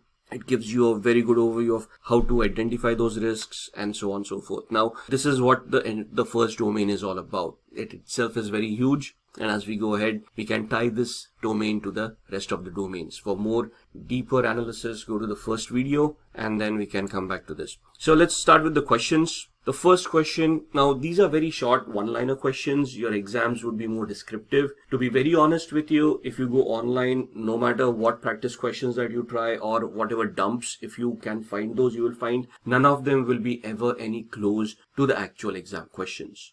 You will find a lot of sites online that sell you CISSP dumps with 100% guarantee for you to clear. Don't fall for that. It's just a money-making scam. Those questions will be similar questions, something that will give you an insight of what the exam is going to be. But when you attempt the exam, you will find out that those questions are way different from the actual exam itself. Coming back to the questions, the primary goal of security awareness program is, now what is a security awareness program and why is it created? The primary goal. So is it to provide a platform for disclosing exposure and risk analysis, to make everyone aware of potential risk and exposure, to provide accurate risk and exposure results, a way of communicating security procedures? Now the answer to this is to make everyone aware of potential risk and exposure. Doesn't mean that you're trying to make everybody an ethical hacker. What you're trying to do is, in your organization, you are trying to create a security awareness program which allows your employees to know what kind of policies exist in your company, what rules need to be followed, what are the procedures that need to be followed for them to safeguard themselves and company assets as well, and ensure that data leakage and data loss are kept at a minimum. So you're basically trying to make everyone aware of the risks that they may have. For example, social engineering, not clicking on links, not going to unwanted sites, and so on and so forth. Question 2, a contingency plan should address which of the following? Potential risks, residual risks, or identified risks. Now, what is a potential risk? A potential risk is something that you may foresee in the future, something that may exist. A residual risk, we'll come to that. What is an identified risk? A risk that has been identified, is known to the organization, and the organization is aware of it. So potential is something that may come into the future. Identified is something that exists right now. A residual risk, on the other hand, is a risk that was identified earlier on, mitigated, but after mitigation, there is still an amount of residual risk that exists. So these terminologies need to be understood really well. Let me give you an example of a residual risk. So let's say there's a SQL injection flaw that has been identified in an application, and that's now an identified risk. Now you've got two options in front of you: go through a software development lifecycle again, recode that part of the application to mitigate the risk, or else have a security control like a firewall, a web application firewall watching that risk. Now the ideal scenario would be that you go through the development process again, but that is going to take time. So you put in a compensatory control, that is a web application firewall, in the meanwhile to mitigate that risk, and then have the recoding done, and then later on resolve the risk altogether. So when we put in the firewall to mitigate the risk temporarily, is the risk actually addressed? No, there is still a possibility of a SQL injection attack happening, but we just have it mitigated to a certain extent because there is a firewall watching it. So that means that there is still a residual risk, a risk that is remaining even after me implementing the security protocol or the security control. That is what a residual risk is. Something that remains even after I put in a security control, which can be taken care of later on or can be accepted and just moved upon. So coming back to the question, a contingency plan should address which of the following? Either a potential risk, a residual risk, an identified risk, or all of the above. And the correct answer to that is a residual risk. What is a contingency plan? A contingency plan is, I still have a security control, but something may go wrong. And for that, I want a secondary control to be in place to ensure if the first control fails, the second control would still be able to identify that and stop the security incident happening. So we are looking at residual risks and then having a contingency plan to manage those residual risks. Question 3. When the cost of the countermeasures outweigh the cost of the risk, the best way to handle the risk is to reject the risk, transfer the risk, accept the risk, or reduce the risk. Now, there are 4 ways a risk can be managed, right? Accept the risk, avoid the risk, transfer the risk, or mitigate the risk, right? Rejecting the risk is not an option. But what is the question? Cost of a countermeasure outweighs the cost of the risk. So what is the cost of a risk? The cost of a risk is basically the impact that the organization is going to face in a monetary manner if the risk is realized. To mitigate that, we have a countermeasure in place. So if in the previous example, I have identified a SQL injection attack, and the countermeasure to that is me implementing a security control, a web application firewall to mitigate that risk. However, if somebody executes that risk, somebody does a SQL injection attack, the loss that I'm facing is only $100 per incident. And the maximum incidents that can happen in a year are 10. So 10 into 100 is $1,000 per annum is what that risk is going to cost me. For me to implement a web application firewall, on an annual level, it is going to cost me, let's say, $15,000 in licenses, management, salaries, and all of those things. Which means that I'm facing a loss of $1,000, but I'm spending $15,000 to prevent that loss. I'd rather have the $1,000 loss than spend $15,000, right? So in this scenario, the cost of the countermeasure is outweighing the cost of the risk by $14,000. So in this scenario, which is the best way I would do it? Either reject the risk, which is never an option because you cannot reject the risk. Transfer a risk. What is transferring a risk? Transferring it to a third party by purchasing insurance, example, right? So if I purchase insurance saying if this gets compromised, it's the insurance company who's going to make the payments. I'm safeguarded. Or accept the risk or reduce the risk. So in this scenario, accepting the risk is basically accepting the risk the way it is, moving on because there is nothing that you can do about the risk and you're willing to accept the risk rather than spend money on it. And reduce the risk is mitigating the risk by implementing the firewall and spending that money and then incurring those losses. So the best answer out of this is accepting the risk. Why can't I transfer the risk? Because there is no such insurance where I can, in the given example, where I can get that kind of an insurance policy. Reducing the risk would entail me spending that $15,000 to mitigate the $1,000 risk, thus incurring a $14,000 loss, which is against the business logic. A business needs to make money, not spend money. And that's the fourth option that's left, that's accepting the risk, which means we are not going to implement the firewall because it is outweighing the cost of the risk. We are just willing to accept the risk itself and move on.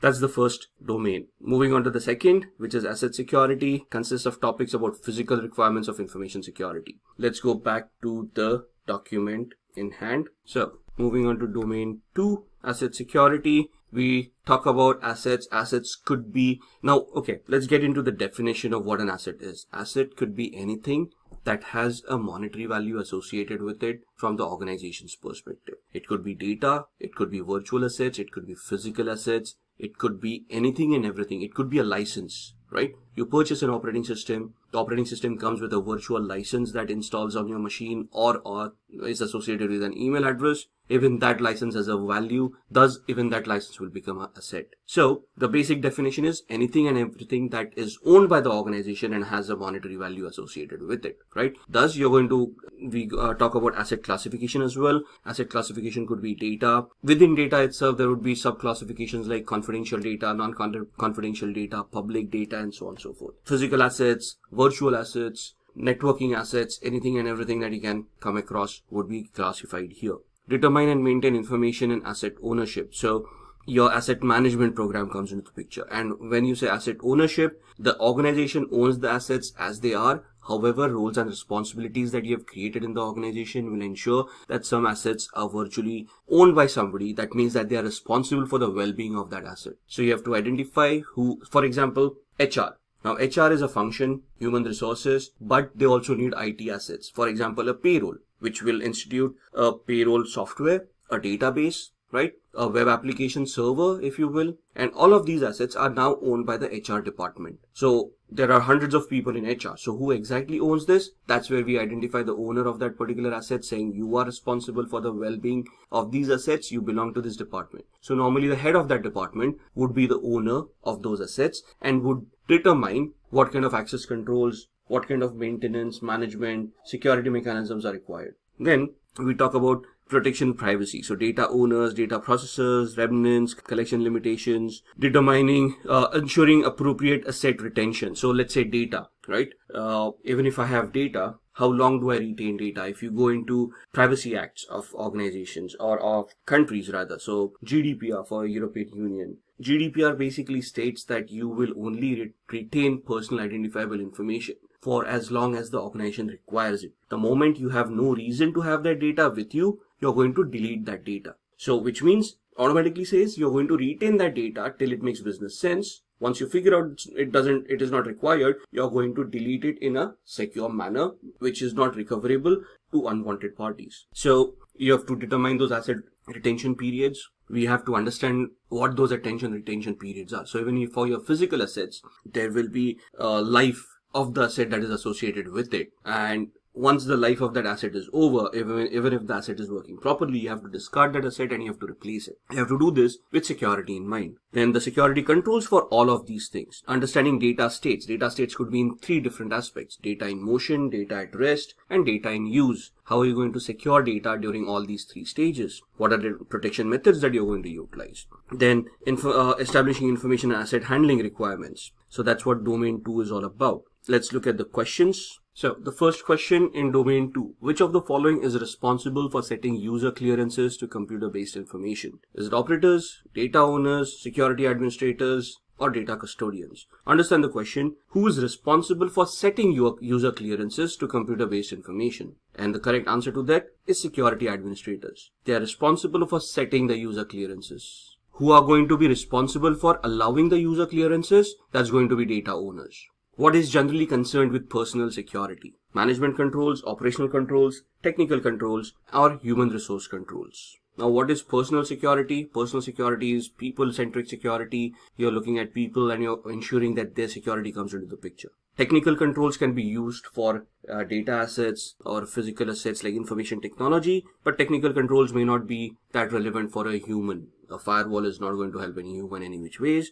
Management controls are administrative controls. That means a policy that will help you implement controls. But for personal security, it's the operational controls that are going to be associated with it. Which of the following factors determines the frequency of information security audits in any given environment? So, the age-old question, for you to remain secure, how often do you want to conduct a security audit to verify your vulnerabilities, your penetration test, to verify your security controls are working properly? So would it be dependent upon asset value, the risk-based approach, management discretion, or level of realized threats? And here, the answer to that question is risk. The moment a risk is identified, for example, at what various stages would a security audit be triggered for an individual asset as well? And that can be tied down to incident management, change management, and problem management. So if there is an incident, a security incident with a database server where there has been an attack on that server, I probably want a security audit done on that server to identify vulnerabilities, flaws, and then to mitigate those risks. Similarly, if there is a change that has been going on into your organization, you first want to go into a risk assessment strategy and then you want to look at security audits based on the risks that you have identified, right? So a security audit is not only periodic based on compliances or regulations, but it also can be integrated really well in your incident management, problem management, and change management scenarios. That's domain number 2. All right, let's talk about domain 3, security architecture and engineering. Now, this is where you tie up security architecture and enterprise architecture. If you look at the first domain, we have talked about risk assessments, we have talked about confidentiality, integrity, and availability, and then we have moved on to the second domain where we talked about asset security. So that's where we talked about data classification, asset classification. Now, it starts off with the enterprise level architecture. So something like TOGAF. What is enterprise level architecture? It's basically data center architect and a network architect trying to create data flows, deciding how communications are going to happen between various devices. They're going to try to do network segmentation for web application servers, database servers, look at network isolations, network access control lists, and may even decide how firewalls and where firewalls would be required. Once that architecture is created, we need to secure that architecture to ensure that whatever data communications are happening within that framework, they are secured in a manner where all the risks that the organization may be exposed to are either managed, mitigated, accepted, transferred, whichever the way it is, right? So here you start off with physical security, you start up with trusted platform modules. So looking at the outline, this is where it starts off with implement and manage engineering processes using secure design principles. So this domain will talk about using TOGAF and then using a Zachman framework to interact with all the data owners, all the asset owners, querying them about the security of the assets, the requirements, because it is not the security architect who determines how secure the device will be. It is the asset owner who determines the requirement of security. For example, continuing with the HR example that we were talking about earlier, if the HR department of head is responsible for the database, for the payroll application, it is that person who would be determining the security levels. So based on the security architecture, let's say a Zachman framework, we would create a questionnaire that needs to be filled out by the asset owner, the HR department of head, and would be supplied to us, the security heads, and then we would try to create a security profile based on their requirements. So if the HR department head comes back to me and says that they require to be adhering to a particular standard, or they want X kind of security, it is us who will validate that requirement, and it is us who will execute it and protect that asset based on their requirements. So this is where your service security architecture meets enterprise architecture by using various frameworks. This domain will introduce you to not only Zachman framework, it will again take you to a trusted platform module. It will talk about ITSec, TCSec, common criteria, and so on and so forth. So this is again a very extensive module. Some people struggle with it because it is largely a theoretical module, and some people would struggle with the concept of what is a security architecture and an enterprise architecture. It is very important to understand the differences between them. For example, TOGAF is an enterprise architecture where a data center architect would deploy and streamline those devices on which a layer of security architecture such as ISO 27001 would be implemented to enhance the security and ensure that the infrastructure remains protected at all point in time. This module will also deal with managing vulnerabilities on assets, applications, web-based systems, mobile systems, and embedded devices. So this is where your engineering comes into the picture. By this module, we mean when we are deploying infrastructure, we need to engineer it with security in mind. We need to architect in such a way that security enhances the business needs, business requirements, and they are executed in a secure manner. Let's look at a few questions based on domain 3.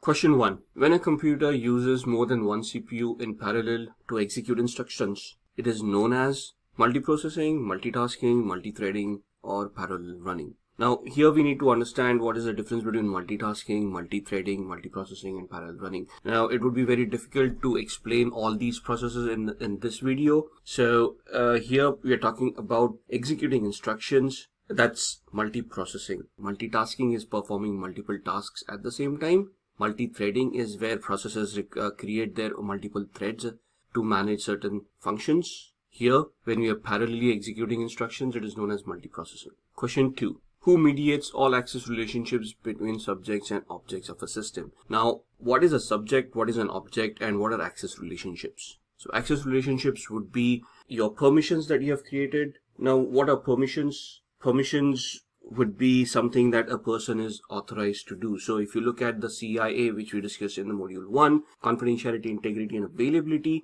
how do we keep data confidential? By only allowing authorized users access to that data. What are authorized users? Authorized users are people who have been identified and are allowed access to certain resources. How do we do that? By having an identity and access management platform in place, which will be discussed later in the next domain. But confidentiality would include IEEE standards. IEEE starts with identification, authentication, authorization, and accountability. Identification is identifying the person, who they are. Authentication is verifying that they are actually who they claim to be. Authorization is where the access relationships come into the picture, where once we have authenticated a user, we are creating a matrix which allows them access to certain resources to a certain extent. Some may have read-only access, some may have modify access, some may have delete access, etc. So in this scenario, we are talking about access relationships between subjects and objects of a system and who mediates that. Now, when you say reference kernel, information flow model, or security kernel, or firewall, in this particular scenario, for this particular question,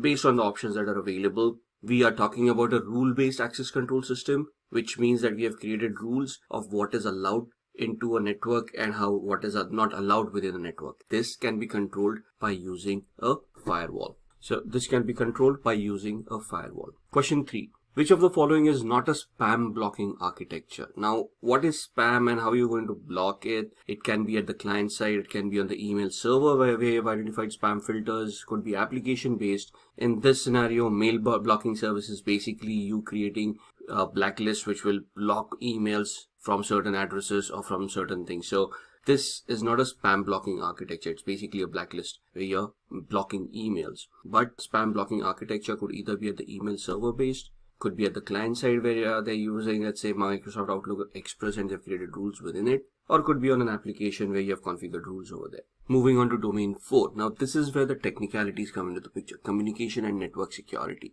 The network security domain covers topics focused on protecting the network of an organization. So communications, TCP channels, UDP channels, the TCP IP. So you come across the OSI layer, You map the OSI layer with the TCP IP layer and see how a data fragment packet is created. Looking at domain 4, we are talking about the OSI layer, open systems interconnection, compared to the TCP IP or the transmission control protocol over internet protocol models. We're talking about internet protocol itself. We are talking about converged protocol, software defined networks, wireless networks. Then we are talking about securing network components. So we talk about firewalls, types of firewalls, endpoint security, network access control devices, and we look at them over virtualized networks, VoIP, multimedia, talking about remote access, data communications. Right, so all of this is concerned within domain 4. Now, OSI and TCP itself could take hours for people to understand, to people to comprehend how computers work.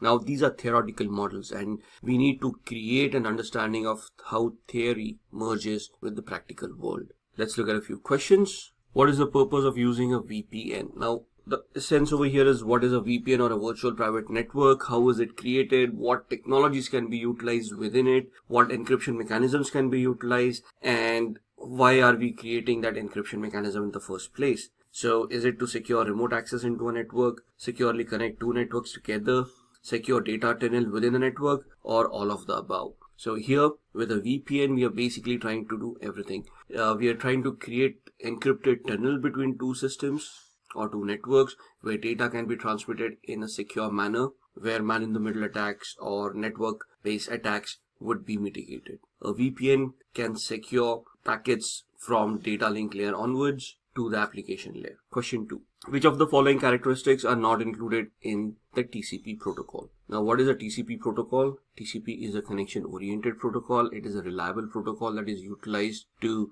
communicate between servers in a reliable manner. So a TCP protocol being a connection-oriented protocol, which is reliable in nature. So which of the following characteristics are not included? Connection-less protocol, that is the UDP protocol. So this is not included in the TCP protocol. Question 3, which, if you remember the previous slide, would be the UDP protocol. A UDP protocol is a protocol that is used for its speed rather than reliability. When it is real-time processing that is required, we use UDP. So most of our VoIP communications would happen over UDP protocols.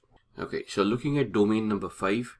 Domain 5 talks about identity and access management. So this ties up with your asset management, your risk management, because if we go back to the confidentiality, integrity, and availability aspect of it, identity and access management is basically allowing authorized users access to resources by authenticating them and also holding them accountable. So this becomes the essence of how you're going to allow people to access the resources that you have in your organization. Let's look at what this domain covers. It will talk about physical and logical access to assets. So servers need to be protected by putting them in a secure server room, thus restricting access to them and allowing access only to those few people who require access to them. Once we have secured those servers, this is where we talk about physical security, whereas we got a secure room, we are going to monitor that room, we will have access controls, we will have guards monitoring who is getting access or who's trying to get access to that environment. And then you're going to create logical access as well, where we, let's say, have swipe cards on the door locks. So anyone with logical swipe card can access that particular facility. You're also looking at managing identification and authentication of people, devices, and services. So here we are going to talk about authentication mechanisms, single authentication, multi-factor authentication. We are talking about single sign-ons. We will talk about federated identity management modules. We'll look at CASB, or cloud access service brokers. We will talk about session management from applications and so on and so forth. We will also talk about third-party identity as a service provider, where we integrate those identities like OpenID into our organization and we validate people based on the identity that they have created with those organizations. Then we talk about access control lists, which would be role-based access controls, mandatory access controls, discretionary access controls, attribute-based access controls, rule-based access controls. And then there are a lot of theoretical models that are integrated in this module, which talk about lattice-based approach, which will talk about other theoretical models which will help you align how identity and access management is implemented in an organization. So At this point in time, we will also be looking at a life cycle of how identities are managed. For example, onboarding of people, deboarding of people, termination of employees as they move within the organization by getting promotions, demotions, or changing departments and assuming a new role. So here we talk about how we can provision an identity, how we can deprovision an identity, how it is to be managed. We're going to create a relationship between the creator of this identity and the approver, who's going to be a manager. So even if somebody is allowed to create an identity, they will only create it if they have an approval from an appropriate manager. So let's look at questions from domain number 5. The first one, which of the following is the most important factor while selecting a biometric system for securing critical assets? Now here the domain talks about the types of authentication mechanisms. There are 5 types, essentially 3 basic types, which talk about something that you know, which is a password, something that you have, a swipe card, someone that you are, a biometric, somewhere that you are, location based, and something that you do, like CAPTCHA. So these are the 5 basic authentication types or mechanisms that you can utilize in an organization. Multi-factor authentication is having multiple of these options integrated in our identity and access management module to enhance the security. Now coming back to biometrics have positives and negatives amongst them. So with the biometric, there are 2 types that we talk about: false acceptance rate and false rejection rate. What is a false acceptance rate? Somebody, let's say you're using a thumbprint to authenticate people. Somebody put down their thumbprint. The person is not actually authorized. However, it was read incorrectly and the door got unlocked and the person got access to that particular area, which is a false acceptance rate. A false rejection rate is an authenticated or an authorized person actually trying their thumbprint, but it not getting recognized. Thus, they did not get access to the area or to the device that they wanted. Now, the question here is, which of the following is the most important factor while selecting a biometric system for securing critical assets? Now, would I want to focus on false rejection rate or false acceptance rate? Then we also have equal error rate and maximum allowable downtime. Maximum allowable downtime is if the biometric measure fails and if nobody is getting access to any of the resources, to what level or to what extent would my business be able to tolerate such an outage? Here the correct answer is the false acceptance rate, because if an unauthorized person gets access to my devices, that's the worst case scenario. If the biometric system is down and nobody's getting access, that may still be acceptable rather than having an unauthorized person getting access to very sensitive data. False rejection rate is also detrimental to the organization. However, it is not as bad as having a false acceptance rate introduced in the organization. The second question, which are the 2 major factors to measure biometric performance? Again, the question from the previous one, FAR, false acceptance rate, and FRR, false rejection rate, or FSE and ERR, IER and FAR, FRR and GIC. They don't actually relate. So the correct answer here is FAR, false acceptance rate, and false rejection rate. So these are the 2 major factors. False rejection rate may still be a little bit acceptable, but a false acceptance rate is not tolerable at all. Next question. A commercial application for steganography that is used to identify documents or verify their authenticity is either a digital checksum, an MD5 hash, a digital signature, or a watermark. Now here the keywords matter. We are talking about steganography, so suddenly people start thinking about hiding data within data.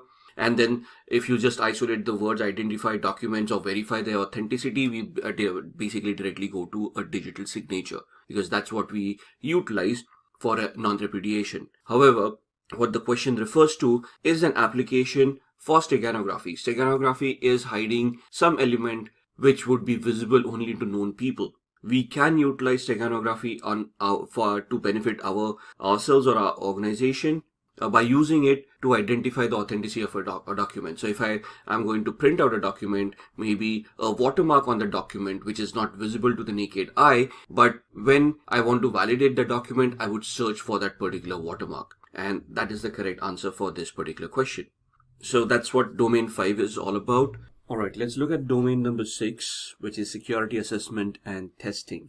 Now this domain is all about assessments, auditing strategies, and testing. So from this domain, what we're going to take away is talking about internal audits, external audits, third-party audits, in the security control testing, strategizing about how we implement a vulnerability management system, a program within the organization that is repeatable, consistent, and measurable, can be tied up with other management programs like patch management, incident management, and anything and everything that requires a vulnerability assessment, like even change management. If something is going to change in an organization, you can have a vulnerability assessment done before you want to even think about allowing it or disallowing that change. Similarly, with penetration testing to validate the vulnerabilities that you've identified, log reviews, having a SIEM tool that will help you analyze or create a pattern analysis of what's happening within the infrastructure, what's happening within the organization from a security perspective.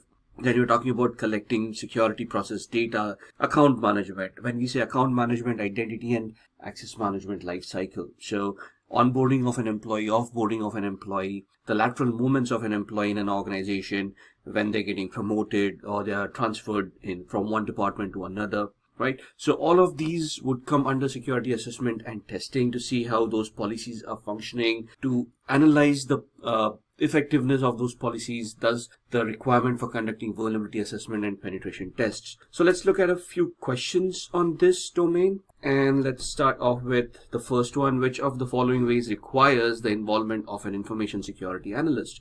So out of these four options, a systems requirements definition, system design, program development, or program testing, during which phase would you involve a security analyst? Now for this, we first need to identify why we require a security analyst. What is the job requirement? What is the activity that is going to be conducted by a security analyst, right? So in this scenario, the correct answer is program testing. In the program development phase, we won't need an analyst. We would need a program manager and architects who can develop a particular program, who can give it some semblance of what needs to be achieved. In the system design, it would be again an architect who's going to develop that system. In the systems requirements definition, again, so in the systems requirements definition, it's a requirement gathering about what you need to adhere to, what is going to be the baseline that you're going to create. So from these four options, you need to identify where would you place a security analyst, right? In the exam, it's the most probable answer that you're looking for. It's not the most idealistic answer, right? So from these four options, security analyst would most likely be involved in the program testing phase rather than any other phase. The second question, which of the following techniques is generally not used for monitoring purposes? Now, when you say monitoring, what is monitoring? Monitoring is looking into logs, activities, anything and everything that has already happened. So you're reacting to something that has already happened. And which of these following techniques is not used for monitoring? So you're collecting logs, you're analyzing those logs, what would be not be utilized? A penetration test, intrusion detection, violation processing, or countermeasures testing, right? Now, when you're monitoring, you would monitor a penetration test to analyze if the test was successful or not. Intrusion detection, that's the first input that you look at for analysis. Violation processing, anything is violated, any processes, any policies, you analyze them and you monitor them, thus you come to know that this has happened. In countermeasures testing, there's basically a test of the effectiveness of the countermeasures that are already implemented. At that point in time, you may not be monitoring these.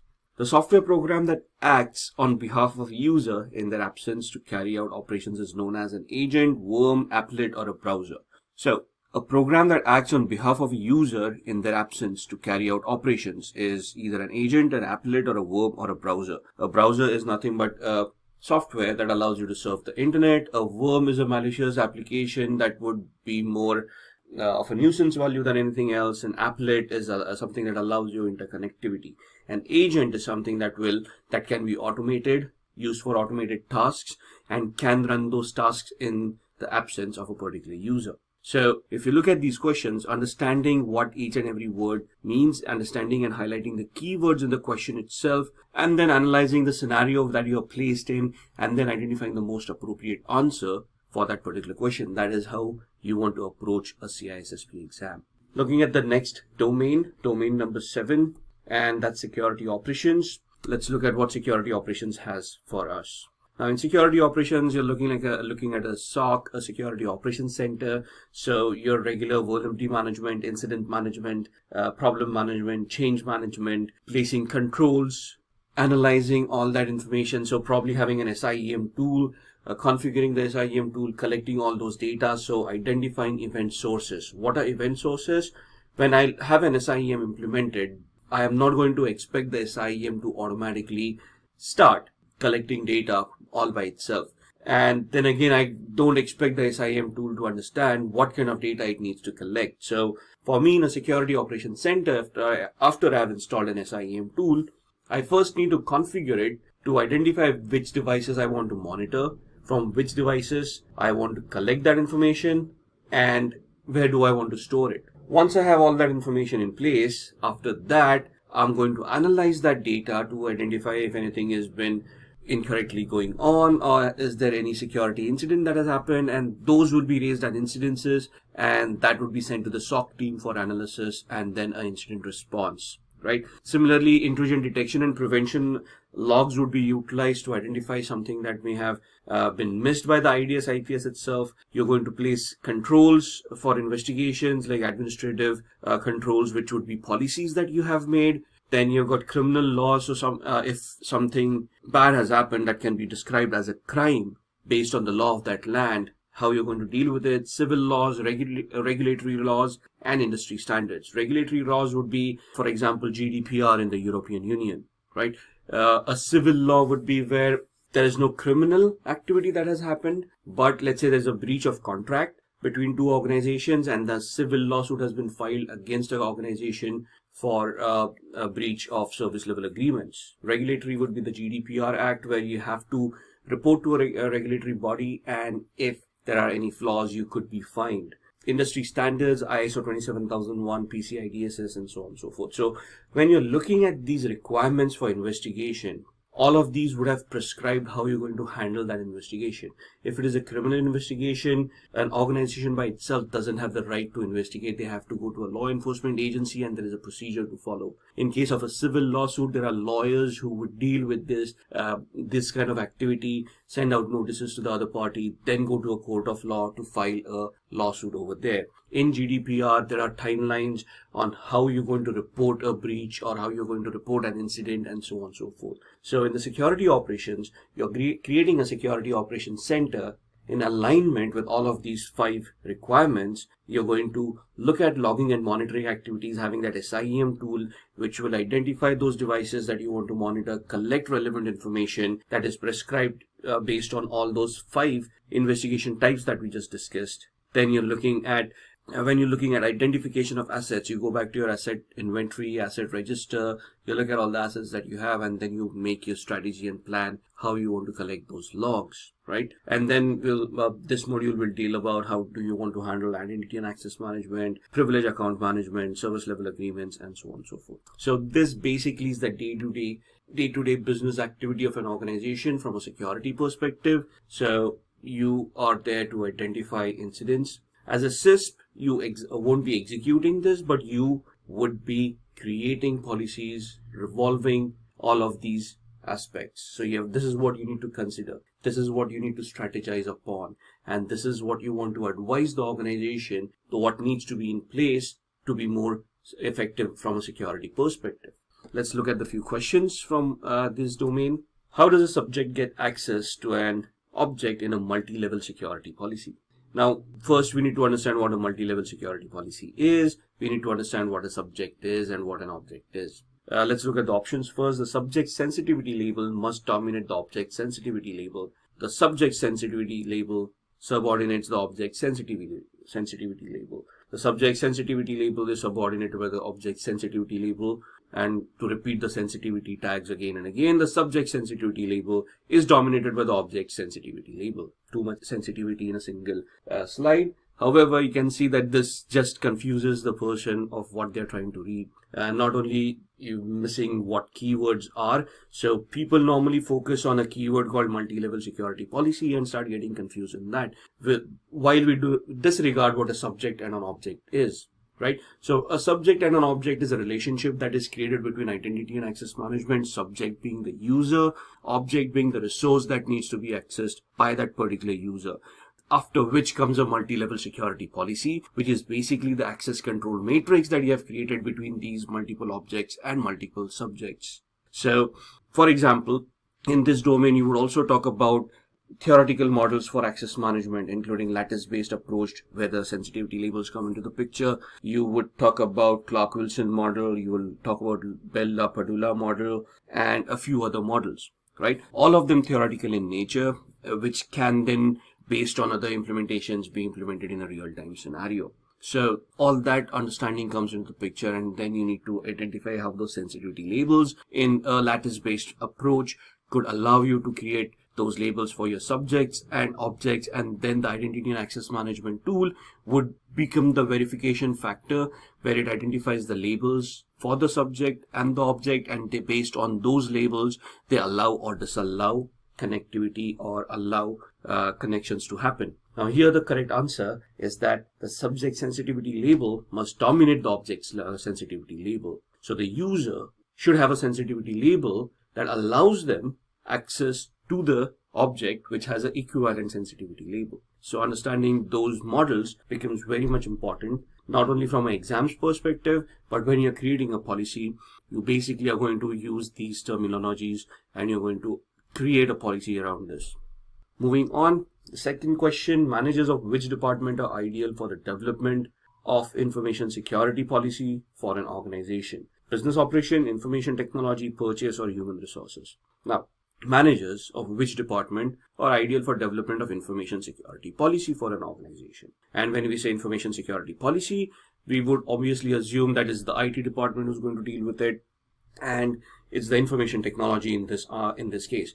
But that's incorrect. It is the business operation. Why? Because right from the first domain, so we would be taught in the training for CISSP that security needs to enhance the business functionality, not the other way around. So we are in the business, or we are in the function of conducting a business which would offer services, and those services that are being offered, the business activity that has been conducted, should be supplemented by security, so those business activities could be conducted in a secure manner. At no point in time is security going to be a deterrent to business. The only reason for anything to become a deterrent to business is the legality of it.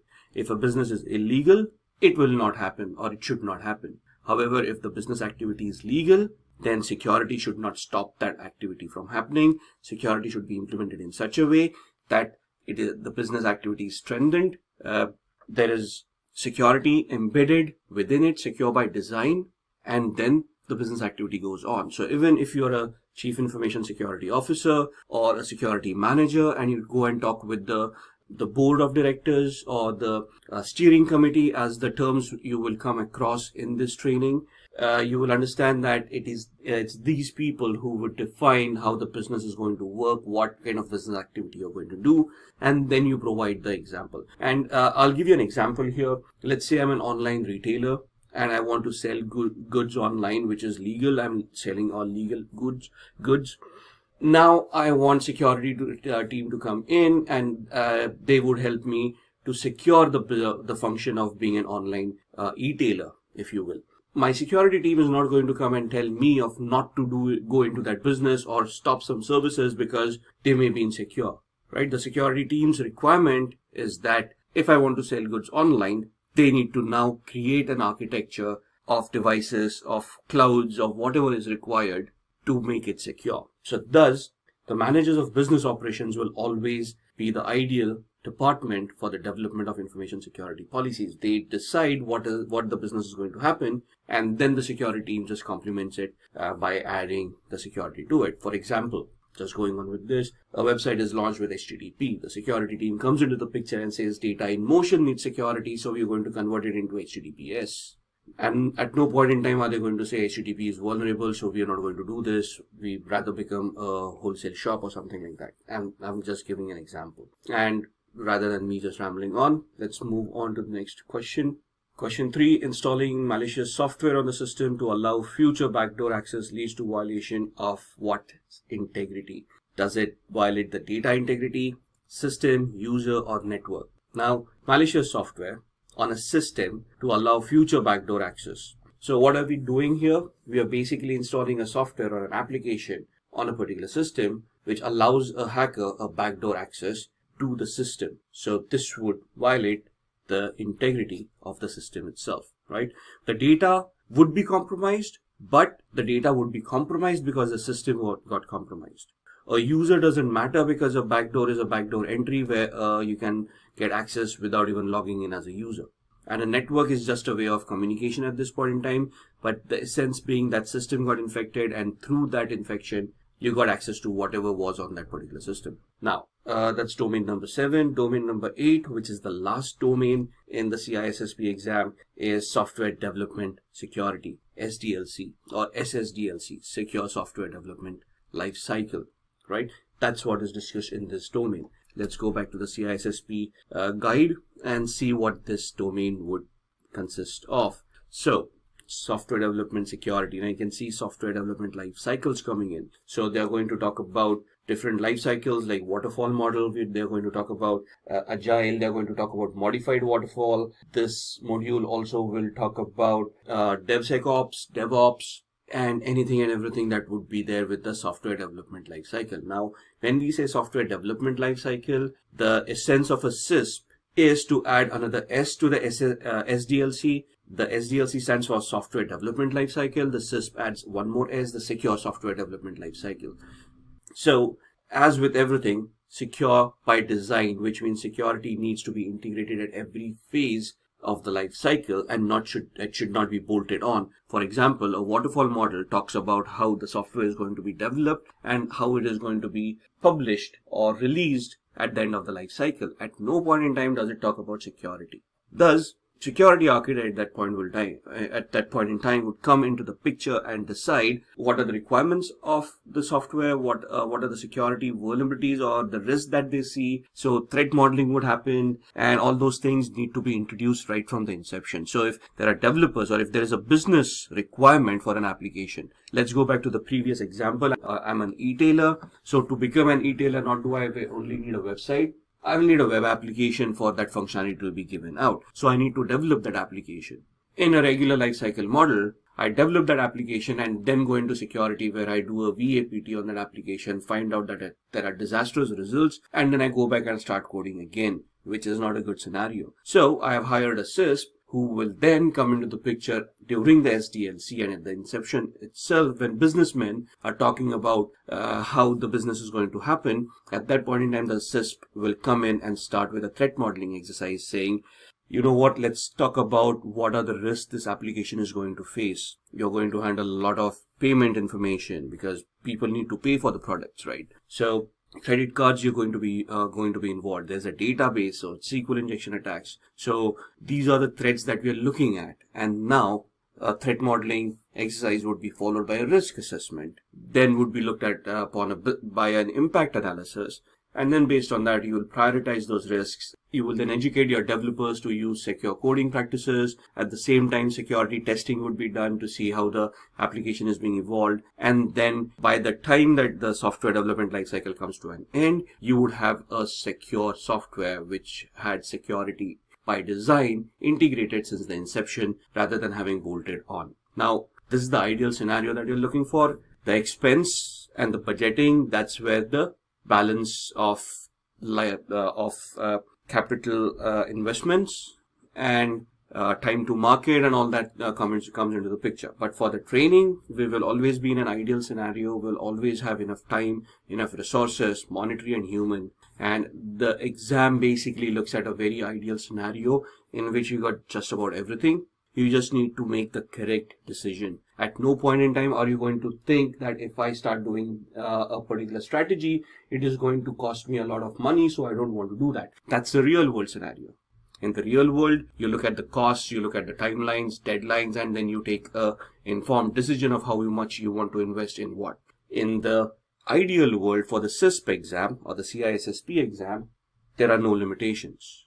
You are looking at the most correct way of doing those things, and thus you identify those requirements, and that's how you answer the exam. So you're looking at the security software environments that you require, configuration management, auditing and logging of changes, security impact of acquired software. Now, in this scenario, we talked about developing a software. What if I purchase a third-party software and I introduce it into my organization? Now, this software, when integrated, how is it going to impact my current security controls, impact my current identity access management, my networking, my other applications, my communications? So that's something that you want to assess as well, right? So let's go for the questions.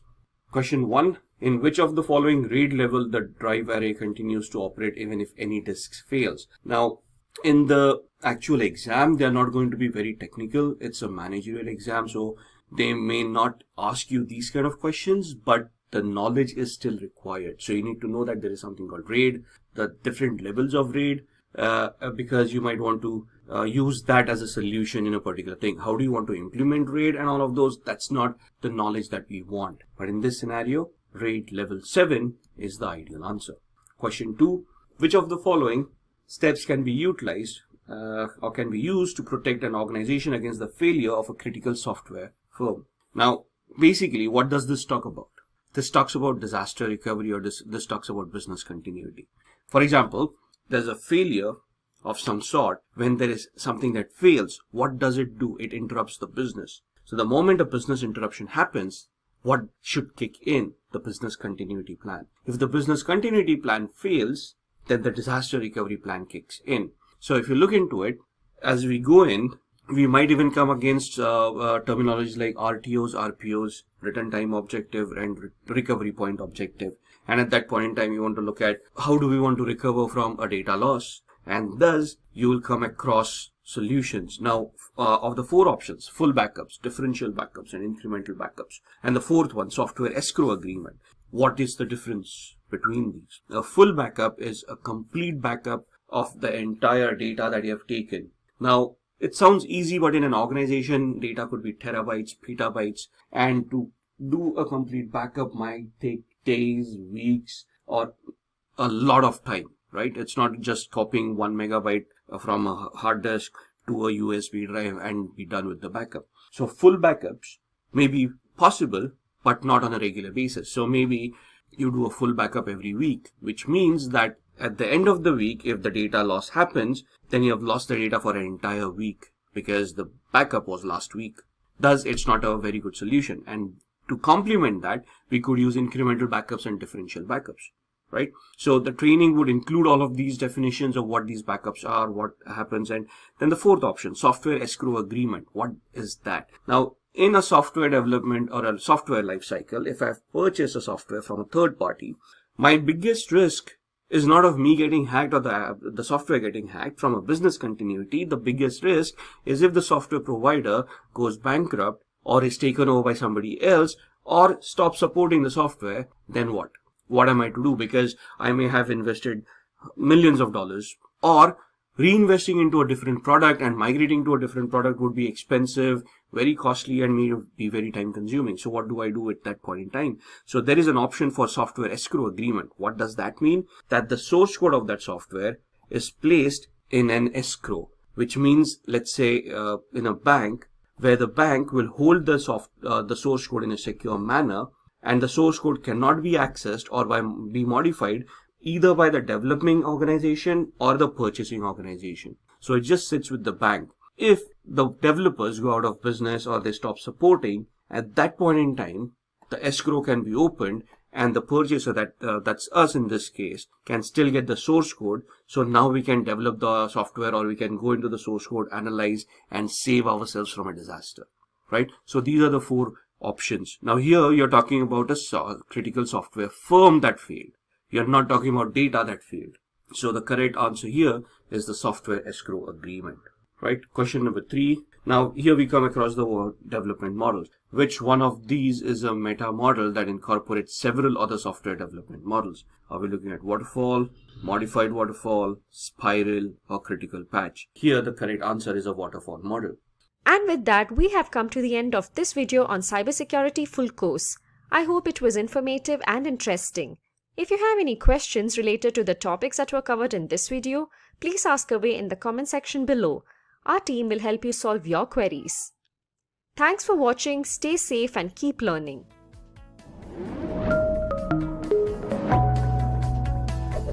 Hi there, if you like this video, subscribe to the Simply Learn YouTube channel and click here to watch similar videos. To nerd up and get certified, click here.